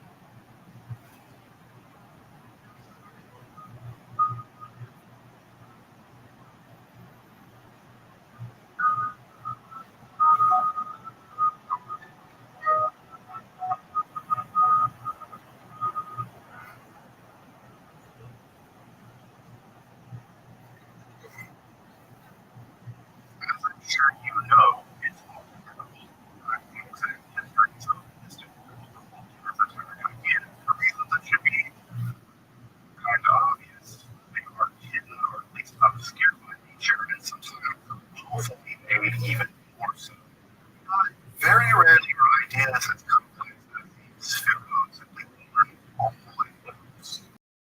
Rather, they slowly creep into history, often in a state of intense initial obscurity. Only after centuries of interpretation we take a stable form which endures into the popular imagination. Which is necessary so earlier becomes popular. And indeed, we see in the history of the Sphero and the development of trade crime, that they developed the first century was familiar to many of us as a result of that process, and not its starting point. As I know, the episode called the Sacred Gifts throughout the book of formation or the first years. Check out my episode on Sacred Gifts throughout the regarding those. The word Sphero is a string neologism stemming from the root material. In Sacred Gifts, it appears as being 10 euros and where the word Belima only occurs once in the entire ancient Hebrew of the Hebrew Bible, and of course occurs in the book of Job, where most utterly obscure Hebrew words like to live, and it literally means something like without what, so something like zero of nothingness, maybe. A made-up word vaguely meaning to count, and the word that only occurs once in otherwise completely obscure book of the Hebrew Bible shows it. To every unclear story here. No one really understands what the sacred gift ever means by the 10 sphere of Belima. The text is just so brief and obscure. There is usually with the 22 letters of the Hebrew alphabet and one of the means by which God brings the cosmos into being.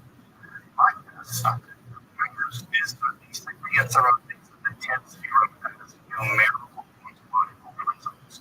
You can think even Pythagoreanism here if it helps to clarify things.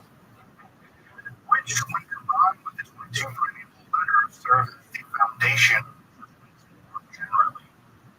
This idea was current in the milieu of Christian and Jewish when the sacred gifts appeared, and that the word is tied to the idea of counting, I think, is quite conspicuous. Though who knows what sacred gifts never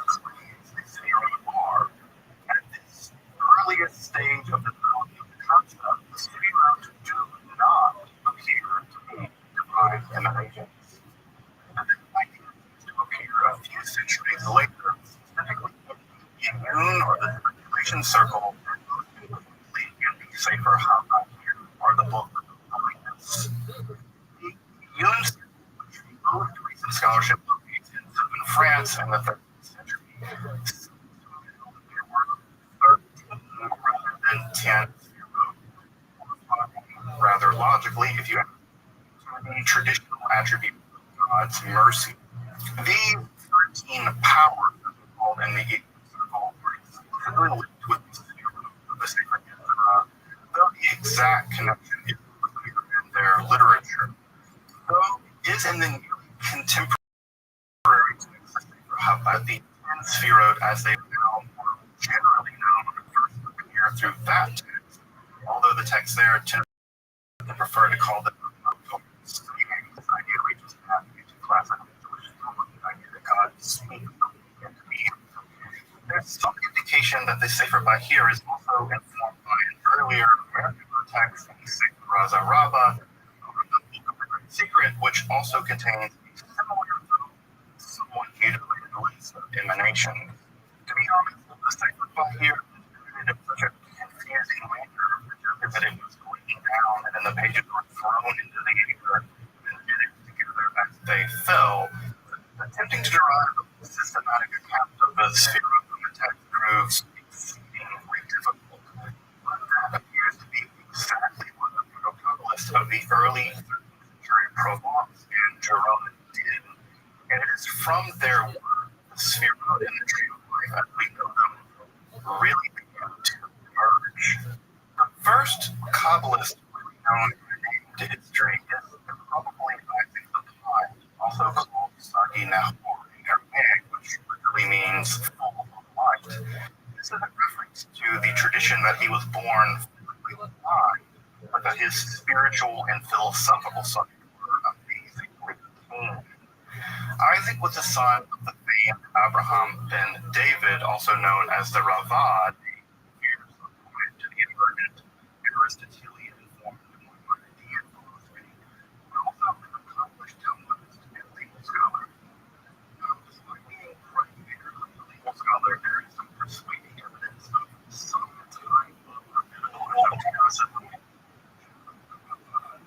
which seems to have to do with specific revelations from the prophet Elijah and the revelation of the Holy Spirit, though the details of all of this are very vague. I think the mind seems to have been to combine these revelations with the observations of the sefirot and the Sefer Bahir, thus producing a much more systematic synthesis.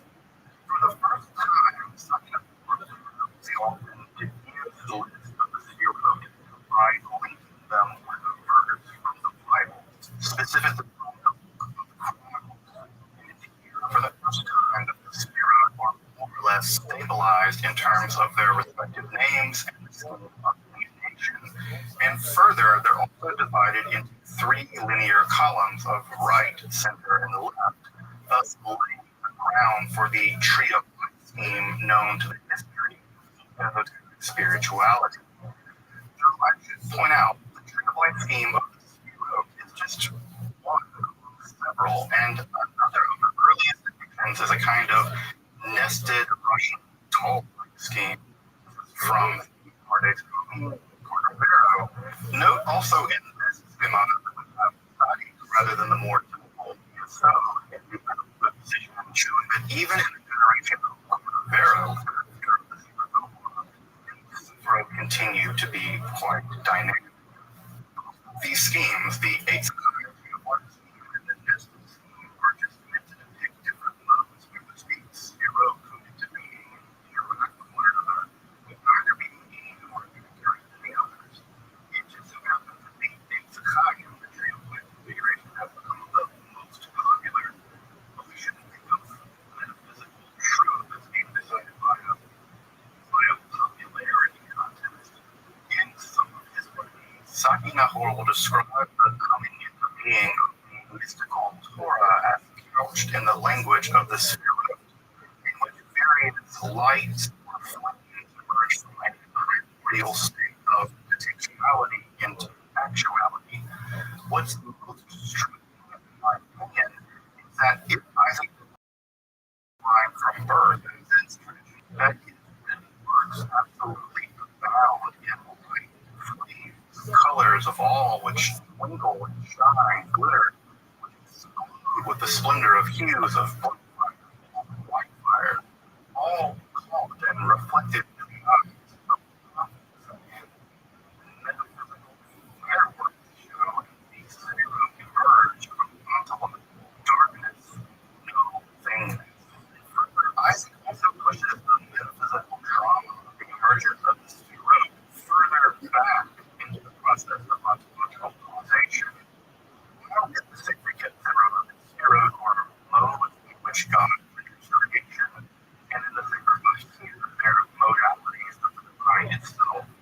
It seems to be that Isaac fully fuses both concepts into a unified theory by pushing the process of the unfolding of the zero back before the creation of the or cosmos, located within a very transformatory revelation into existence of God being, accomplished in a positively ingenious manner by systematically rereading the Genesis creation as not the creations of the heavens and the earth, but as a metaphorical, esoteric description of the coming to be of the divine as such, thereby revealing itself as it passes through the various stages of the theological development denoted as the various spheroids.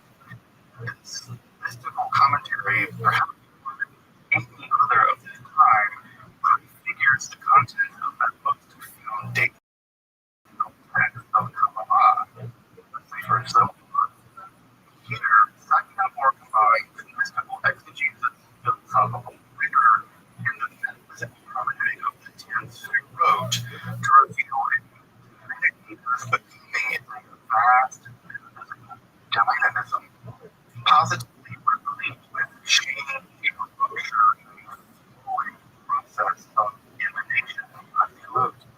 It would be no exaggeration to regard these texts as among the first truly Kabbalistic texts in history. Despite transmitting these earliest Kabbalistic ideas to a very strict circle of disciples and then spreading those disciples to the nascent Kabbalists of places like Girona in Spain, Isaac the Blind was furious to his and other Kabbalistic teachers for being written down. He famously named that the book which is not just in a cupboard. It was only a matter of time for these profoundly esoteric teachings which make their way in the transmission of the early Kabbalists. Among the most interesting of his early Kabbalistic teachers was Isaac the Blind's student, Rabbi Rothschild, himself based in near Barcelona, the second cradle of Kabbalah outside of Provence for the Great Maturation in Castile. Unlike Isaac the Blind, or better, Nahor, who seemed to have inherited his father's resistant attitude toward philosophy generally, Rabbi Azrael was the first Kabbalist who seek to explore the Sefirot system as developed by Nahor under the aegis of the Neoplatonic Aristotelianism of his day. Among the most interesting works of Azrael is something akin to an early Kabbalistic catechism, which he writes in Christian and their form. He introduces and develops a core concept in the history of Kabbalah, the Sefirot, and blood that of a soul, eternal, the infinite nothingness of which no knowledge is possible, and from which all divinity and being flow. In this process, so is an infinite realm beyond all comprehension, out of which first existed everything in a state of absolute potentiality, and which was part by part activated into being. Here found the lineage in creation, creation of humanity,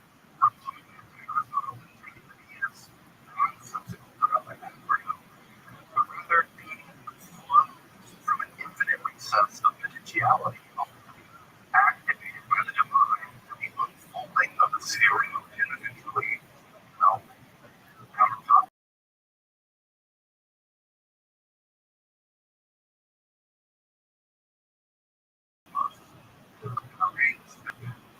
process of procession itself.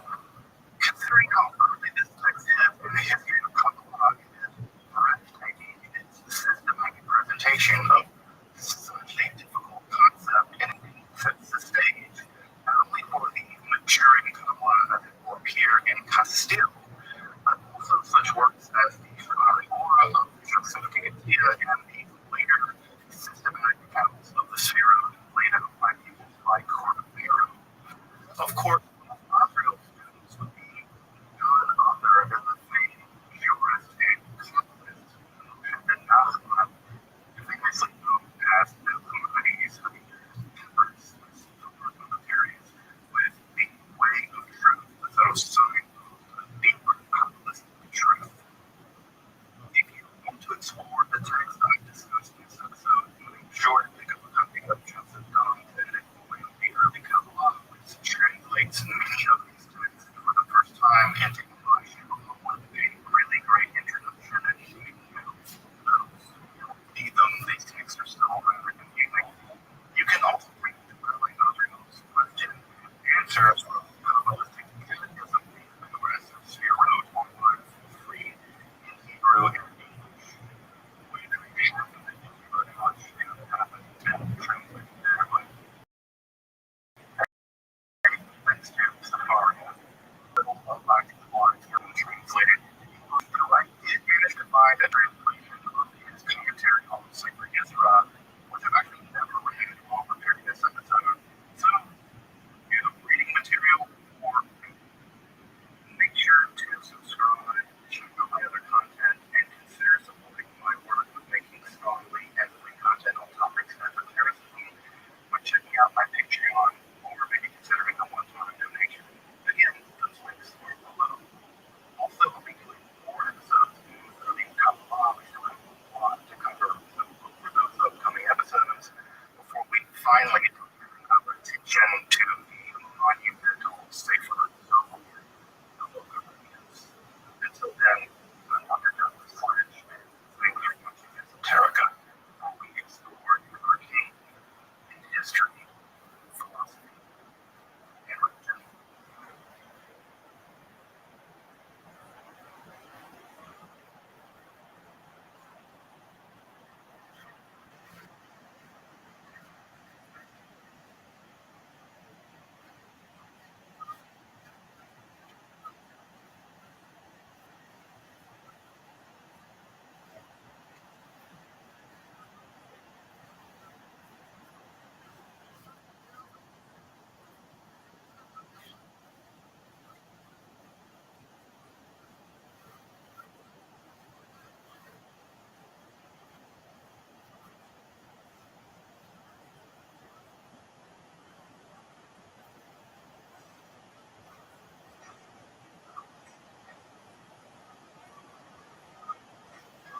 Hey, this is Frederick. Hey, what? This coffee store name for right now. So, Kill Tony, get out there. And again,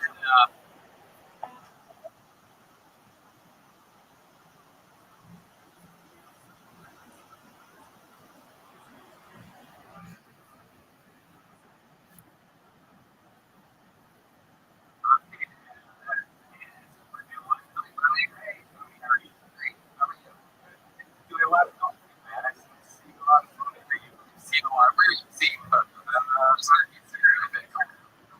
One of those, yes. I've been golfing a lot. I love it. It's a lot of fun. A lot of sunlight, right now. Golf carts, smoking pot, and balls.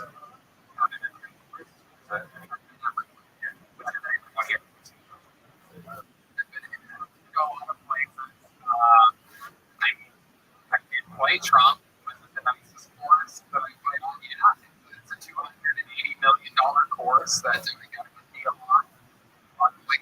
But yeah, there's a lot of great places. Yeah, lots of Shoal Canyon, Rusty. Go. What's your best score? I don't know. My guess. 72? I don't know, something like that. Ryan Jenkins every single episode. Some amazing drawings lately. Unbelievable posters. Every episode on for sale.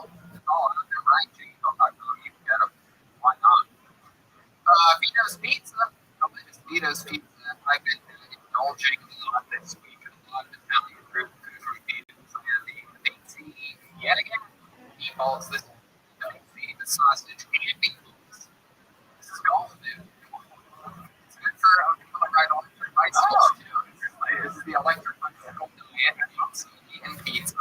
All the Vito's locations everywhere. I like the one on Las Vegas, but they're also out in Santa Monica. They're in Chicago. They're everywhere. Vito's Speedway, Gino, always joining us. Always is our Better Road Studio was home to us for many months during the quarantine, and we absolutely love to get a candle with you at candleco.com. Yeah, Bruce Master Class is up and bumping patreon.com/hinchclub for a bunch of extra Tony talking about making fun of people's stuff. Jeremiah is supposedly going on the road again. He has a bunch of dates, and he just keeps announcing canceling. He's filming it for 14 headliners that don't want the dates, and then he's surprised when he gets canceled at the end. But he's supposedly going to Raleigh, North Carolina, August 13th to the 15th, and Minneapolis, Minnesota, August 26th to the 29th. What else is going on? Anything crazy? Well, you gotta get up and get down. We're talking about erectile dysfunction. It isn't always easy to talk about erectile dysfunction. Usually because we're putting ourselves saying, like, I lost my mojo, or avoid it altogether with excuses like I had a long day at work, or somebody, honey, I'm just not feeling it, or I did a bed. But with Roman, it is easy to talk about. With a real doctor who can prescribe real medication, it's simple, safe, and totally discreet. Yeah, with Roman, you can get a free online evaluation and ongoing care for ED, all the comfort and privacy of your own home. The doctor will work with you to find the best treatment plan. If it's appropriate, Roman will ship it to you. Free 2-day shipping. The whole process is straightforward and simple and discreet. Getting started is simple. Just go to roman.com/Tony and complete an online visit. Erectile dysfunction used to be tough to tackle, but now there's Roman. Complete an online visit today to connect with a doctor and take care of it. Go to roman.com/Tony today. If approved, you'll get $15 off your first order of ED treatment. Wow, $15 off. Get a boomer. Let's get roman.com/Tony. Get roman.com/Tony. And boy, oh boy, are we excited to announce the return of one of our favorite sponsors. You guys know this, fans of the show. It's a rough time getting through lockdown and social distancing, and I want to tell you about some of the products from Infinite CBD. You remember Infinite CBD. Infinite CBD is the cleanest, purest CBD available. If you've never heard of CBD, it's derived from plants and packs all the benefits of marijuana without getting high. Infinite CBD has a ton of different products that we've used, and they feels great. I rub it all over my body all the time. Here's some Infinite CBD products. Get you through the hard times, Tony. CBD Plus, typically concentrated while you're working from home. This is CBD Plus caffeine for mental clarity. CBD gummies are my favorite. With flavors like sour and spectrum gummies. Spectrum. That spectrum. If you think you're losing it, these can help you relax. CBD glue. You know, it feels good. You've got time to treat yourself. Actually, that's really good. So you can spend. Try CBD glue. Right. You're fucking stuff. Yeah. If you haven't tried CBD, look it up. There's a lot of research and users reporting benefits like reduced anxiety, reduced inflammation, more. So go to infinitecbd.com to see their products fits your needs. So it's infinitecbd.com, and if you use promo code Tony, you will get 20% off of months more. That's infinitecbd.com, promo code Tony for 20% off. There we go. I like that. You know, just gotta get through it. I'm just excited about these sponsors. I just love these. Everything about them. We're having fun. It's a beautiful Monday. We're live on YouTube. Live streamers are amongst us. You're watching, right? You think it's out there? Okay, let's start tonight's episode. Then we have a fun one. I do believe like you know, we never know that. I sometimes I vlog. I say tonight's gonna be a fun show. I don't know. I wonder what kind of good fans and who's gonna get pulled out of the bottom of the regulars, whatever. I don't ever know. It's a completely different show. Other podcasts, they know what they're gonna talk about. They have a big whiteboard right behind the camera that you never see, in which they talk about things about all week. We have on this show, they could be different characters every episode. We never know what they're going to be. Let's find out what they are tonight. Ladies and gentlemen, I present you the best names for Kill Tony, Jeremiah, and Stolberg, Jimenez, Jet Ski, Jeffrey Johnson, and Carl Chris. Here we go. Let's see what happens tonight, shall we? Here they come, I'm sure, any moment now. Oh, we know this crew. Oh, wow. Man. Okay, I thought it was newscasters, but now I'm a bit confused. Could be 80s comedians. Striking this. What, is it newscasters? Oh, it's newscasters. No, it's not. No, it's not. Anyways, my puppets only doing stupid things. Sportscaster calling a foul ball. There you go, sportscaster. He's not the newscaster. We are not. Yes. Okay, well, you're not newscasters, you're sportscasters. Sportscasters, sports broadcasters, whatever you like to do. Yes. Hey, these are new characters. It debuted about 4 years ago. Very freaking long. What's your name? My name is Teddy Massingill. Yes. Massingill. Massingill. Massingill. All right. Who's this here next to you with you? Massingill. Hey, I'm going to feel that muscle. Wow. Scary balls. Scary balls. Scary. It used to be very fun. Okay. That's why the code is. Who are you? Forrest Dunk. Forrest. Forrest Dunk. Okay. That's correct. All right. Why do you have headphones on? Well, I have to listen to the people who give the stats on the phone. Okay. How about you? Hey, Tony. I'm Sam here. Sidelines. Thank you, Chris. I'm trying to get sports right now. Actually, baseball is back in season. Since then, NFL is preseason. Did that really just come in? Oh, yeah. No, I didn't. That was preseason. Yep. Okay, we got a bunch of sports guys with us here. I know you guys asked for it. For them to come back. You know what you want to support. This has been 4 years in the making. Story of a comeback. The underdog. The Rocky story. You know, you look all on point. Maybe I'm wrong because I get them all mixed together. There's a lot of characters that you look like. He's a comedian that we have. That is actually my brother, Zippy. Zippy. You guys have the same outfit, hair, Actually, mustache. no different mustache. He doesn't have a mustache when you do those. The characters, they all start to look a little bit alike. Right. They all look alike to me. Welcome, guys. We're going to have fun. We have 4 sign-ups in the bucket. They are, actually, we have 5 tonight, so somebody's doing it. Oh, that makes it a bit of breeze. Yeah. 5 sign-ups, 4 open slots. So we're going to see what happens. You got the Sally Jessie Rabbi. You remember her in the glasses? Very legendary. Oh, there you go. That Red Band showing his age. Jesse Raphael reference here. From deep David Lucas audience. Roasting already. Southland sing Raphael. So dumb. Let's get the show started.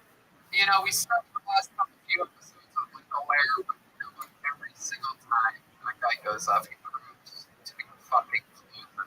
So we're gonna flip it around again, ladies and gentlemen. Kicking off tonight's show, the beloved figure to many, hated by so many more. It's incredible, ladies and gentlemen. Here's what we come to.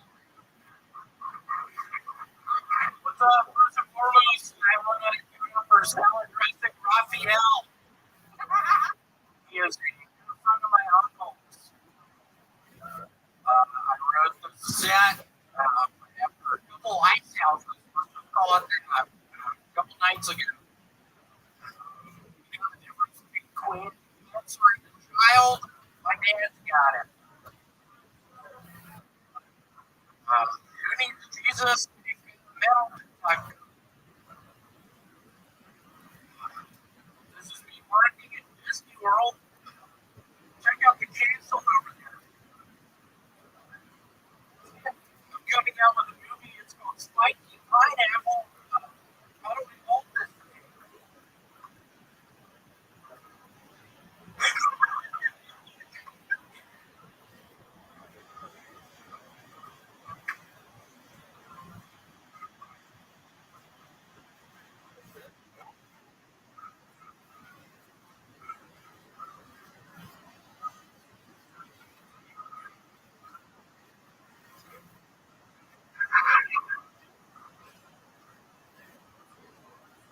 Wow, William Montgomery.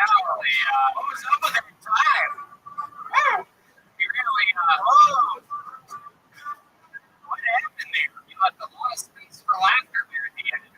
You must have thought that spiky pineapple joke. I did. Have you recently held a pineapple? Yes.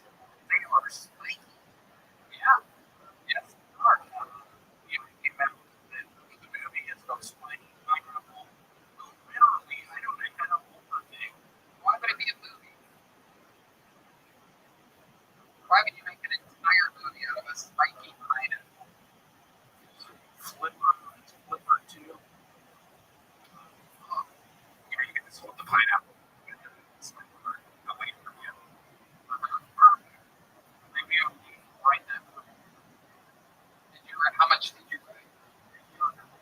200 pages. Wow, clearly you wrote something other than jokes this week. I was just wondering exactly what it was. Does your dad have cancer? He does not use cancer-free. It's been 2 years. Did he use that cancer or he just had it? Really? Pretty much a miracle. And then I moved away. Cancer was gone. Doctors knew what happened. They just beat me. thank goodness gracious. How about the Jesus metal detector joke? Can we talk about this for a second? If you don't need Jesus, if you have a metal detector, can you explain Yeah, you don't need Jesus. You've got a metal detector. what you mean by that? I mean, how many times have you been with Jesus? Watching him walk on water. You can't walk on water. You're a fisherman. Jesus is a fisherman. He's a fisherman. Jesus is a fisherman. He's a fisherman. Is he? Was he a fisherman? He's a fisherman. What passage in the Bible says he's a fisherman? I'm a second. Do you know? Ted Massengill? Mark Carpenter, but I think he's committed a fisherman because of the 5 loaves of and the 2 fish story in the parable of the Bible. 5 loaves and 2 fish. Are we talking about Red Band's midnight snack? You would post it some way. Biblical proportion. Hallelujah. Yeah, when does Red Band get it? Oh, really? Said Red Band has company. Why? Well, because they've been tied last year. Whoa. What is it? Because even when we asked you to explain that joke, it's still making sense. So when you were in I didn't explain that joke. Okay. All right, let's talk about I'm sick. I got 104. I've another one of your jokes here today. This is me working at Disney World. Major Catholic. Hey, look at the castle over there. Did you get from a second grader? I don't even think a second grader. That's not The castle over there. My point is, Disney World is known for a Cinderella castle. And I swear to God, if I'm from here, I am. And I'm saying, hey, you open that castle over there. Please, the Cinderella's castle. I've been working for Disney now for 5 fucking years. You work in a storage facility. The job Actually, I had to resign. No, you didn't. I had to resign. Did you really? You want a job? Do you have a job? You got a job for me? Nobody's really hiring right Okay.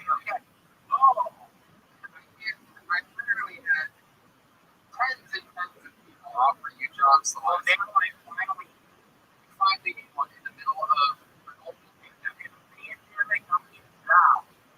but you didn't accept any of the high-paying jobs that would have changed your life and alleviated your own trouble with the economy. Several months. Yeah, I'm going to be really drinking a bunch of alcohol spray bottles. And you're telling me about these jobs, and I greatly apologize. I shouldn't listen to you. Well, I need a job right now. What kind of job are you I'm going to be back in Memphis soon. without a doubt? So what kind of job are you willing to do? Just so that the listeners out there know, a lot of the fans of the show, we have ZipRecruiter, there's a lot of people hiring. So my question is this, just so everybody knows, what's the worst job that you have? Yeah, we're going to have a good time. No. What's the worst job that you're willing to take right now? Say, Golf person, a golf person at a putt. Well, you're not getting that job. You're not getting that job. The putts are closed. Even the putting courses. I need a job. I know. So I mean, what will I do? will you? That's what I'm asking. And are you hiring me? No. You say that you're hiring me. Right? I think I got the trigger to book. Who's Ryan? Who's Ryan? Okay, William. What kind of job do you think you'd be good at? What would you do at a Petco? You know what? I'm running around with this. Okay. Let me ask you this. Okay, so let's do this. I'm a customer. I walk into a Petco. You work at Petco. Hello, can you help me? Yeah, what are you looking for? A channel cap? What are you looking for? A channel cap? What the fuck's a channel cap? I'm a customer here. I was looking for some. And then,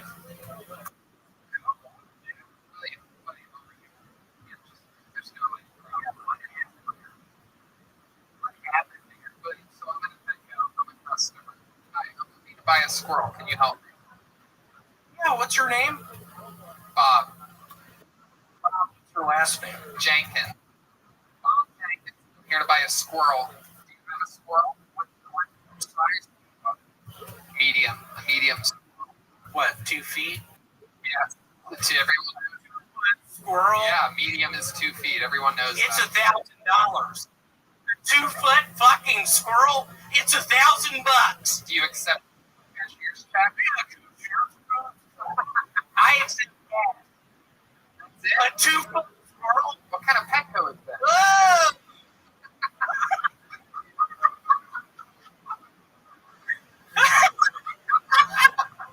Like, come right out. It's a 2-foot squirrel. What is that? Some retail sewer atmosphere, so We don't need the background.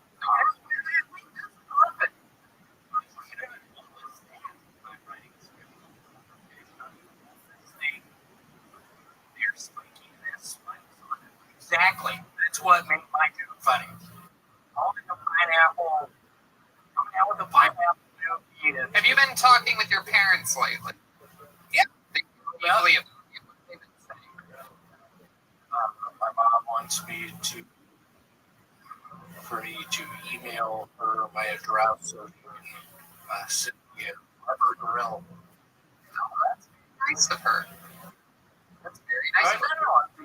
Do you know how to you don't like computers and stuff? You do? Do you? Or is it like cheeseburgers?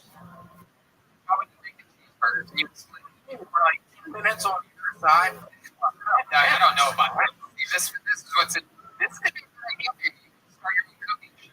Literally tens of thousands of people have been doing it for 14. I think yours could be interesting. I cook cheeseburgers like 10 minutes on either side. How would you prep the cheeseburgers? Would you just buy them already patted up? A lot of onions, flour.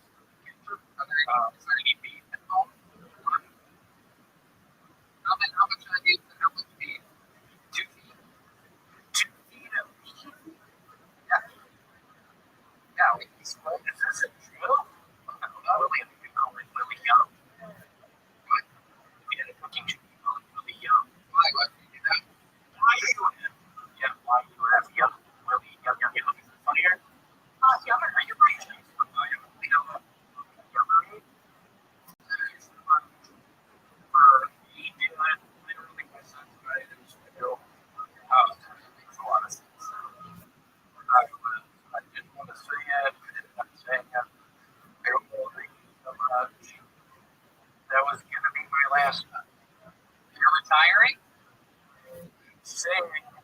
I was for my son. What do you think that is? We would like to hang you from the rafters tonight. We're retiring your crops. Anything else you want to say before we let you go?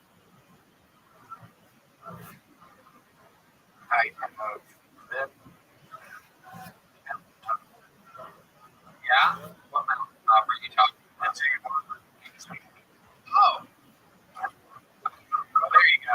Oh, Redman got his first and only part signed out of the way tonight, so at least something good came out of it. Produce what you want, Montgomery, everybody.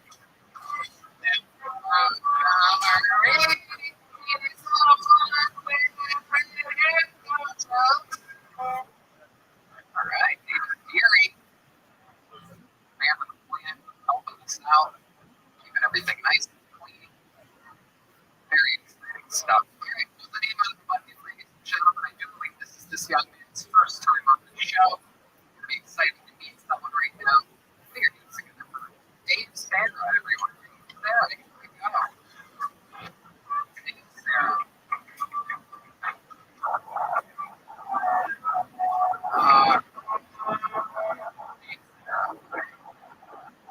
I always think of beer now. Well, yeah, my mother and I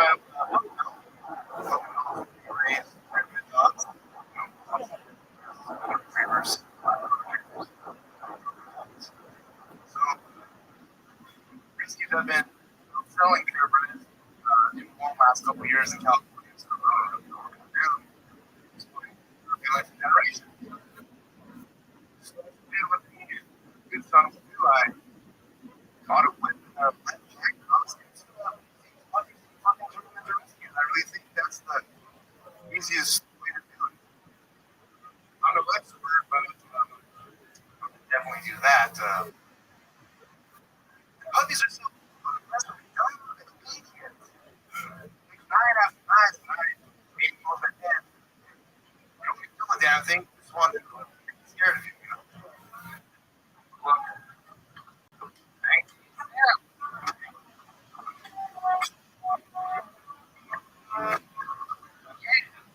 That was fun. Is it planting that tree? Not at all. It's actually the first joke I ever wrote.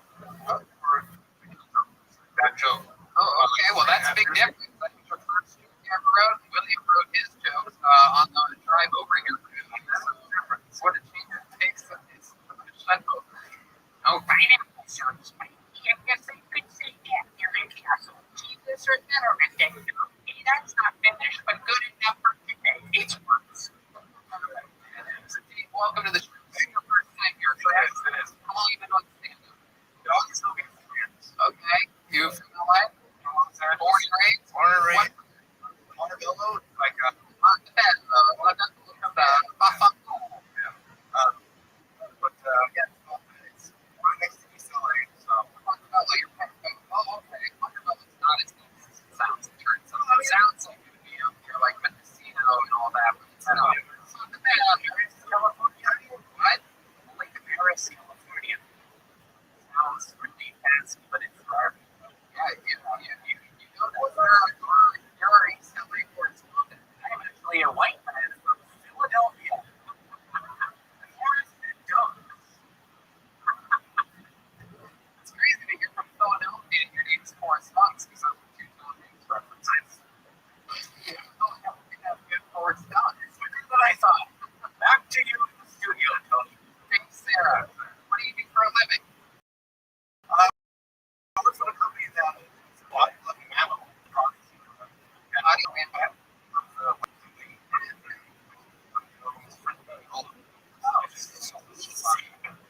Yeah, what do you do for them? I'm in processing, so like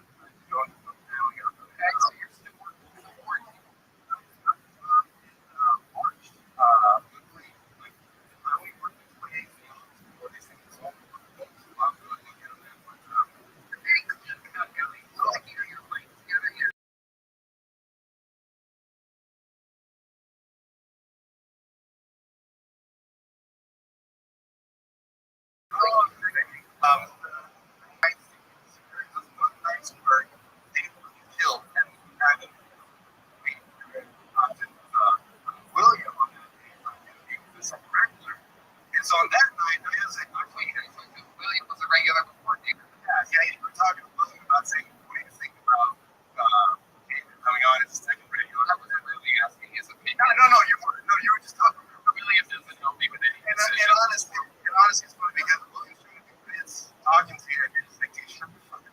That's not right. Where did this conversation happen? What were you doing in the back? Okay, so actually, you called me very last, and I was in the back smoking already. So I was taking blacklist. Wow, you really hurt. Yeah. There's jokes about me going OD in the bathroom and stuff Of like that. course, yeah, we make jokes about Right. people that don't show up. Sure. Yeah. But yeah. So you were out back, you missed your spot, and then it turns out that you're out back again, eavesdropping on confidential Kill Tony business. He looks kind of like a cop. You do have cop Yeah, energy. cop face. How long have you been impersonating Todd Glass? Oh, hey, Todd Glass. I like Todd Glass. Anyway, I went back there with William, and this was kind of before back there. This was about a year ago, so they were a little less strict as they are now. How do you know when they're strict and when they're not strict? I mean, I've been coming here for 4 years. Like, You've been going to the back for 4 years? That's the back. People just let you back there because they think you like work. He's feeling second. Yeah, so basically that was actually, well, I'm not going to say. Anyway, but yeah, so I just would basically just walk back there. Just, you don't pay, like, I wouldn't pay attention to anybody. No, they stop a lot of people. But they do You're stop a lot of people. suspiciously clean cut looking. Right. That's what started this conversation. Yes. Yeah, suspiciously, I suppose, yeah. So what else is degenerate like about you? I mean, I don't know. I just, I don't want to, You smoke a lot of pot. Smoke What a lot of else? pot, smoke a lot of cigarettes, do some blow. Oh, look at this. How did only in 2020 are there fat cocaine addicts? I know. And I wore a sweater and it's kind of hide No, my we can belly a still little bit. tell. I know. You just snorting powdered sugar? Yeah, seriously. It's But, yeah. incredible. Do you mean Coca-Cola? What's your living situation? I live with my brother in Montebello. My brother he has schizophrenia, paranoid schizophrenia. He's like 12 years older than me, so he gets medical. He gets some medical money, and I get some for taking care of him as a caretaker. Oh wow. So that helps us. My parents live like about a mile away, and we live in the same house that we grew up in. So my parents just live about a mile. They're in their late 70s, my parents. So like they only drop in every once in a while. They can really handle it. You ever do lines of blow with your parents? No, of course not. Okay. You ever do lines of blow with your schizophrenic brother? I have before. Oh my goodness! What kind of caretaker are you? Bad idea. But this was long before he was receiving any government money, or even before we knew he was fucked up. Right. But like, You couldn't tell that he was fucked up at all? No, we could tell. We just didn't know like the condition. I mean, it took like 10 years to get his medicine correct. You know what I mean? Like he went through some fucking. So like what? Tell us about I mean, he went through the stage where his body was contorting and he couldn't control it, and it was fucking terrible to like be around. And he wouldn't want to go to the hospital. He'd freak out. Jesus, I mean, I'm friends with Michael Lair. That happens to him all the time. Right, That's I not terrible to be around. No, I mean, but like, yeah, I'll show you some. The body contorting? I mean, it looked like he was having an exorcism almost. Well, that's pretty entertaining. Yeah, smoke some weed, do a couple lines of blow. The next thing you know, your brother's spider walking backwards to at you down the hallway. It's like, what the fuck? You should have just bought him one of those Jabberwocky masks. Yeah. Yes, a Jabberwocky mask. Nobody knows. No one knows what Joel's talking about. The internet will... I know exactly what you're talking about, Forrest. Keep up the great work back there. Thank you. Back in with you. Forrest Dunks, ladies and gentlemen. Back to me in studio. So, Dave, what else about you? What's your love life like? You seem you fool a lot of women with this clean-cut image on the outside and then just sloppiness on the inside. Yeah, no, I was like in 2 long relationships in my 20s. One was like 5 years old. 2 feet long? Maybe a full foot. So,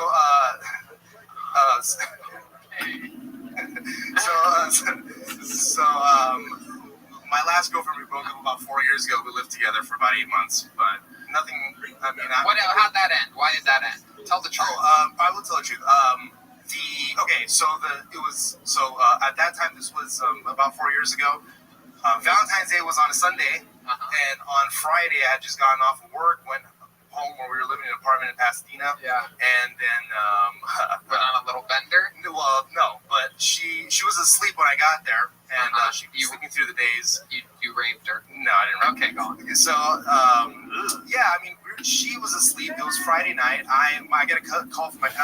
you want to come downtown, have a Hey, drink? what's up, Mr. I Aquarius? was like, yeah, no, I don't feel like waking her up and explaining all this bullshit.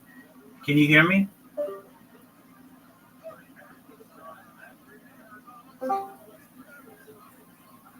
Yo, can you hear me? Mr. Aquarius? Can you hear me?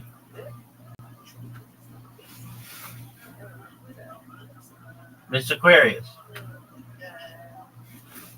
Maybe it's on my end.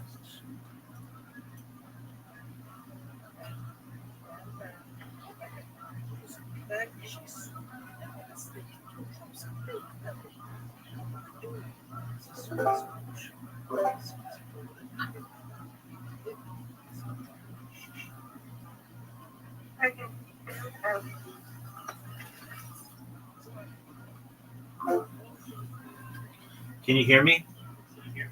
I hear you now. Okay, excellent. How are you? What are you doing? I'm good. What you doing? Are you busy? I'm just preparing for this podcast. Okay, well, we'll play tomorrow then. No, we can play now. I didn't know that's what you wanted to do. Certainly. I gotta go to the bathroom. You gotta go give me 1 minute to accept the vision and fight me, and then I'll accept when it's done. Yes, ma'am. After that, I'm going to eat. That is, I'm going to polite together. Look at that. Who's that?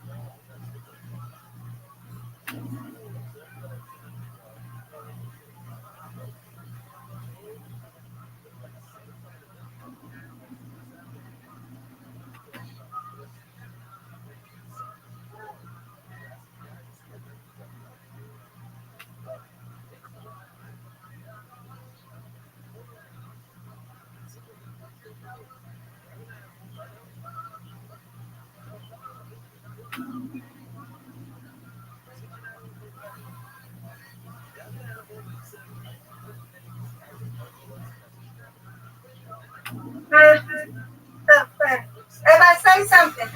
Yes? Okay. I've got the phone. I got the phone on my phone. Okay, there you go. I got it. I thought I forgot this was on the iPad. My goodness, that wasn't going to help none anyway. Okay. Yeah, let's play this and then I'm going to go eat. Oh, my phone ain't coming. Okay. All right. Right. Okay.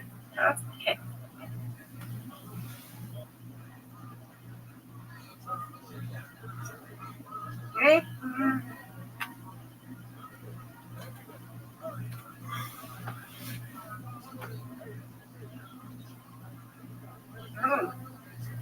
All right. Come on, Rabbi. You got it.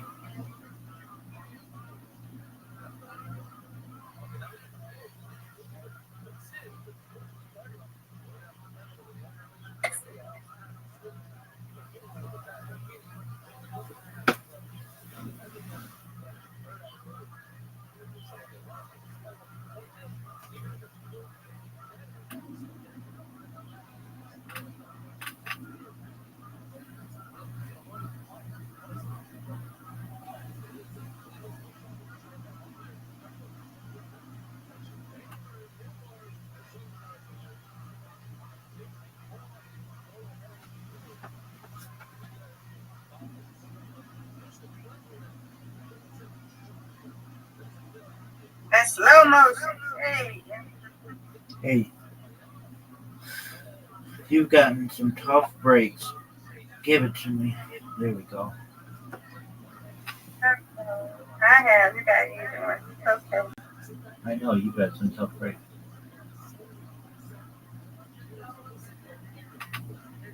Ah.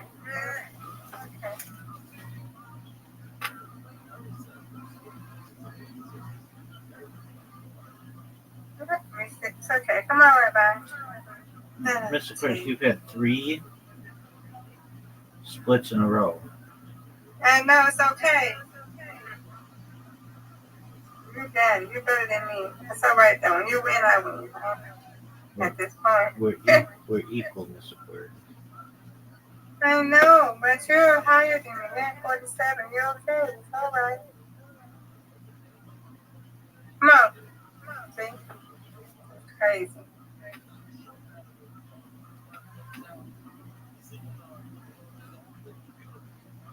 All right, that one done.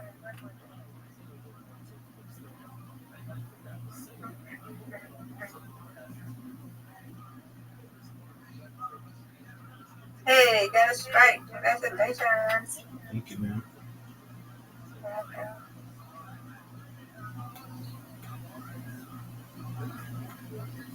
The United States lost in soccer yesterday. Oh, it's okay. Hey, they've been winning. Who they play? They played Turkey. Oh. Okay. That's okay. They still going on or no? Yeah, they're still going.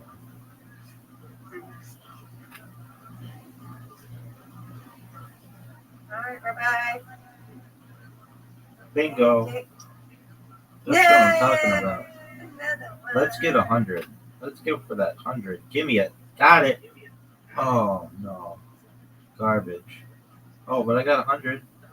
Indeed. Good job. 106. It's a big score.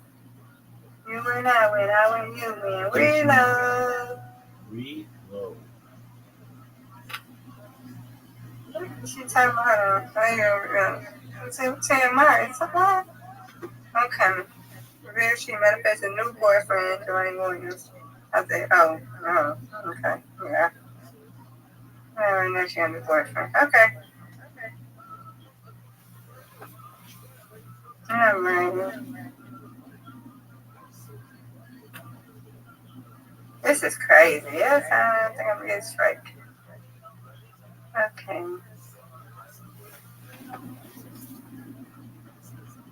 Ooh, that was good. It was an excellent spare. That was really difficult. Thank you. I know, right? Yes, ma'am. Come on. Yay! I'm the strike. Good job. Thank you, ma'am.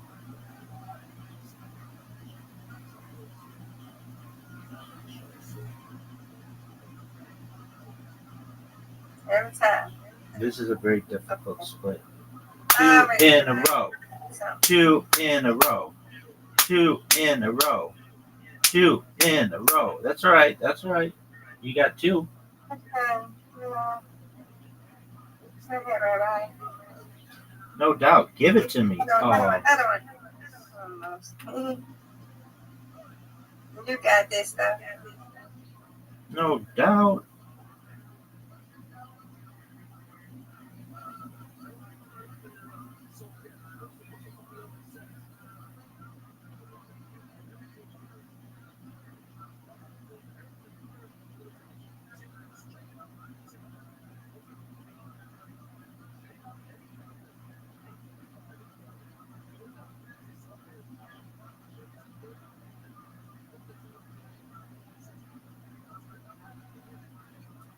Got it. And another one. Good job. No doubt. All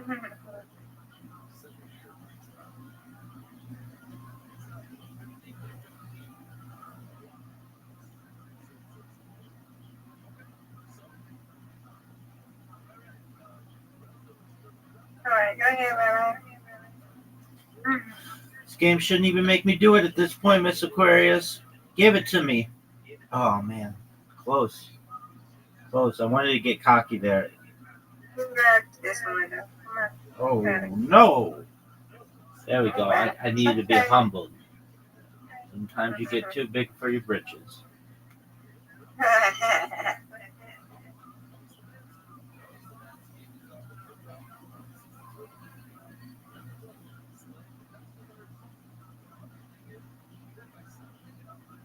get it.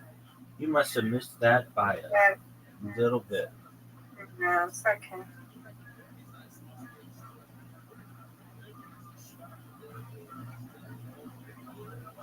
These three, no doubt. Get out of here. We got it.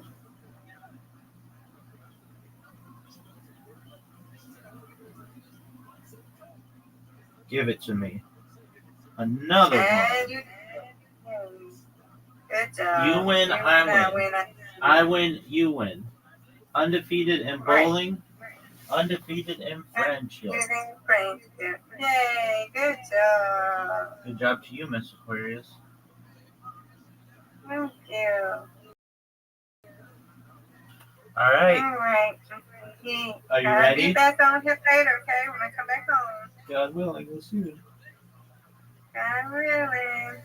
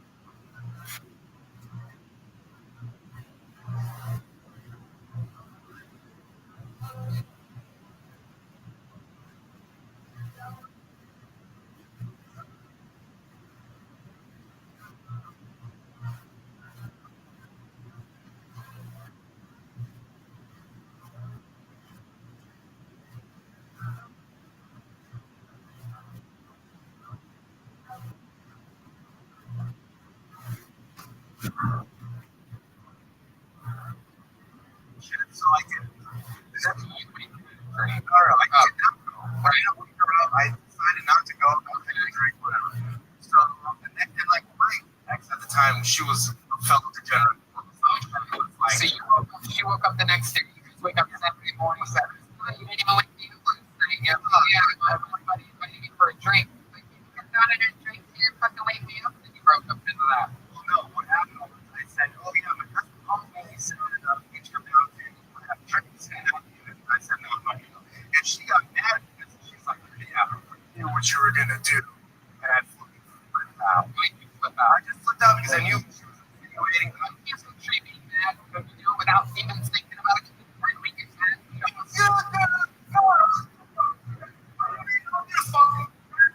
Wow, it's like gay Tony Soprano. I don't know what gay Tony Soprano would be like.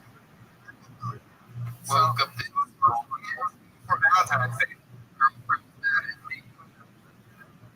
Eventually, we drugs. Schizophrenic brother. What about you? Is masturbation your schizophrenic brother? You ever heard of that? That's a scary because I didn't have. I've caught masturbating a couple times, but You ever? What do you do when you come up? I just like just like Take it for granted. We call that an assist. yeah. Oh, that's on here. They're funny in the moment. You go good timing on that. Of course, don't stick it back.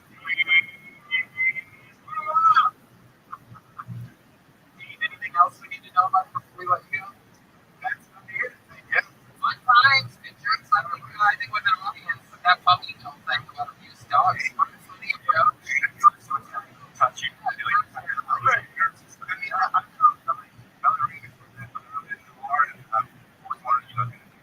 very good. Sarah, Texas.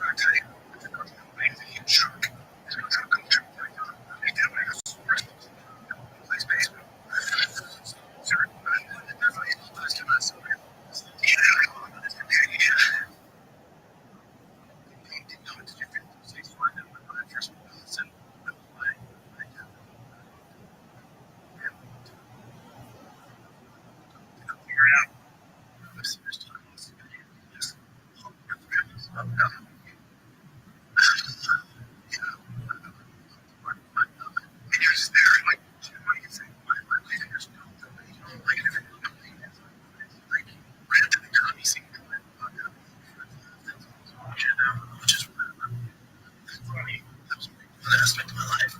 This person, my partner, carrying job. So I can the doors there. I got doctors, things, which is a big deal for me.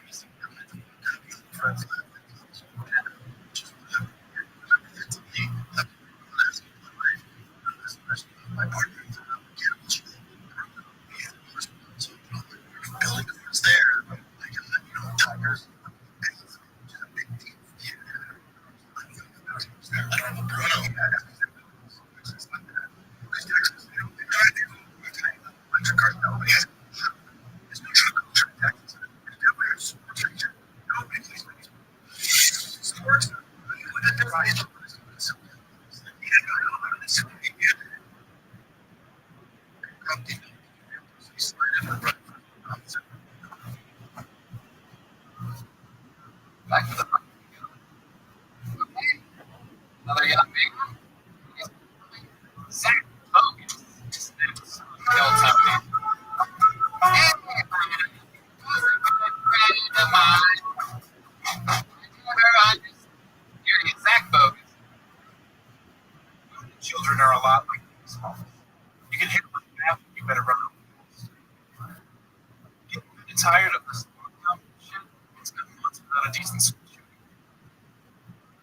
When I was a little kid, I thought I was gay, so I told my dad, I'm a good Christian man that he is. He sent me to church for conversion therapy. And afterwards, I figured out I was straight. The police officers were stand by for it. I lost my inmates. I miss them so much. Without them, I feel empty inside. I consider myself a pretty open, sexually guy. I mean, I fuck just about anybody, except for war guys. I hear they all have PTSD.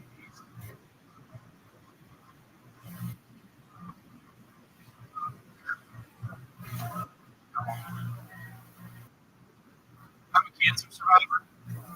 I dated my friends and nearly killed myself. I don't care what they say about cancers.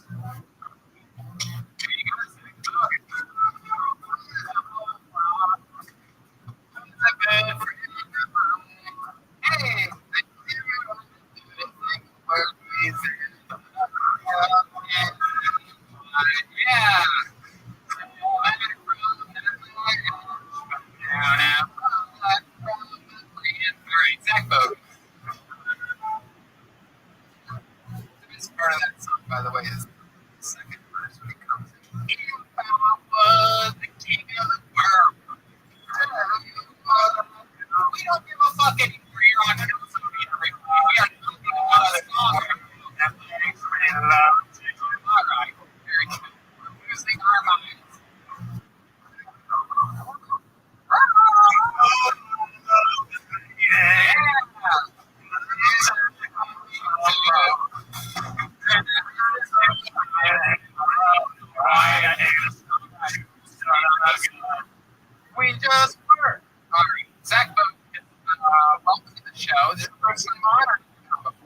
This is my first time on, but I've signed up like over 20 times. There you go.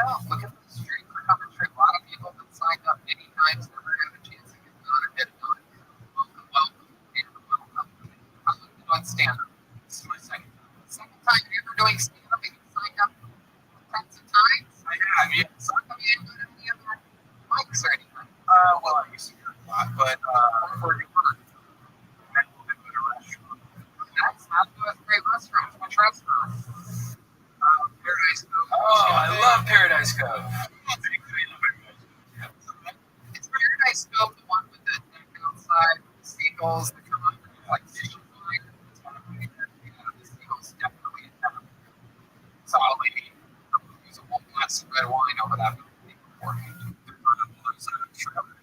Trailer park where I think something weird like that. But Woody Harrelson, another rough guy from Minnesota.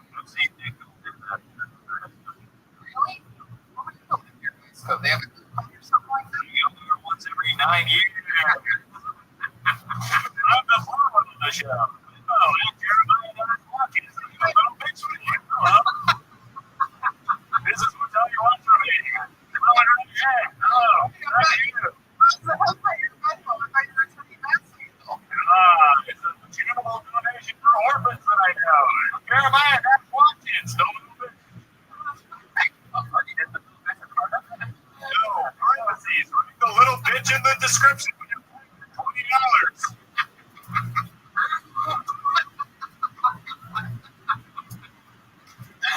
Look up his story. I need you on YouTube. It has 3,000 views in 2 years. You know what I mean?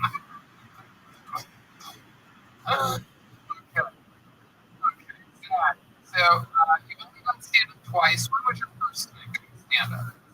Beginning of March. At my society. Okay. You always watch? Okay. Great time to start. Absolutely. How long have you lived in LA? Where are you from? New York, originally, I've been for like 7 years. Upstate New York? No, Oh, very nice. What made you move to Los Angeles? mainly, and just in weed. Life is a lot better out here. How old are you? Used to be 25. 25. That's good. How long have you been here? 7 years. That's great. You got when you were 18? Just about, yeah. That's awesome, man.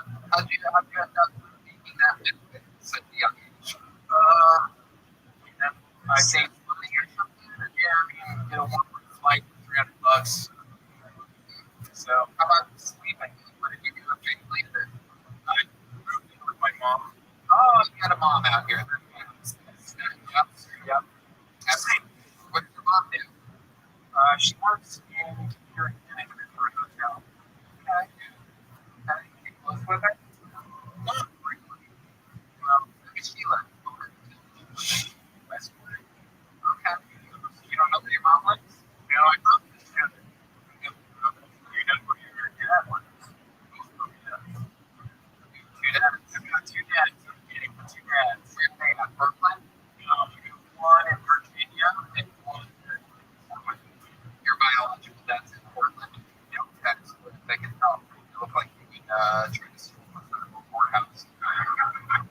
Maybe only Portland. That makes me off of it. Have you ever protested or rioted anywhere in your entire life or the Occupy movement? Yeah, I'm able to do that. My protests are internal. Like what? What are some of your protests? I used to be evil kid. Yeah, you can tell. I don't wear it on my sleeve. I get a little bit of rockabilly, like rockabilly. Sure, it's like rockabilly vibes from you. Do you play any instruments? No. Do you have any special skills or talents? Yeah, I'm a tattoo artist. I'm really graphic designer. Okay. What's your favorite tattoo? On myself. Yep. Is that an R2 unit there on your elbow? It's both fat. Oh, okay. See, this one's Probably this chrysanthemum.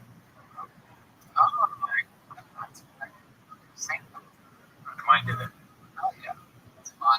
Tattoos are fun. How about your name? It's supposed to be tattoo. When I was learning how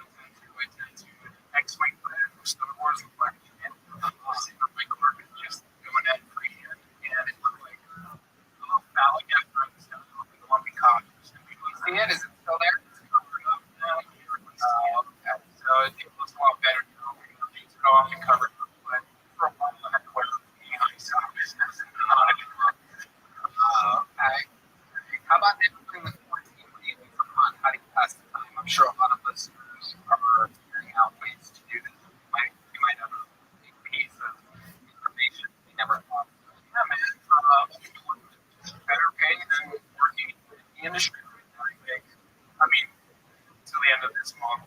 Now making that like $600, but for a while they're just making more money playing Ghost of Tsushima than Ghost of Tsushima.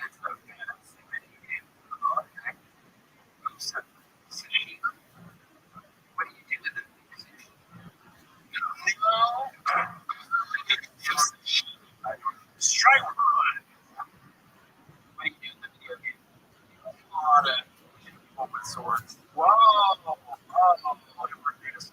Whoa. That comes out after the coronavirus? Yeah, that makes sense. No better time to kill Asian people than when they're killing us. Am I right? Email. Go. Because of that disease. And the crowd goes wild. Zach, you've been arrested 4 times. For what? Not paying while using the subway in New York. I put my feet on the train. Got me arrested. Wow. Here's the subway. The subway bandit over here. Kind of badass. One time I stole a football. Didn't do anything that criminal. How about the other times? Once on the seat on the subway. Once for not paying a toll. There was a bunch of shit when I was checking out. One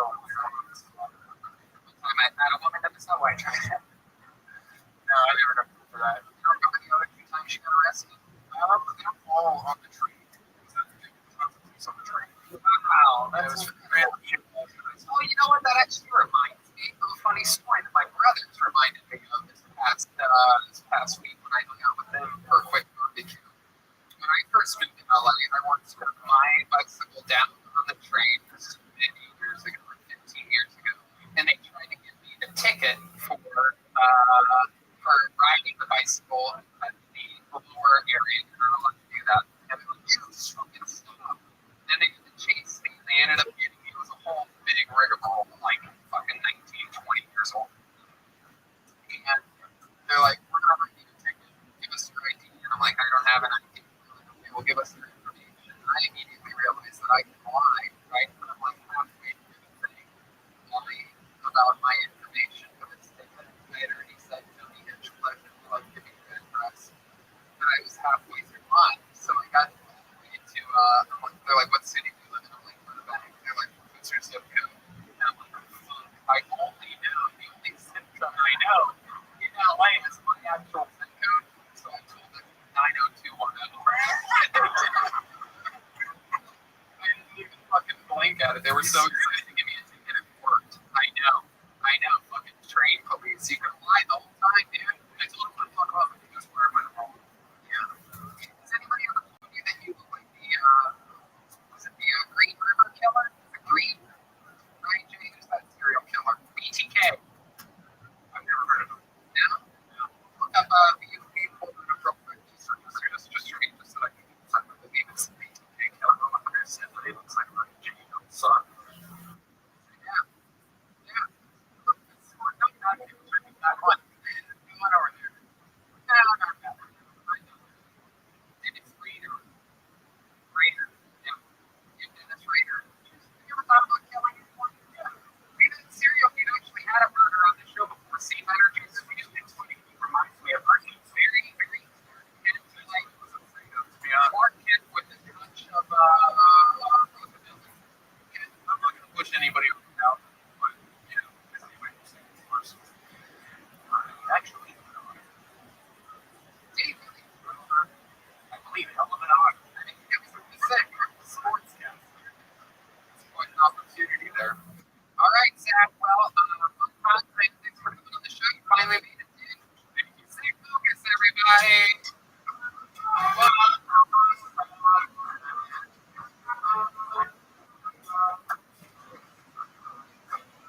Yeah.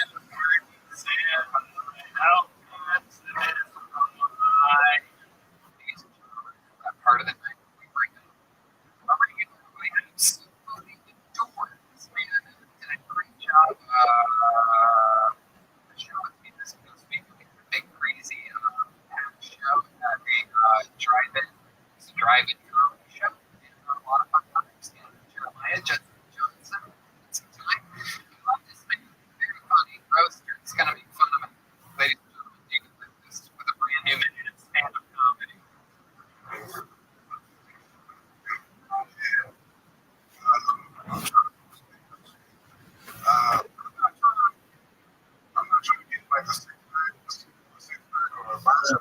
morning. I've got a podcast.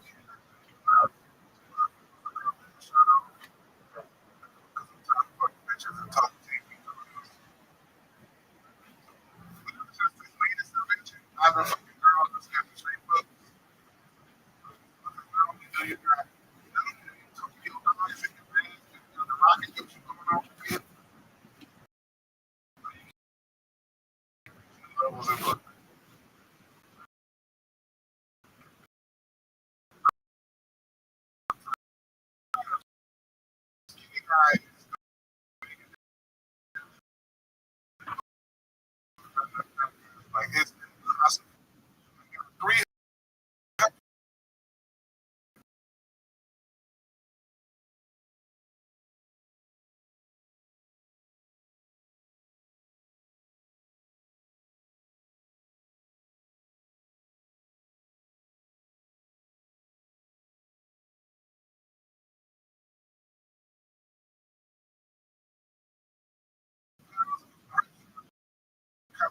My dick.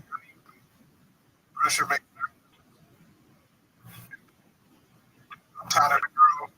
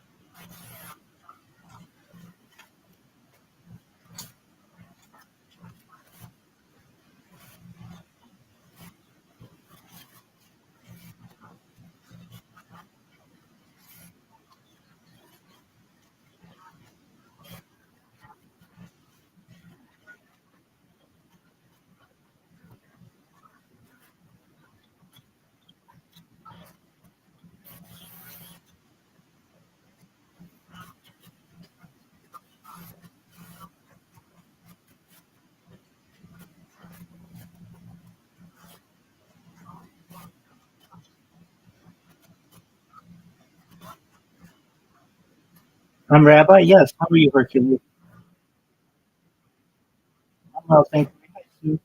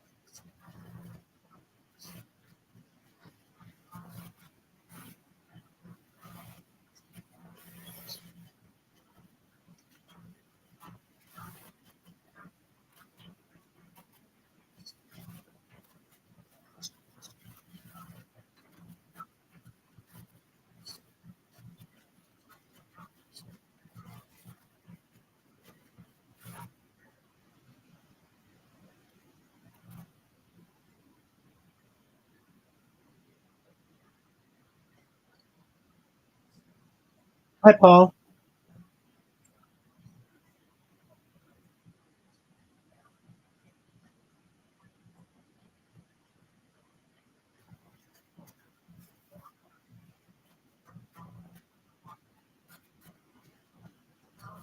Absolutely. As ready as I'm going to be.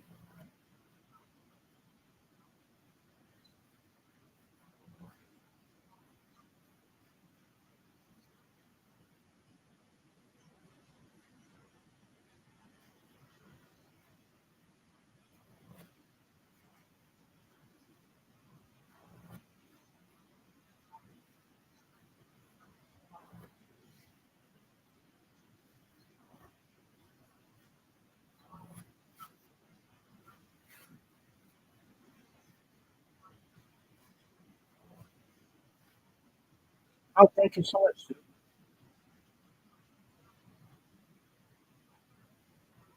Okay, thank you for telling me that. I sincerely appreciate it.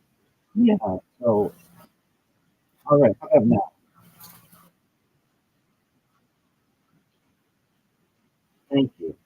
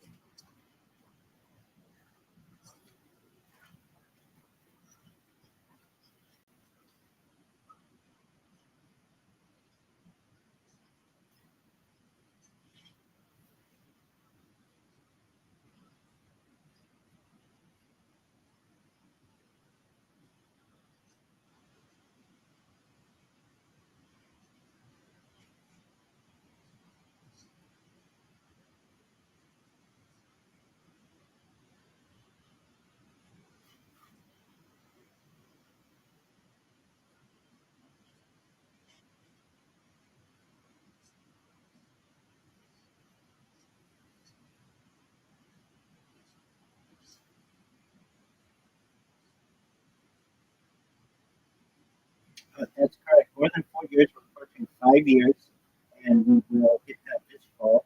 And we are in talks with that Guinness World Record achievement.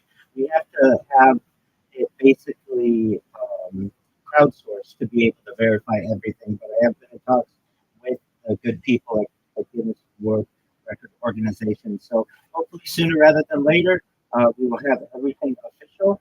I am Rabbi Rothschild. I stream my life 24 hours a day, 7 days a week, 365 days a year for world peace.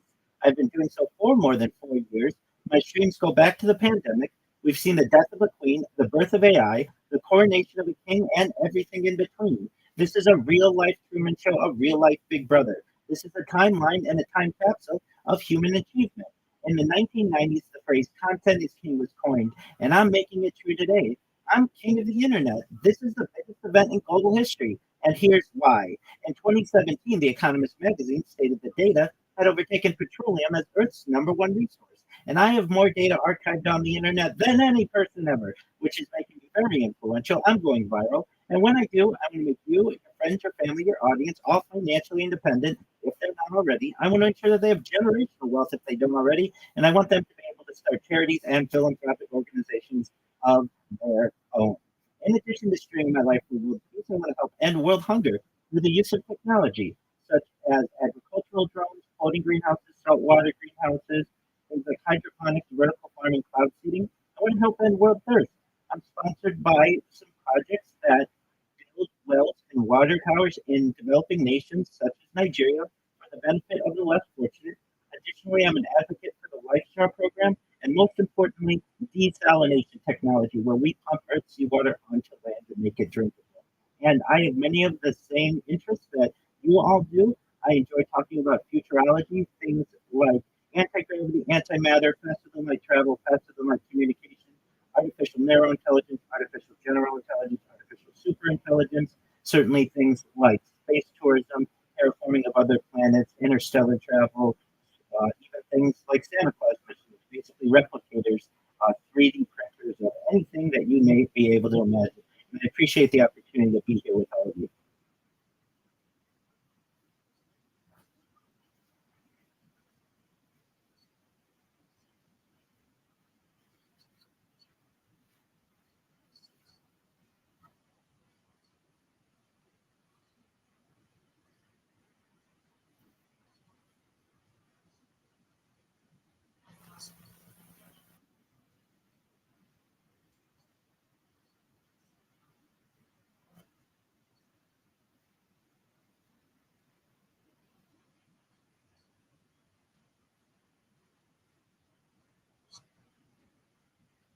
Oh, boy, all of those are certainly of interest to me. I would like to, if possible, talk about the transhumanism a little bit, if I may.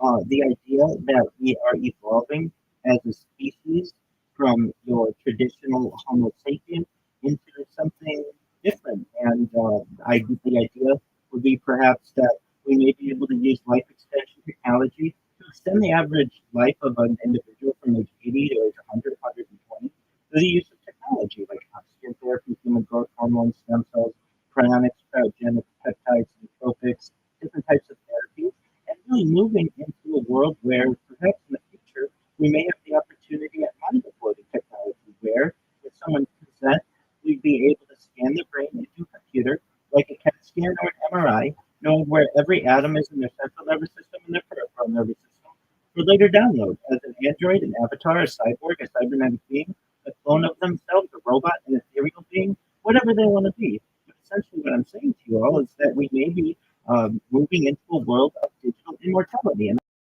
I'd love to know everyone's thoughts on that.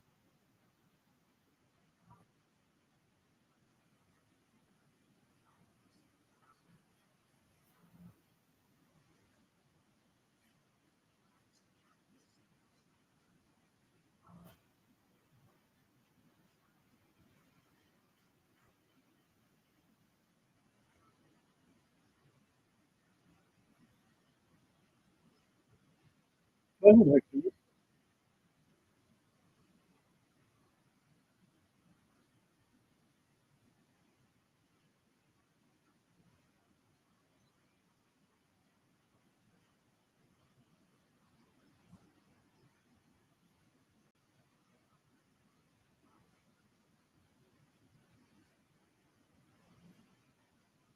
That's absolutely a valid thought. Many people hold that view, and I think it's pretty common.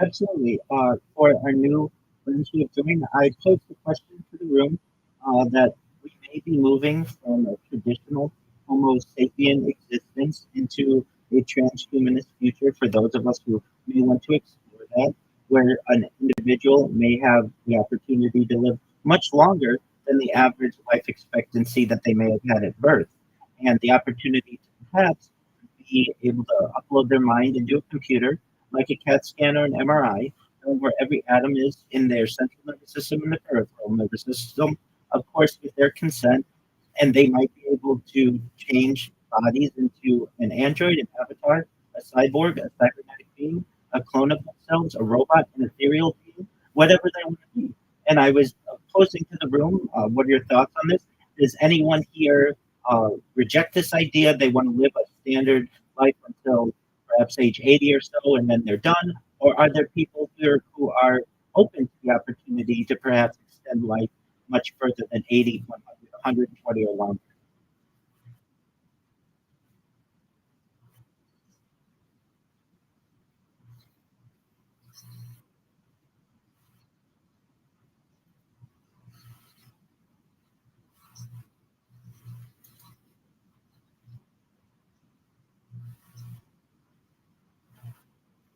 Absolutely. That's also a common view that probably most people have at this time, especially because the technology is unproven.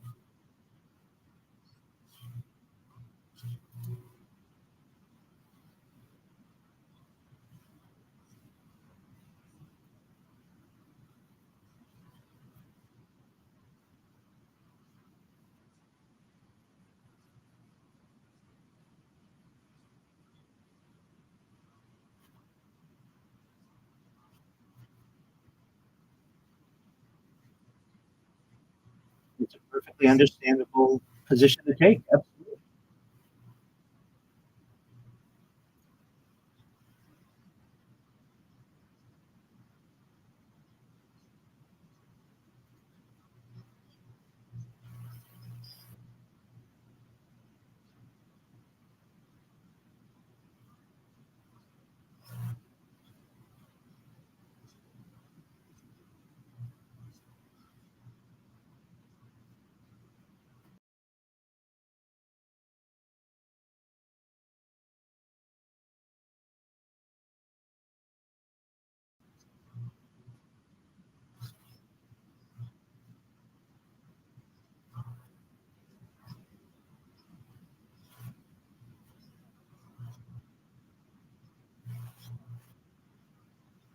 I thought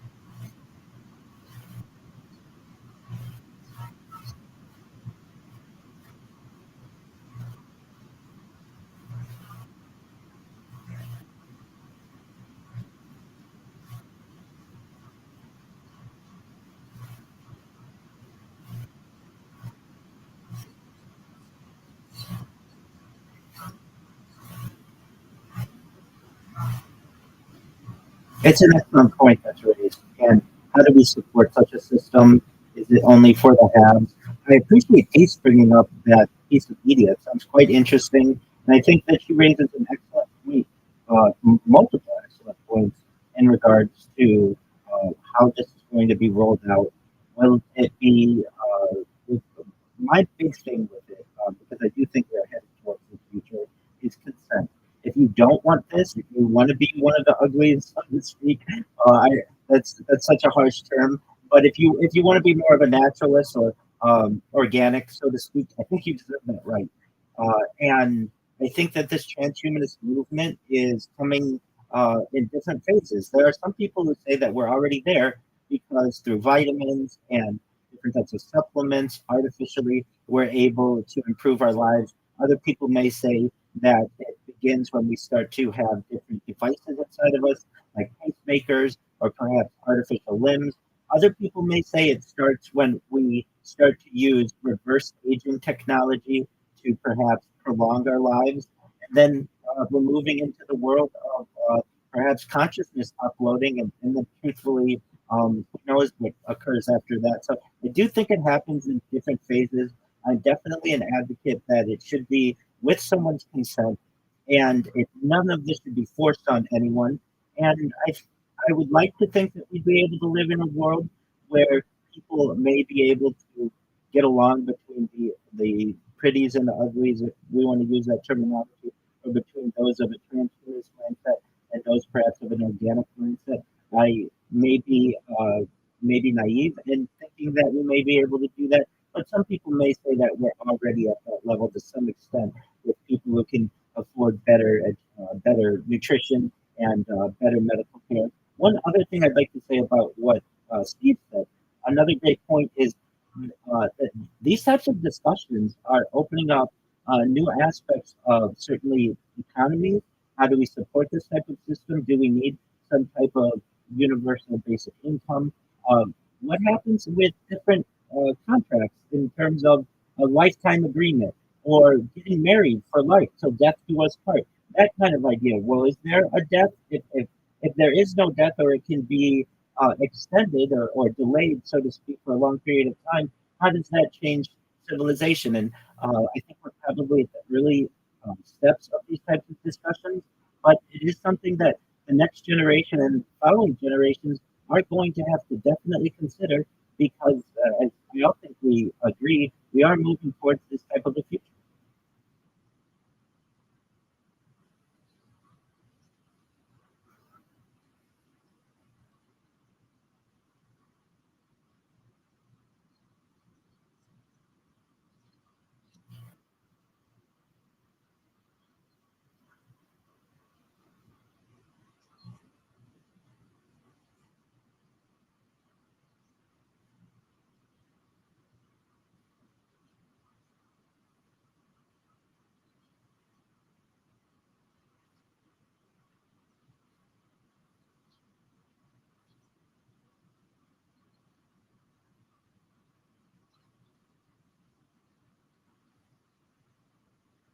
It's an excellent.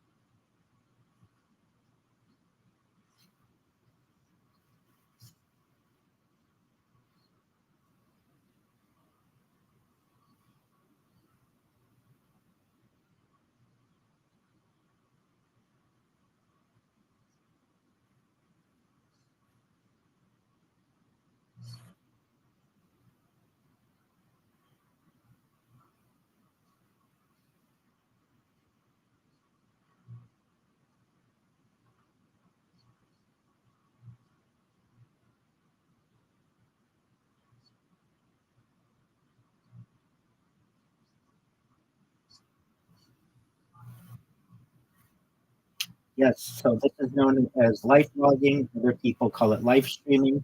I do want to say, Paul, I don't want anything inserted in me, and I think I probably have some allies with that in this room. I would maybe be open to a cap that has been developed, like a swim cap, perhaps, but I don't want to be the first person to try it. I want to make sure that it works on many other people before I want to be an example. And additionally, I certainly want to be able to remove it at any given time. What worries me with brain computer interfaces, the Neuralink system, is that these cannot be removed. What happens if they become damaged? What if there's water issues? What if the battery has issues? Sue mentioned this and Peace mentioned this. The fear that I have, that I know we all have, of having my memories, my ideas, my personality stored off site where it can be manipulated. These are all fears that I have alongside all of you. So, to Paul's point, yes, it would make my life a lot easier to be able to have a smart contact in so that people could view my life from a first person view. And I'm okay with that. Smart glasses, I'd be fine with that so long as I can remove them. And I have the freedom to do that.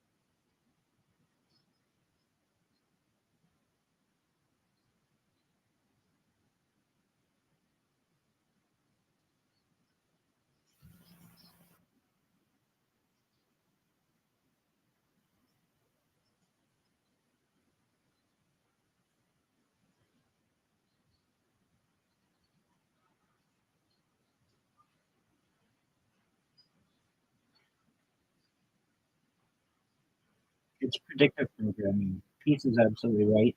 And I must say that, especially after the Edward Snowden whistleblowing around 2013, for those who may not be aware or in the audience, essentially Edward Snowden was a contractor for um, uh, a government contractor and understood that the United States was not directly spying on its own citizens, but was using a program called PRISM and the Five Eyes that was basically United Kingdom, Canada, Australia, and New Zealand to spy on each one of their citizenries and then share that information together. And as this became apparent, I knew about it beforehand. Those in the know knew about it beforehand, but this was the first time this was really made public. And then the arguments were being made that your camera is always on, your microphone is always on. The idea of Alexa and Hey Google and all of that kind of stuff is spying on you in many ways motivated me to say, if they're going to always be spying on me in one way or another, then I'm going to embrace it and I'm going to put my whole life on camera. And at least it gives me a platform to be able to discuss some of the things, of these interesting topics that we're having, and to archive it for the future. Because even if I was not someone was not live streaming my life, we know somewhere this information is being stored in a large data center. It may not be available to the public, but it's available to someone, and that's quite a major fear of, I would say, society in general.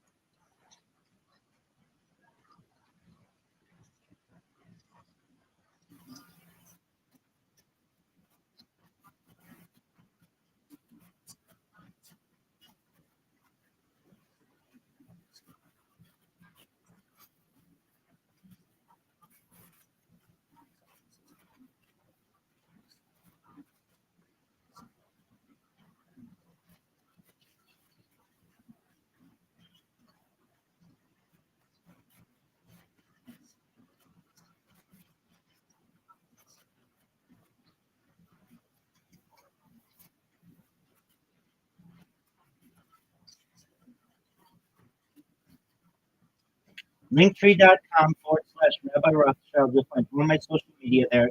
My Discord is discord.me/Rabbi. I'm available 24/7 to have these types of discussions, but also to help people through any issues that they may have. If you ever feel that you're alone, I'm here for you. I want to help you. I want to add positivity to your life. And you can view my life for multiple streams 24 hours a day on YouTube by typing Rabbi Rothschild into YouTube and filtering by live. Thank you.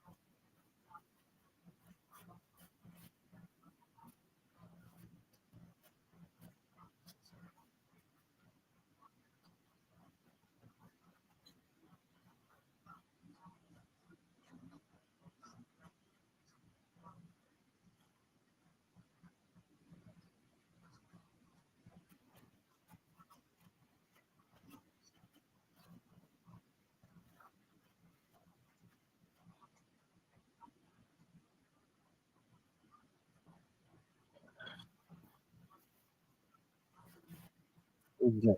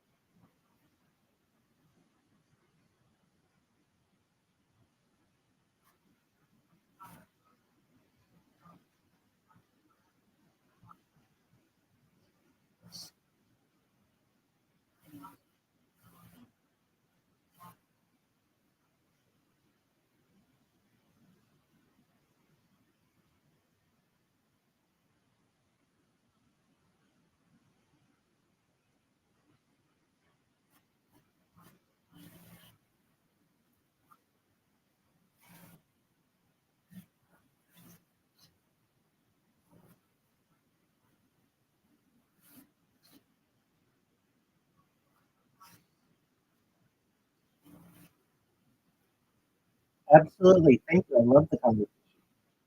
Yeah.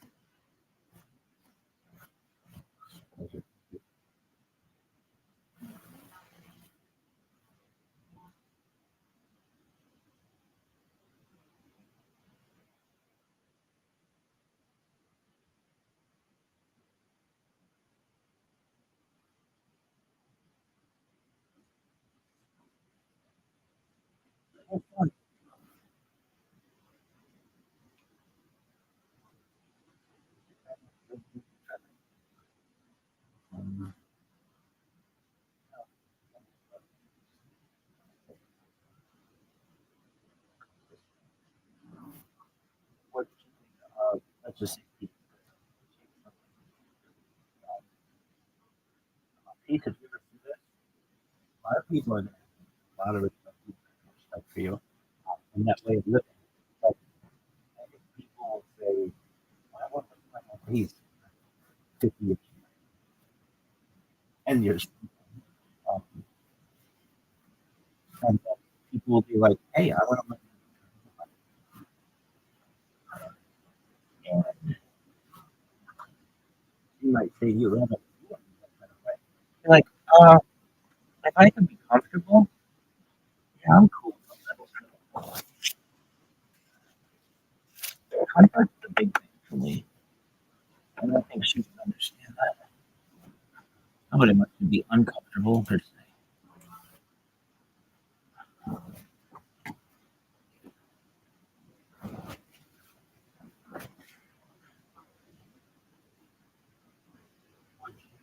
Is there anything? Oh,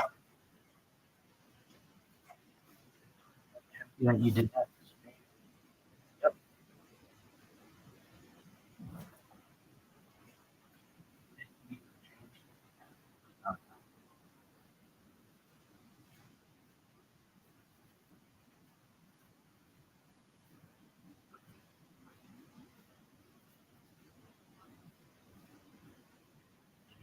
Did you like about them too? Did you like about those people? They all seem like I thought, like, the person probably would be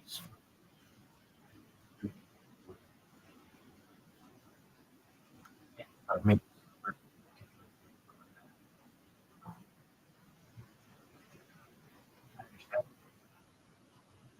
I really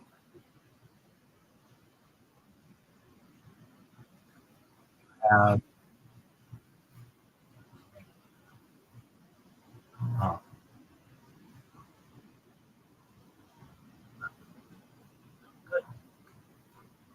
really not.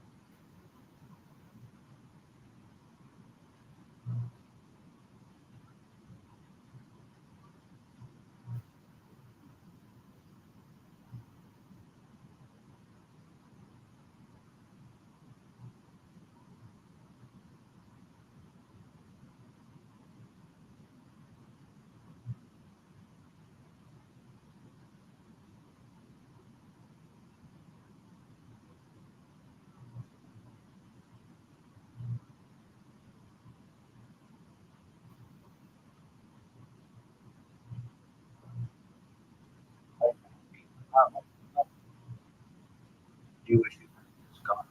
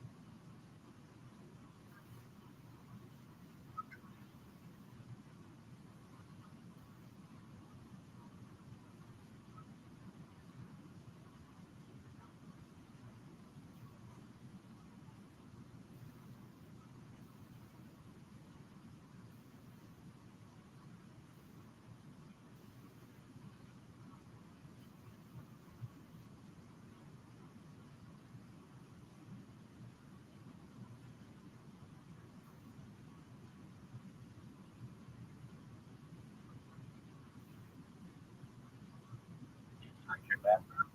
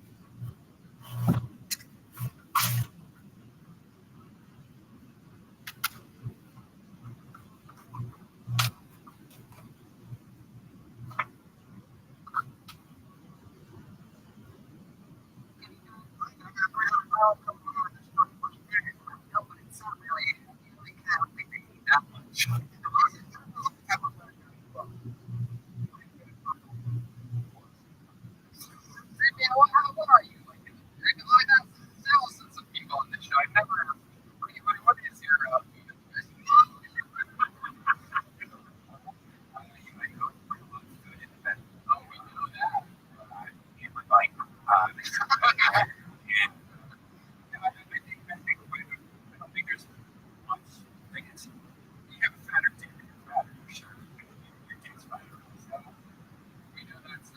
It's true. When I lost weight, over a year or two. Yeah, but I didn't come back. Of course I did. And when I lost all that weight, I did that. From stretch marks.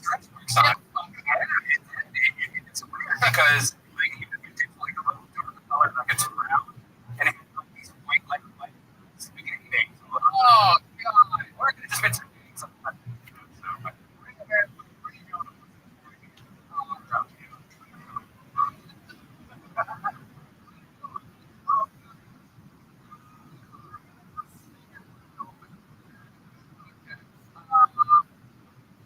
Skinny guys and perhaps also they have like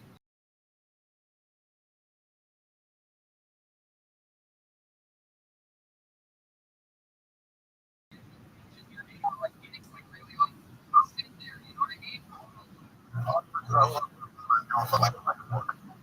So you fuck like a skinny guy. Medium guy. Right. Like you got stamina. You have stamina, you have good cardio in the bedroom, are you a pro? How about you, Brandon? You have the cardio on the rides of I tell you, bicycle, or you know, I go for like It's whiskey dick. If I'm drunk, I'm just going Wow.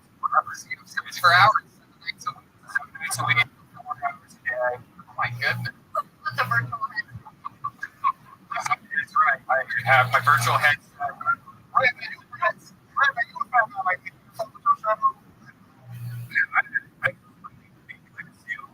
And so I like to do like the flapping. You got to swim with your t-shirts on.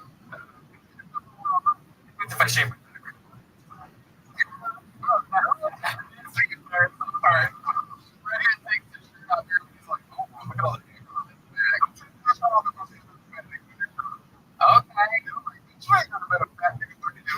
Okay. That makes sense. You just have to make sure someone else has a shape. I don't get that shirt on. It makes it look worse. It's like you're not out. This shirt is so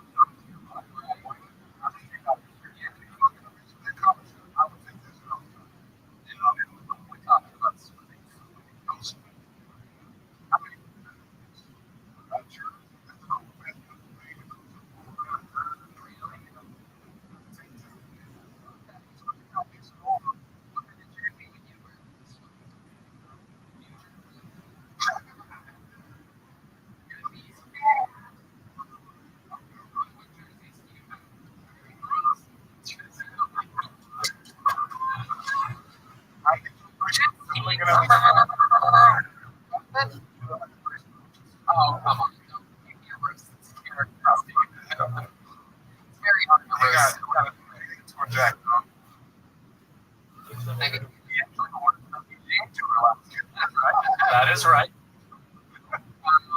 What jerseys do you have? I got Irvin Johnson. Old jersey. I'll never wear that one. You retired before we jersey. Oh my goodness. What did you do with it? Get it through the You look like Number is going by its jersey number.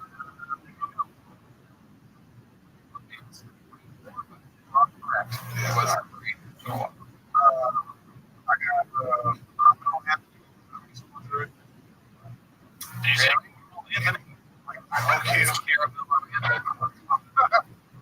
He also has Mark.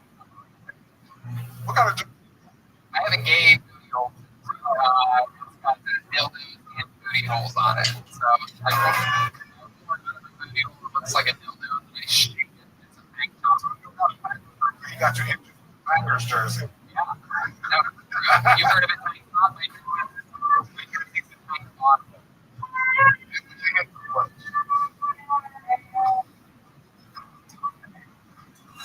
It's Jeremiah. This is the fucking apocalypse of. This weekend, though. Yes, we had a great time. We had a ticket see me home. Jeremiah and David Lucas to a restaurant called Salt. As in we needed any more salt in his diet. We went there and had a great meal. You had the salmon. You had the onion. Jeremiah had the pork shoulder with a Brussels sprout slaw. Use of the things you could have been moldy meat. Oh, yeah, you did. Moldy meat. You eat this week. That's straight up booty hole. That's my name. That's right.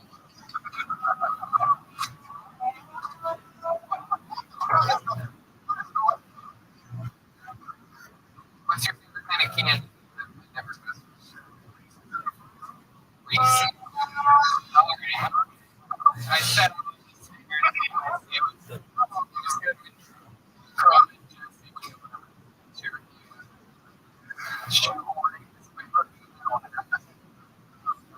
Reese's in the freezer. What else? Is there any maybe have you ever got a Reese's that's melted? The ones that just. You keep lives on the island.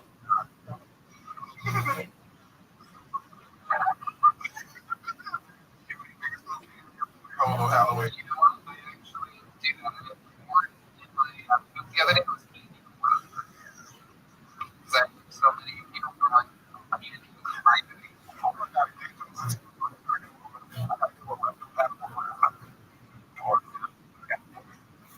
Now we got this.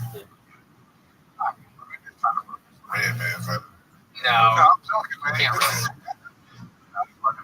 Have you ever ridden an electric bicycle?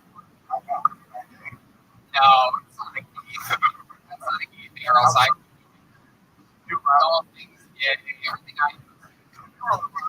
I don't see you just sit on the pole. I sit on a pole. Actually, it's a dildo. And my bicycle handles are both dildos. And the pedals are booties. Alright. We're on the stinger thing. It took exactly 8 minutes after I said I put the stingers with it to ruin it every and outside shit like Tony. I liked it. I told someone earlier it's 100 times better than not doing a show, and it is 25% as much fun as doing a show in front of a normal audience.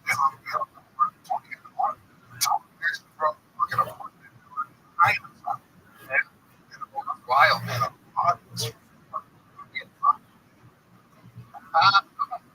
Ladies and gentlemen, Lucas, there we go. On to the next one. We got another great subject, David Lucas. Here we go.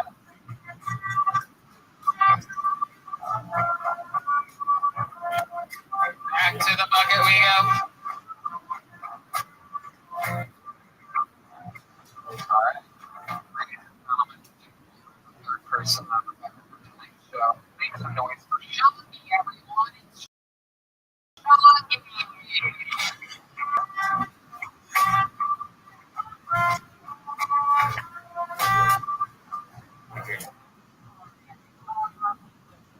Found a little bit ago at the beginning of the year.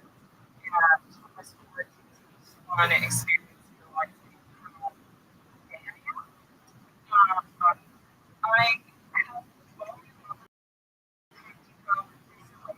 and started out with buying calculus, which was super simple. And then I upgraded to one, and then I upgraded to calculus, and then I upgraded to stealing homes, and then I upgraded to stealing shower curtains, shower walls. There's expensive shit at Home Depot, and seeing is like one close to that is like a test. I also have become obsessed with porcelain dolls, and I slowly turning my husband into a porcelain doll. For his years during morning early, I had to shave, I had to put in like facial products, I was very porcelain and very pretty. I started ordering doll clothes for him later today by working on it. So, everybody.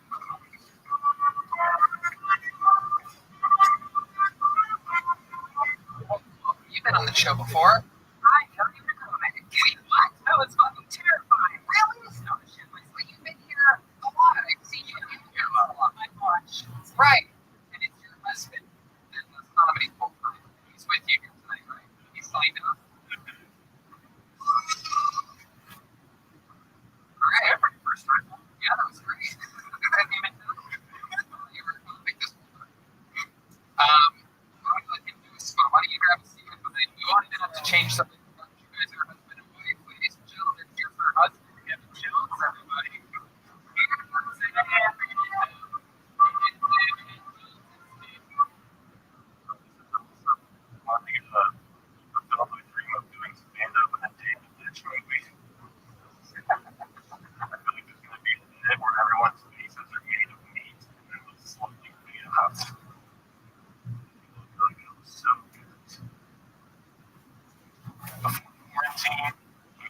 Disneyland.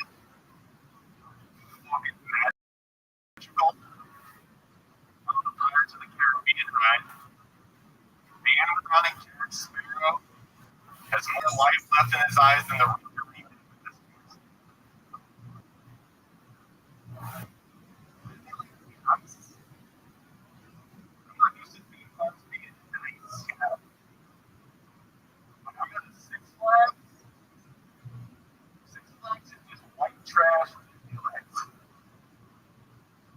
going to the theme park, but I'm not sure what the theme is supposed to be. Like, I don't know, cartoons and flags, who gives a shit? Let's do it. That's right. There you go.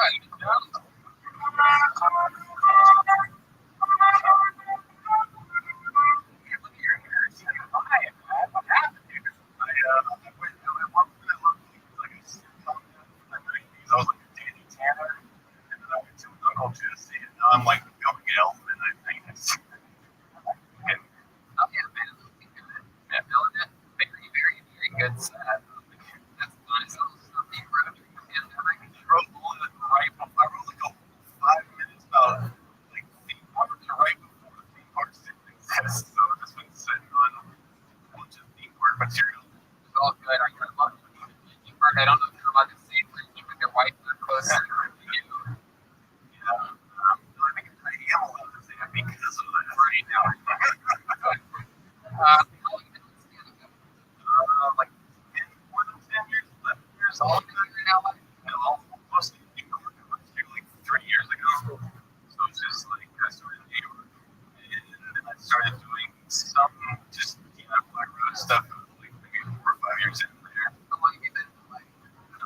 Since when did we move? 2016, I think. What made you want to do that? Just New York. There was a lot of weird thing. Well, the guy is like a weird like genre thing against me, and it sort of made it difficult to move up to New York. Yeah, right. Yes, they had very tough guy. Yeah, New York State girl tough guys who took her around and LA. They had that definitely. And I also I'm very into like psychedelics and weed and stuff. And a lot of New York has a lot of like right late off things. It was like fucking 6 coffee in the day. Yeah. So they would just be, what the fuck is this guy trying to talk about this weird shit? And then also it's like I have a lot of social anxiety, but I look like I should, so they took it as maybe a experience or something, like not being able to socialize for a while there and stuff. Yeah, I get it. I know exactly everything that you're talking about right now. The scene in New York is definitely not exactly wide open to the thought of innocent or hippie-esque, like spirit guys. Even like those things conceptually and material, it's like you're not like angry over sad in your face. Exactly, 100%. You cannot feel any happiness whatsoever. Even if you're wildly successful, even the best comedians in New York, you see angry, even if you're happy. Okay, that's fine. What part of New York did you live in? When I first moved there, I was thinking like dorms. I was going to New York Academy. Just fucking shit. Right. I was just thinking it was like Manhattan, and then it was Brooklyn, and then I lived in Jersey City, and Astoria, and back to Manhattan. So just kind of. But I know, like, where you guys live. We just moved to Rampart Village, like in the edge of Koreatown, but we're in like Hollywood proper for like right homeless, like Airbnb homeless, like 7 months away from here, because Airbnbs had like all the fucking rent way jacked up. So we had like a weird place to do a crack hotel recently, like Wilcox, right? But then Airbnb crashed like a couple weeks ago, so now there's a bunch of dope shit. We better place. Awesome. Yeah. How do you survive right now? I was working in the weed factory and was laid off right before the shutdown, so I didn't look at the boosted employment. And I just started back dog walking because this is the only gig I was doing that is happening right now. Also, I want to interact with any people. You like dogs? Yeah, dogs are fucking dope. That's also what makes it awesome. Hang out with dogs and you can Instagram videos of dogs don't have to pay for them. Yeah. Love dogs for talking about the work they do. Yeah, I like the weird ones. I like good shit.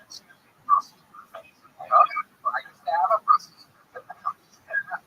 That's family. In fact, it just made its companies last week. Only Pepper. That's company.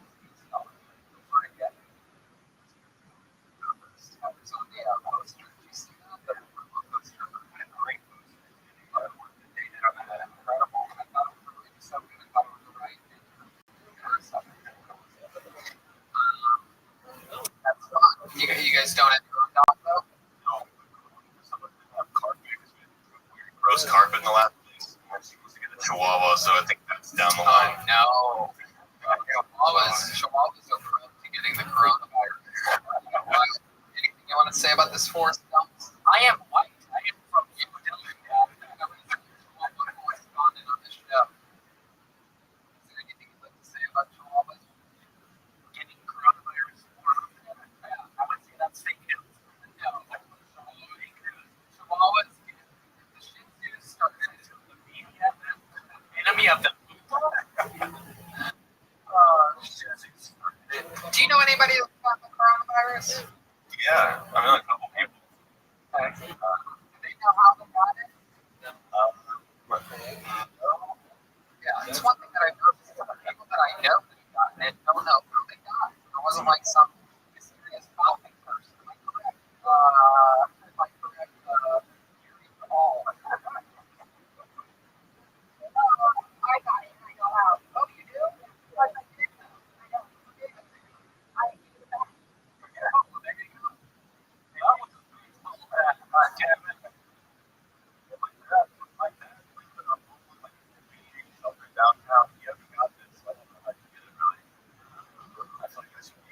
Central, and it's not. Shit. Probably not on Chihuahuas in that. Hey, Chihuahua. Chihuahua. Oh, man. So, your wife, you got an inspirational couple. Any wild times with that? You guys ever, like, drive through Arizona? People like, what the fuck? It's been the opposite. Moved here, people were openly supportive. Right. So they'd be like, we love what you're doing. Like, yell at us from the car. Like, you go, girl. You know, Oh, my God. it was super. New York is a fuck. Everyone just dates away. Everyone just does everything. Right? I looked at my David Thompson the other day. I'm in the fucking guy. Look at that. Yeah. Here it's like, do you notice racial? I think because they're trying to like cast you in something. Like notice racial things and stuff. I feel like there's not as much like crossover or social interaction. So, I guess it's maybe also the city set up in a way that's like segregated, strange. You and John think about making a baby at any point? You guys, Yeah. I feel like you guys are going to make a beautiful child. Yeah, it's gonna be ridiculous. Yeah, it's with It's oh my God. I don't know. Yeah, there's no baby. Fucking like damn that baby. It's a wonder, man. Let me ask you this: it's a wonder, man, being with a black woman. Were you ever? Was it your first black woman that you? Full time, yes, but not that one. Right. When you're with a black woman, are you ever concerned that perhaps you don't have all of the needs that they're used to? You have a special package down there. It's not that I don't think it's like excessive, but it's just like I don't know. I did the first naked show in New York, and everybody was like crazy about how big my dick was, whatever. Right. The dick would like stand out in a porn gangbang, but I think it's just like aesthetically perfect. So your kid's gonna have big tits and a big dick. Yeah, at least a very nice dick and gigantic titties. It's incredible. We have a big dick correspondent on this show. Let me just see where he is for a second here. Let's check in with our big dick correspondent. Hey, why don't you come back up to the stage, fucko? Here he comes, ladies and gentlemen. It is our big dick correspondent. He left the stage where the show is for a moment. Sorry, it was so big I needed to let it breathe. You're known for having a This is true. Years also you in a New York naked roast. Yes. Any questions for Henry Jones or any concerns about his big dick, or perhaps you guys are maybe you could start a club or something like that? Yeah. New York Big Dick Association. Maybe starting a baseball league. Only have the ball in our country. That's what I meant. Ball, one ball. Okay. Very amazing set, man. All the way through from beginning to end. Very, very good. Shirley, thank you so much. I heard your comedy debut. What a beautiful couple.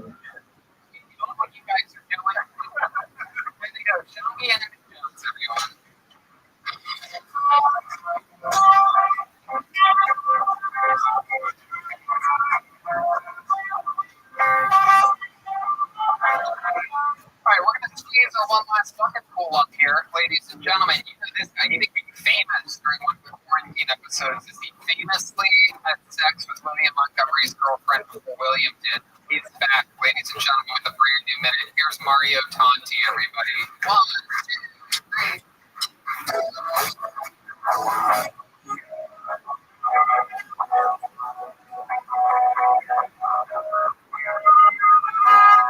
Okay, here we go.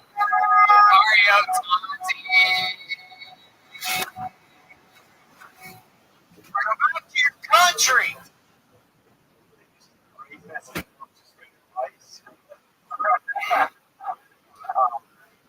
There's been a lot of deaths from coronavirus. A couple months into quarantine, we started comparing it to the number of deaths in 9/11. We're like, oh, we're up to 300 now. 9/11 is my favorite. Measurement is mid.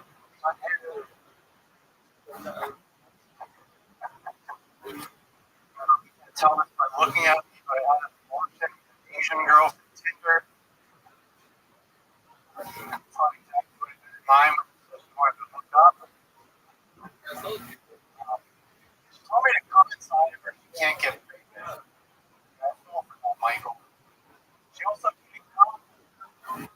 So either she got the two mixed up or I just turned her wrong. Either way, we swipe left on the baby. I've lived in LA for 7 years, and it was the first time I had great takeout.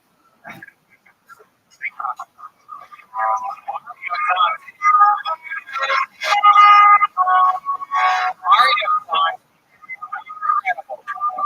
What's funnier? Came right into the show that William is a regular on. TikTok is set with the William Montgomery 4-minute late joke, but much better than all the jokes that William did tonight. Plus, all the crew would continue to set the entire 1 minute and 9 seconds of his set, using all of his time, unlike William, who dipped out in 41 seconds tonight. So you came in, you fucked his girlfriend, then you came in, had a better second movement in a show. How do you feel right now, Mario? I feel pretty good. I'm glad to be here, guys. Thank you for having me. It's incredible. So how happy are you right now that William left group? He left early and all. We're actually best friends with that. I actually don't have his girlfriend. It's been a long time. Whoa, that's great. Look at that. No, I'm just kidding. Oh, okay. Yeah, no, I had a feeling. That's not the Korean girl, though, right? No. Because that would be an even bigger revelation if we found out that she carried your baby for a moment, because there was a little baby Mario in there. Which? Hey, baby Mario. We know about that. That was an extra Mario. Mario. Right? Isn't that little baby Mario? Oh, yes. Yeah. Absolutely. So, Mario, what are you going to do? What's going on? Just hanging out with my best of the restaurant industry. Right now. So, do a sous chef job out there. Just been hanging out with a lot of people. Are you happy that you live in a country that has a homeland? Yes. Yes, you are. That is correct. The United States is a very great country. Absolutely. People just take it for granted. They're like, oh, I'm on unemployment. I'm on unemployment. I'm on unemployment. And everybody knows about the stimulus package. But that's an extra thing. That's an extra bonus money. Anybody who was employed now is on unemployment. Thank you, Mr. President. You do such a good job keeping us out of the wars. So Mario, what else is going on? You're collecting unemployment. What have you been doing to pass the time? Me, talked about that earlier. What's your goal? I'm doing a walks, drives, going to beaches, trying to What do you think you go to the beach? Just sit there. You said just on a bench or on the sea. a blanket. You took a blanket? I did. You have extra blanket. You seem like a guy who only have one blanket. I just want to do comfort. You take a comforter to the beach. I like to have multiple Jesus Christ, this guy takes his fucking duvet to the beach. What is it? It's a normal comforter? Is it white? Yeah. A white comforter? Yeah, my sister keeps telling me different ones. Like it's girls. No, white's great. But you're gonna all over. You don't see it. Wait, how does your sister even see your comforter? She lives here too. I should With your sister? She came over. She's like, you got a girl's comforter. Just get a black one. A black one? Then you get red windows. You get you put a little Roman. But like,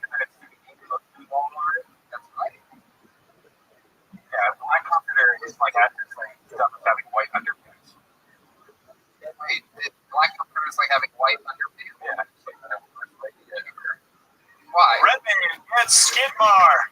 Just it. I don't think I've ever really got a skid bar. Meet me on the white stuff. Gentlemen, come on the black stuff. That man is a high-class gentleman, and he enjoys another highlight with champagne and beer. I was talking about blood. Oh yeah, you have a lot of blood coming out of it. Yeah, especially when you have a tushy, you know, you get too much water in there.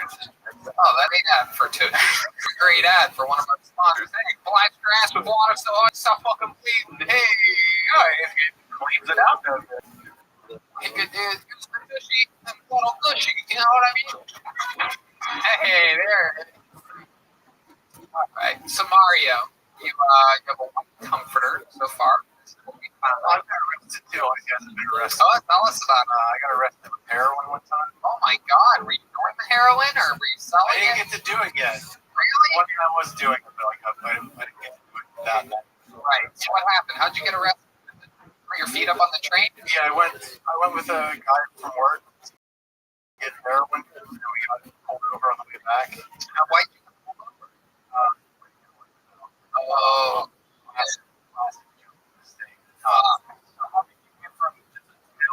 Warning to searching you.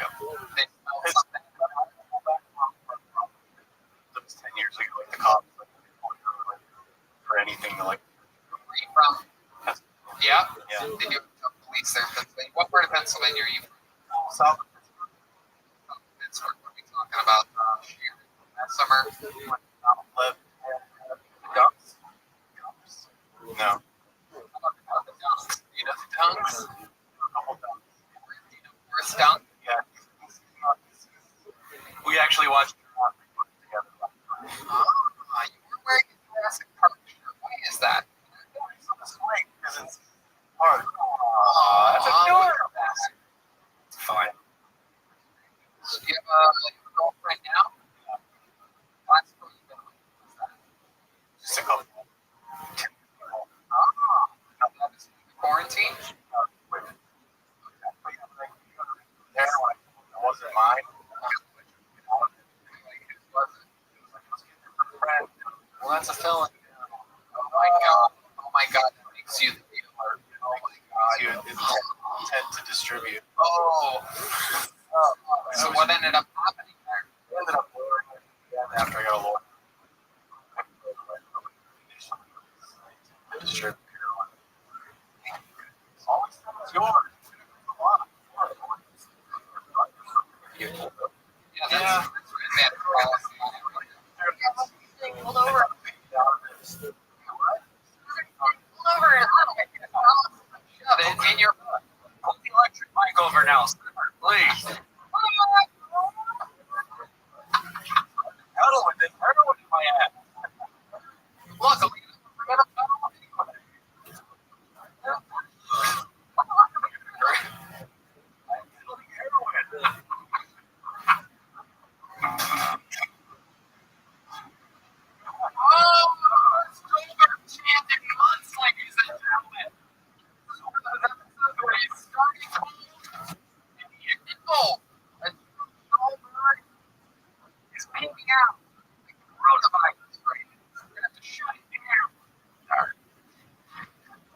Mario Tanti, anything else interesting about you that we should know about?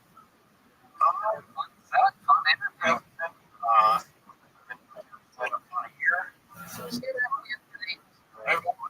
I had a dream the other night that I was on a Hinge video call with a girl. What's Hinge video? Just so that It's like a date. Okay, now I don't know. Yeah, it's like a friend that knows a friend. It's a dating app.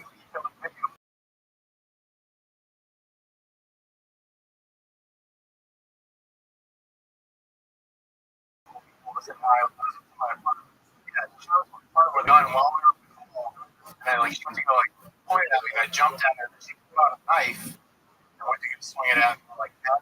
I said no, and then it sprung up, and I said no, and we're like, wow. And that call never even happened. My favorite part of the dream was that it was a girl and it was too scary and made it. She was mad. Asking her. She showed up.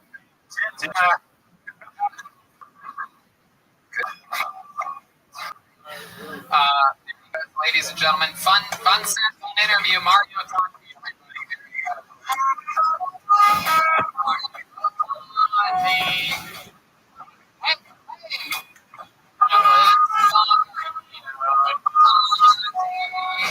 All right.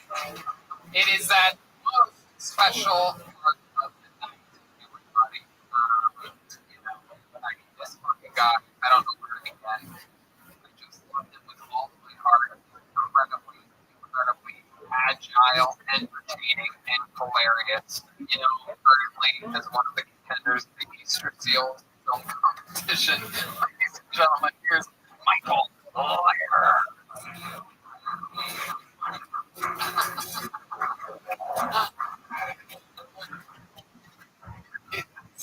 Michael Lawyer. So, Brooks Brothers Citizens Closement, of course they are. It's warehouse perfected their store. If I want to, you get 3 free. If you're not giving me 4 suits for the price of 1, get the fuck out of the suit business. Taylor Swift just came out with an album. She said it's full of dreams, fears, music, and thoughts. It's called the 4-part audio.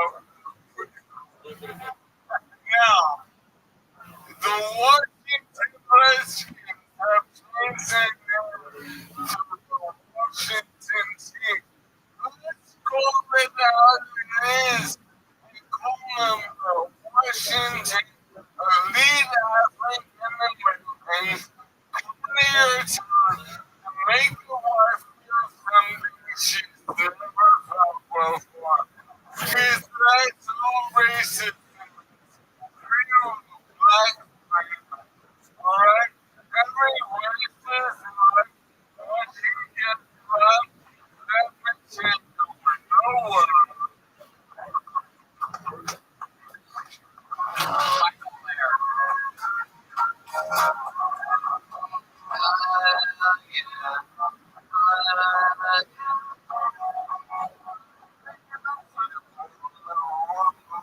I like that. That was a good set. That was like a nice show. Just like Michael Laird, which I really love. Michael's on. So, Jeremiah Watkins. Save.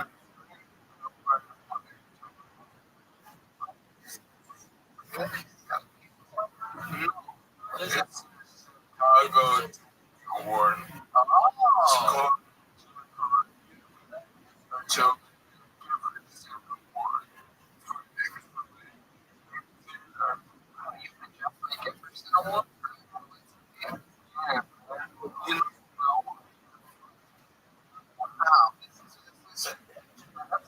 Talking about we found out that Jeremiah would not share a wig with Michael Lawyer. The wig play a woman.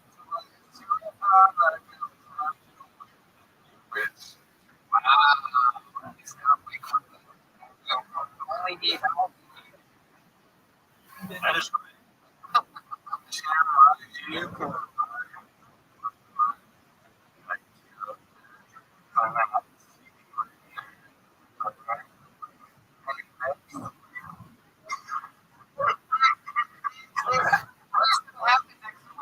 excited about this.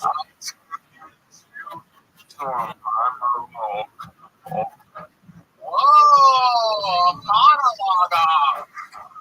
Oh, actor versus actor. A monologue. Let's use the matchup that's in the Killtone. Wow, look at this. I love this challenge. Jeremiah, do you accept the challenge? Thespian versus thespian, mono versus mono in a monologue. What kind of monologue are we talking about? Same one. In the Rambo. Rambo Part 1, First Blood. Rambo the first one. Yeah, the Rambo the first one. First Blood. Rambo Part 1. What of Rambo First Blood?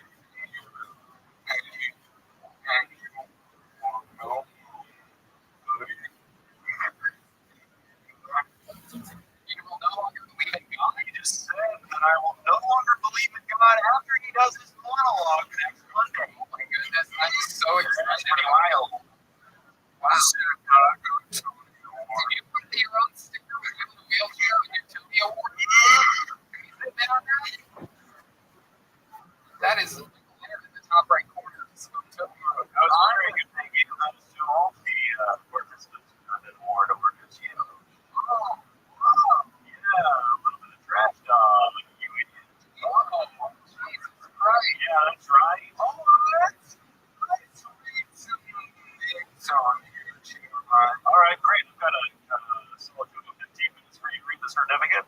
Oh, wow. That sounds like a fun fix. You are super good. Is this true? I know I said that was your real name. Yes, my mother actually named me Pussy. You have like a name.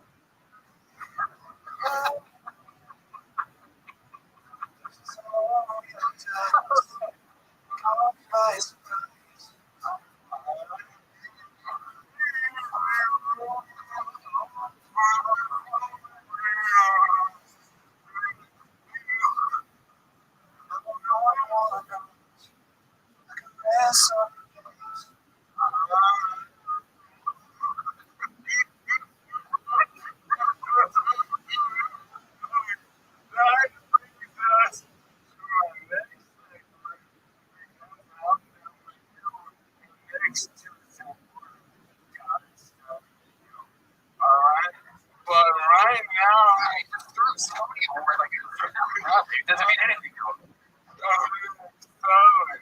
I just that content.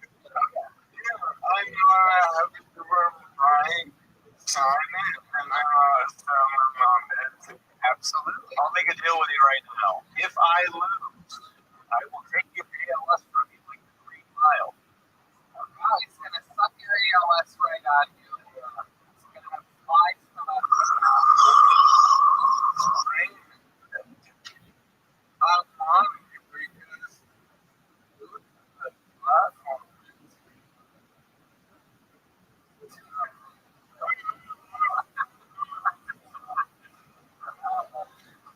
Michael Leary, you're the fucking best. Not really. So his eyes are covered. Can we move on? Alright, like,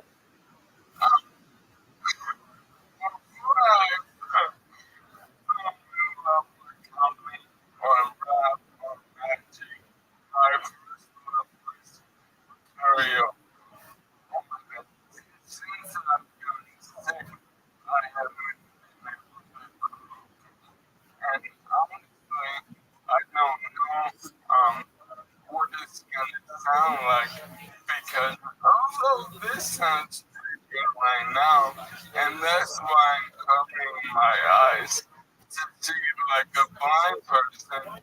They hear better. I wonder if I talk better. If I'm blind. You actually sound amazing. I thought it was over there for a second. I stopped looking, and then I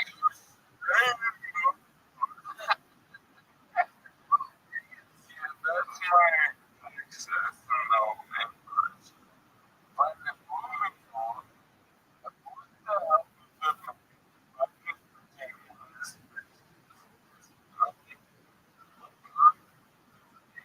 money or get to the center. I'm understanding my favorite area. So, I understand the first portion of this talking. It's audio. So, if I can stop it.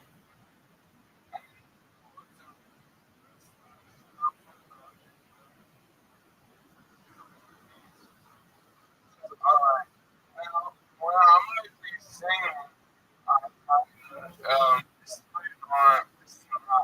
and you want me now to be good.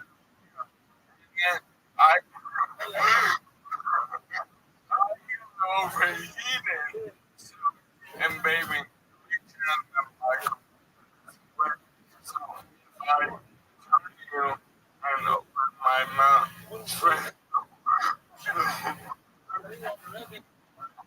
Oh, yeah. Wait a minute.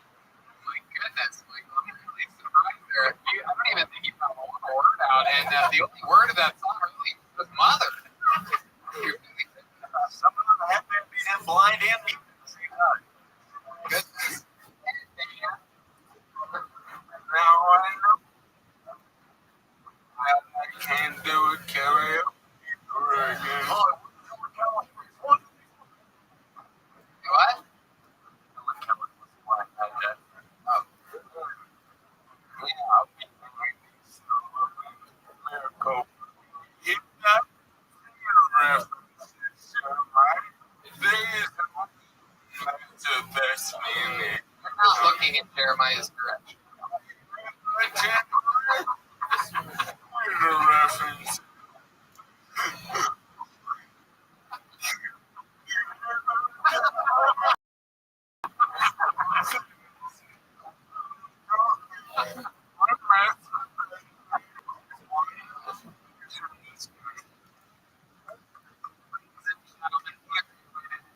Show with a extremely powerful Michael Lair next week. It's him versus Jeremiah Watkins.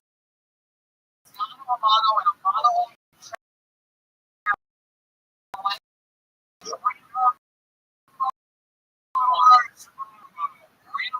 versus it's gonna be slam down Jeremiah the thumbs down. He's also thumbs down to the far left speaker. He hates the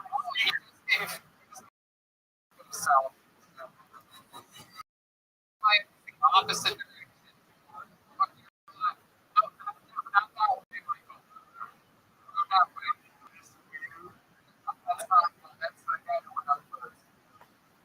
Ladies and gentlemen, Michael Lair, nominee on top for everything Michael Lair.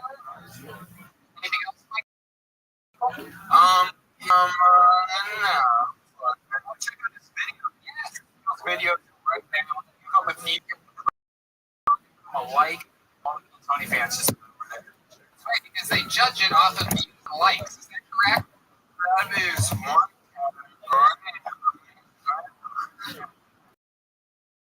are the other categories?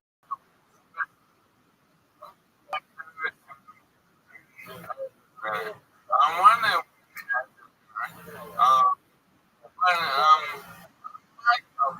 Slower.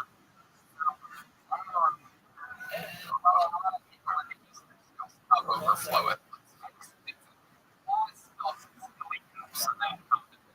Yeah. I mean,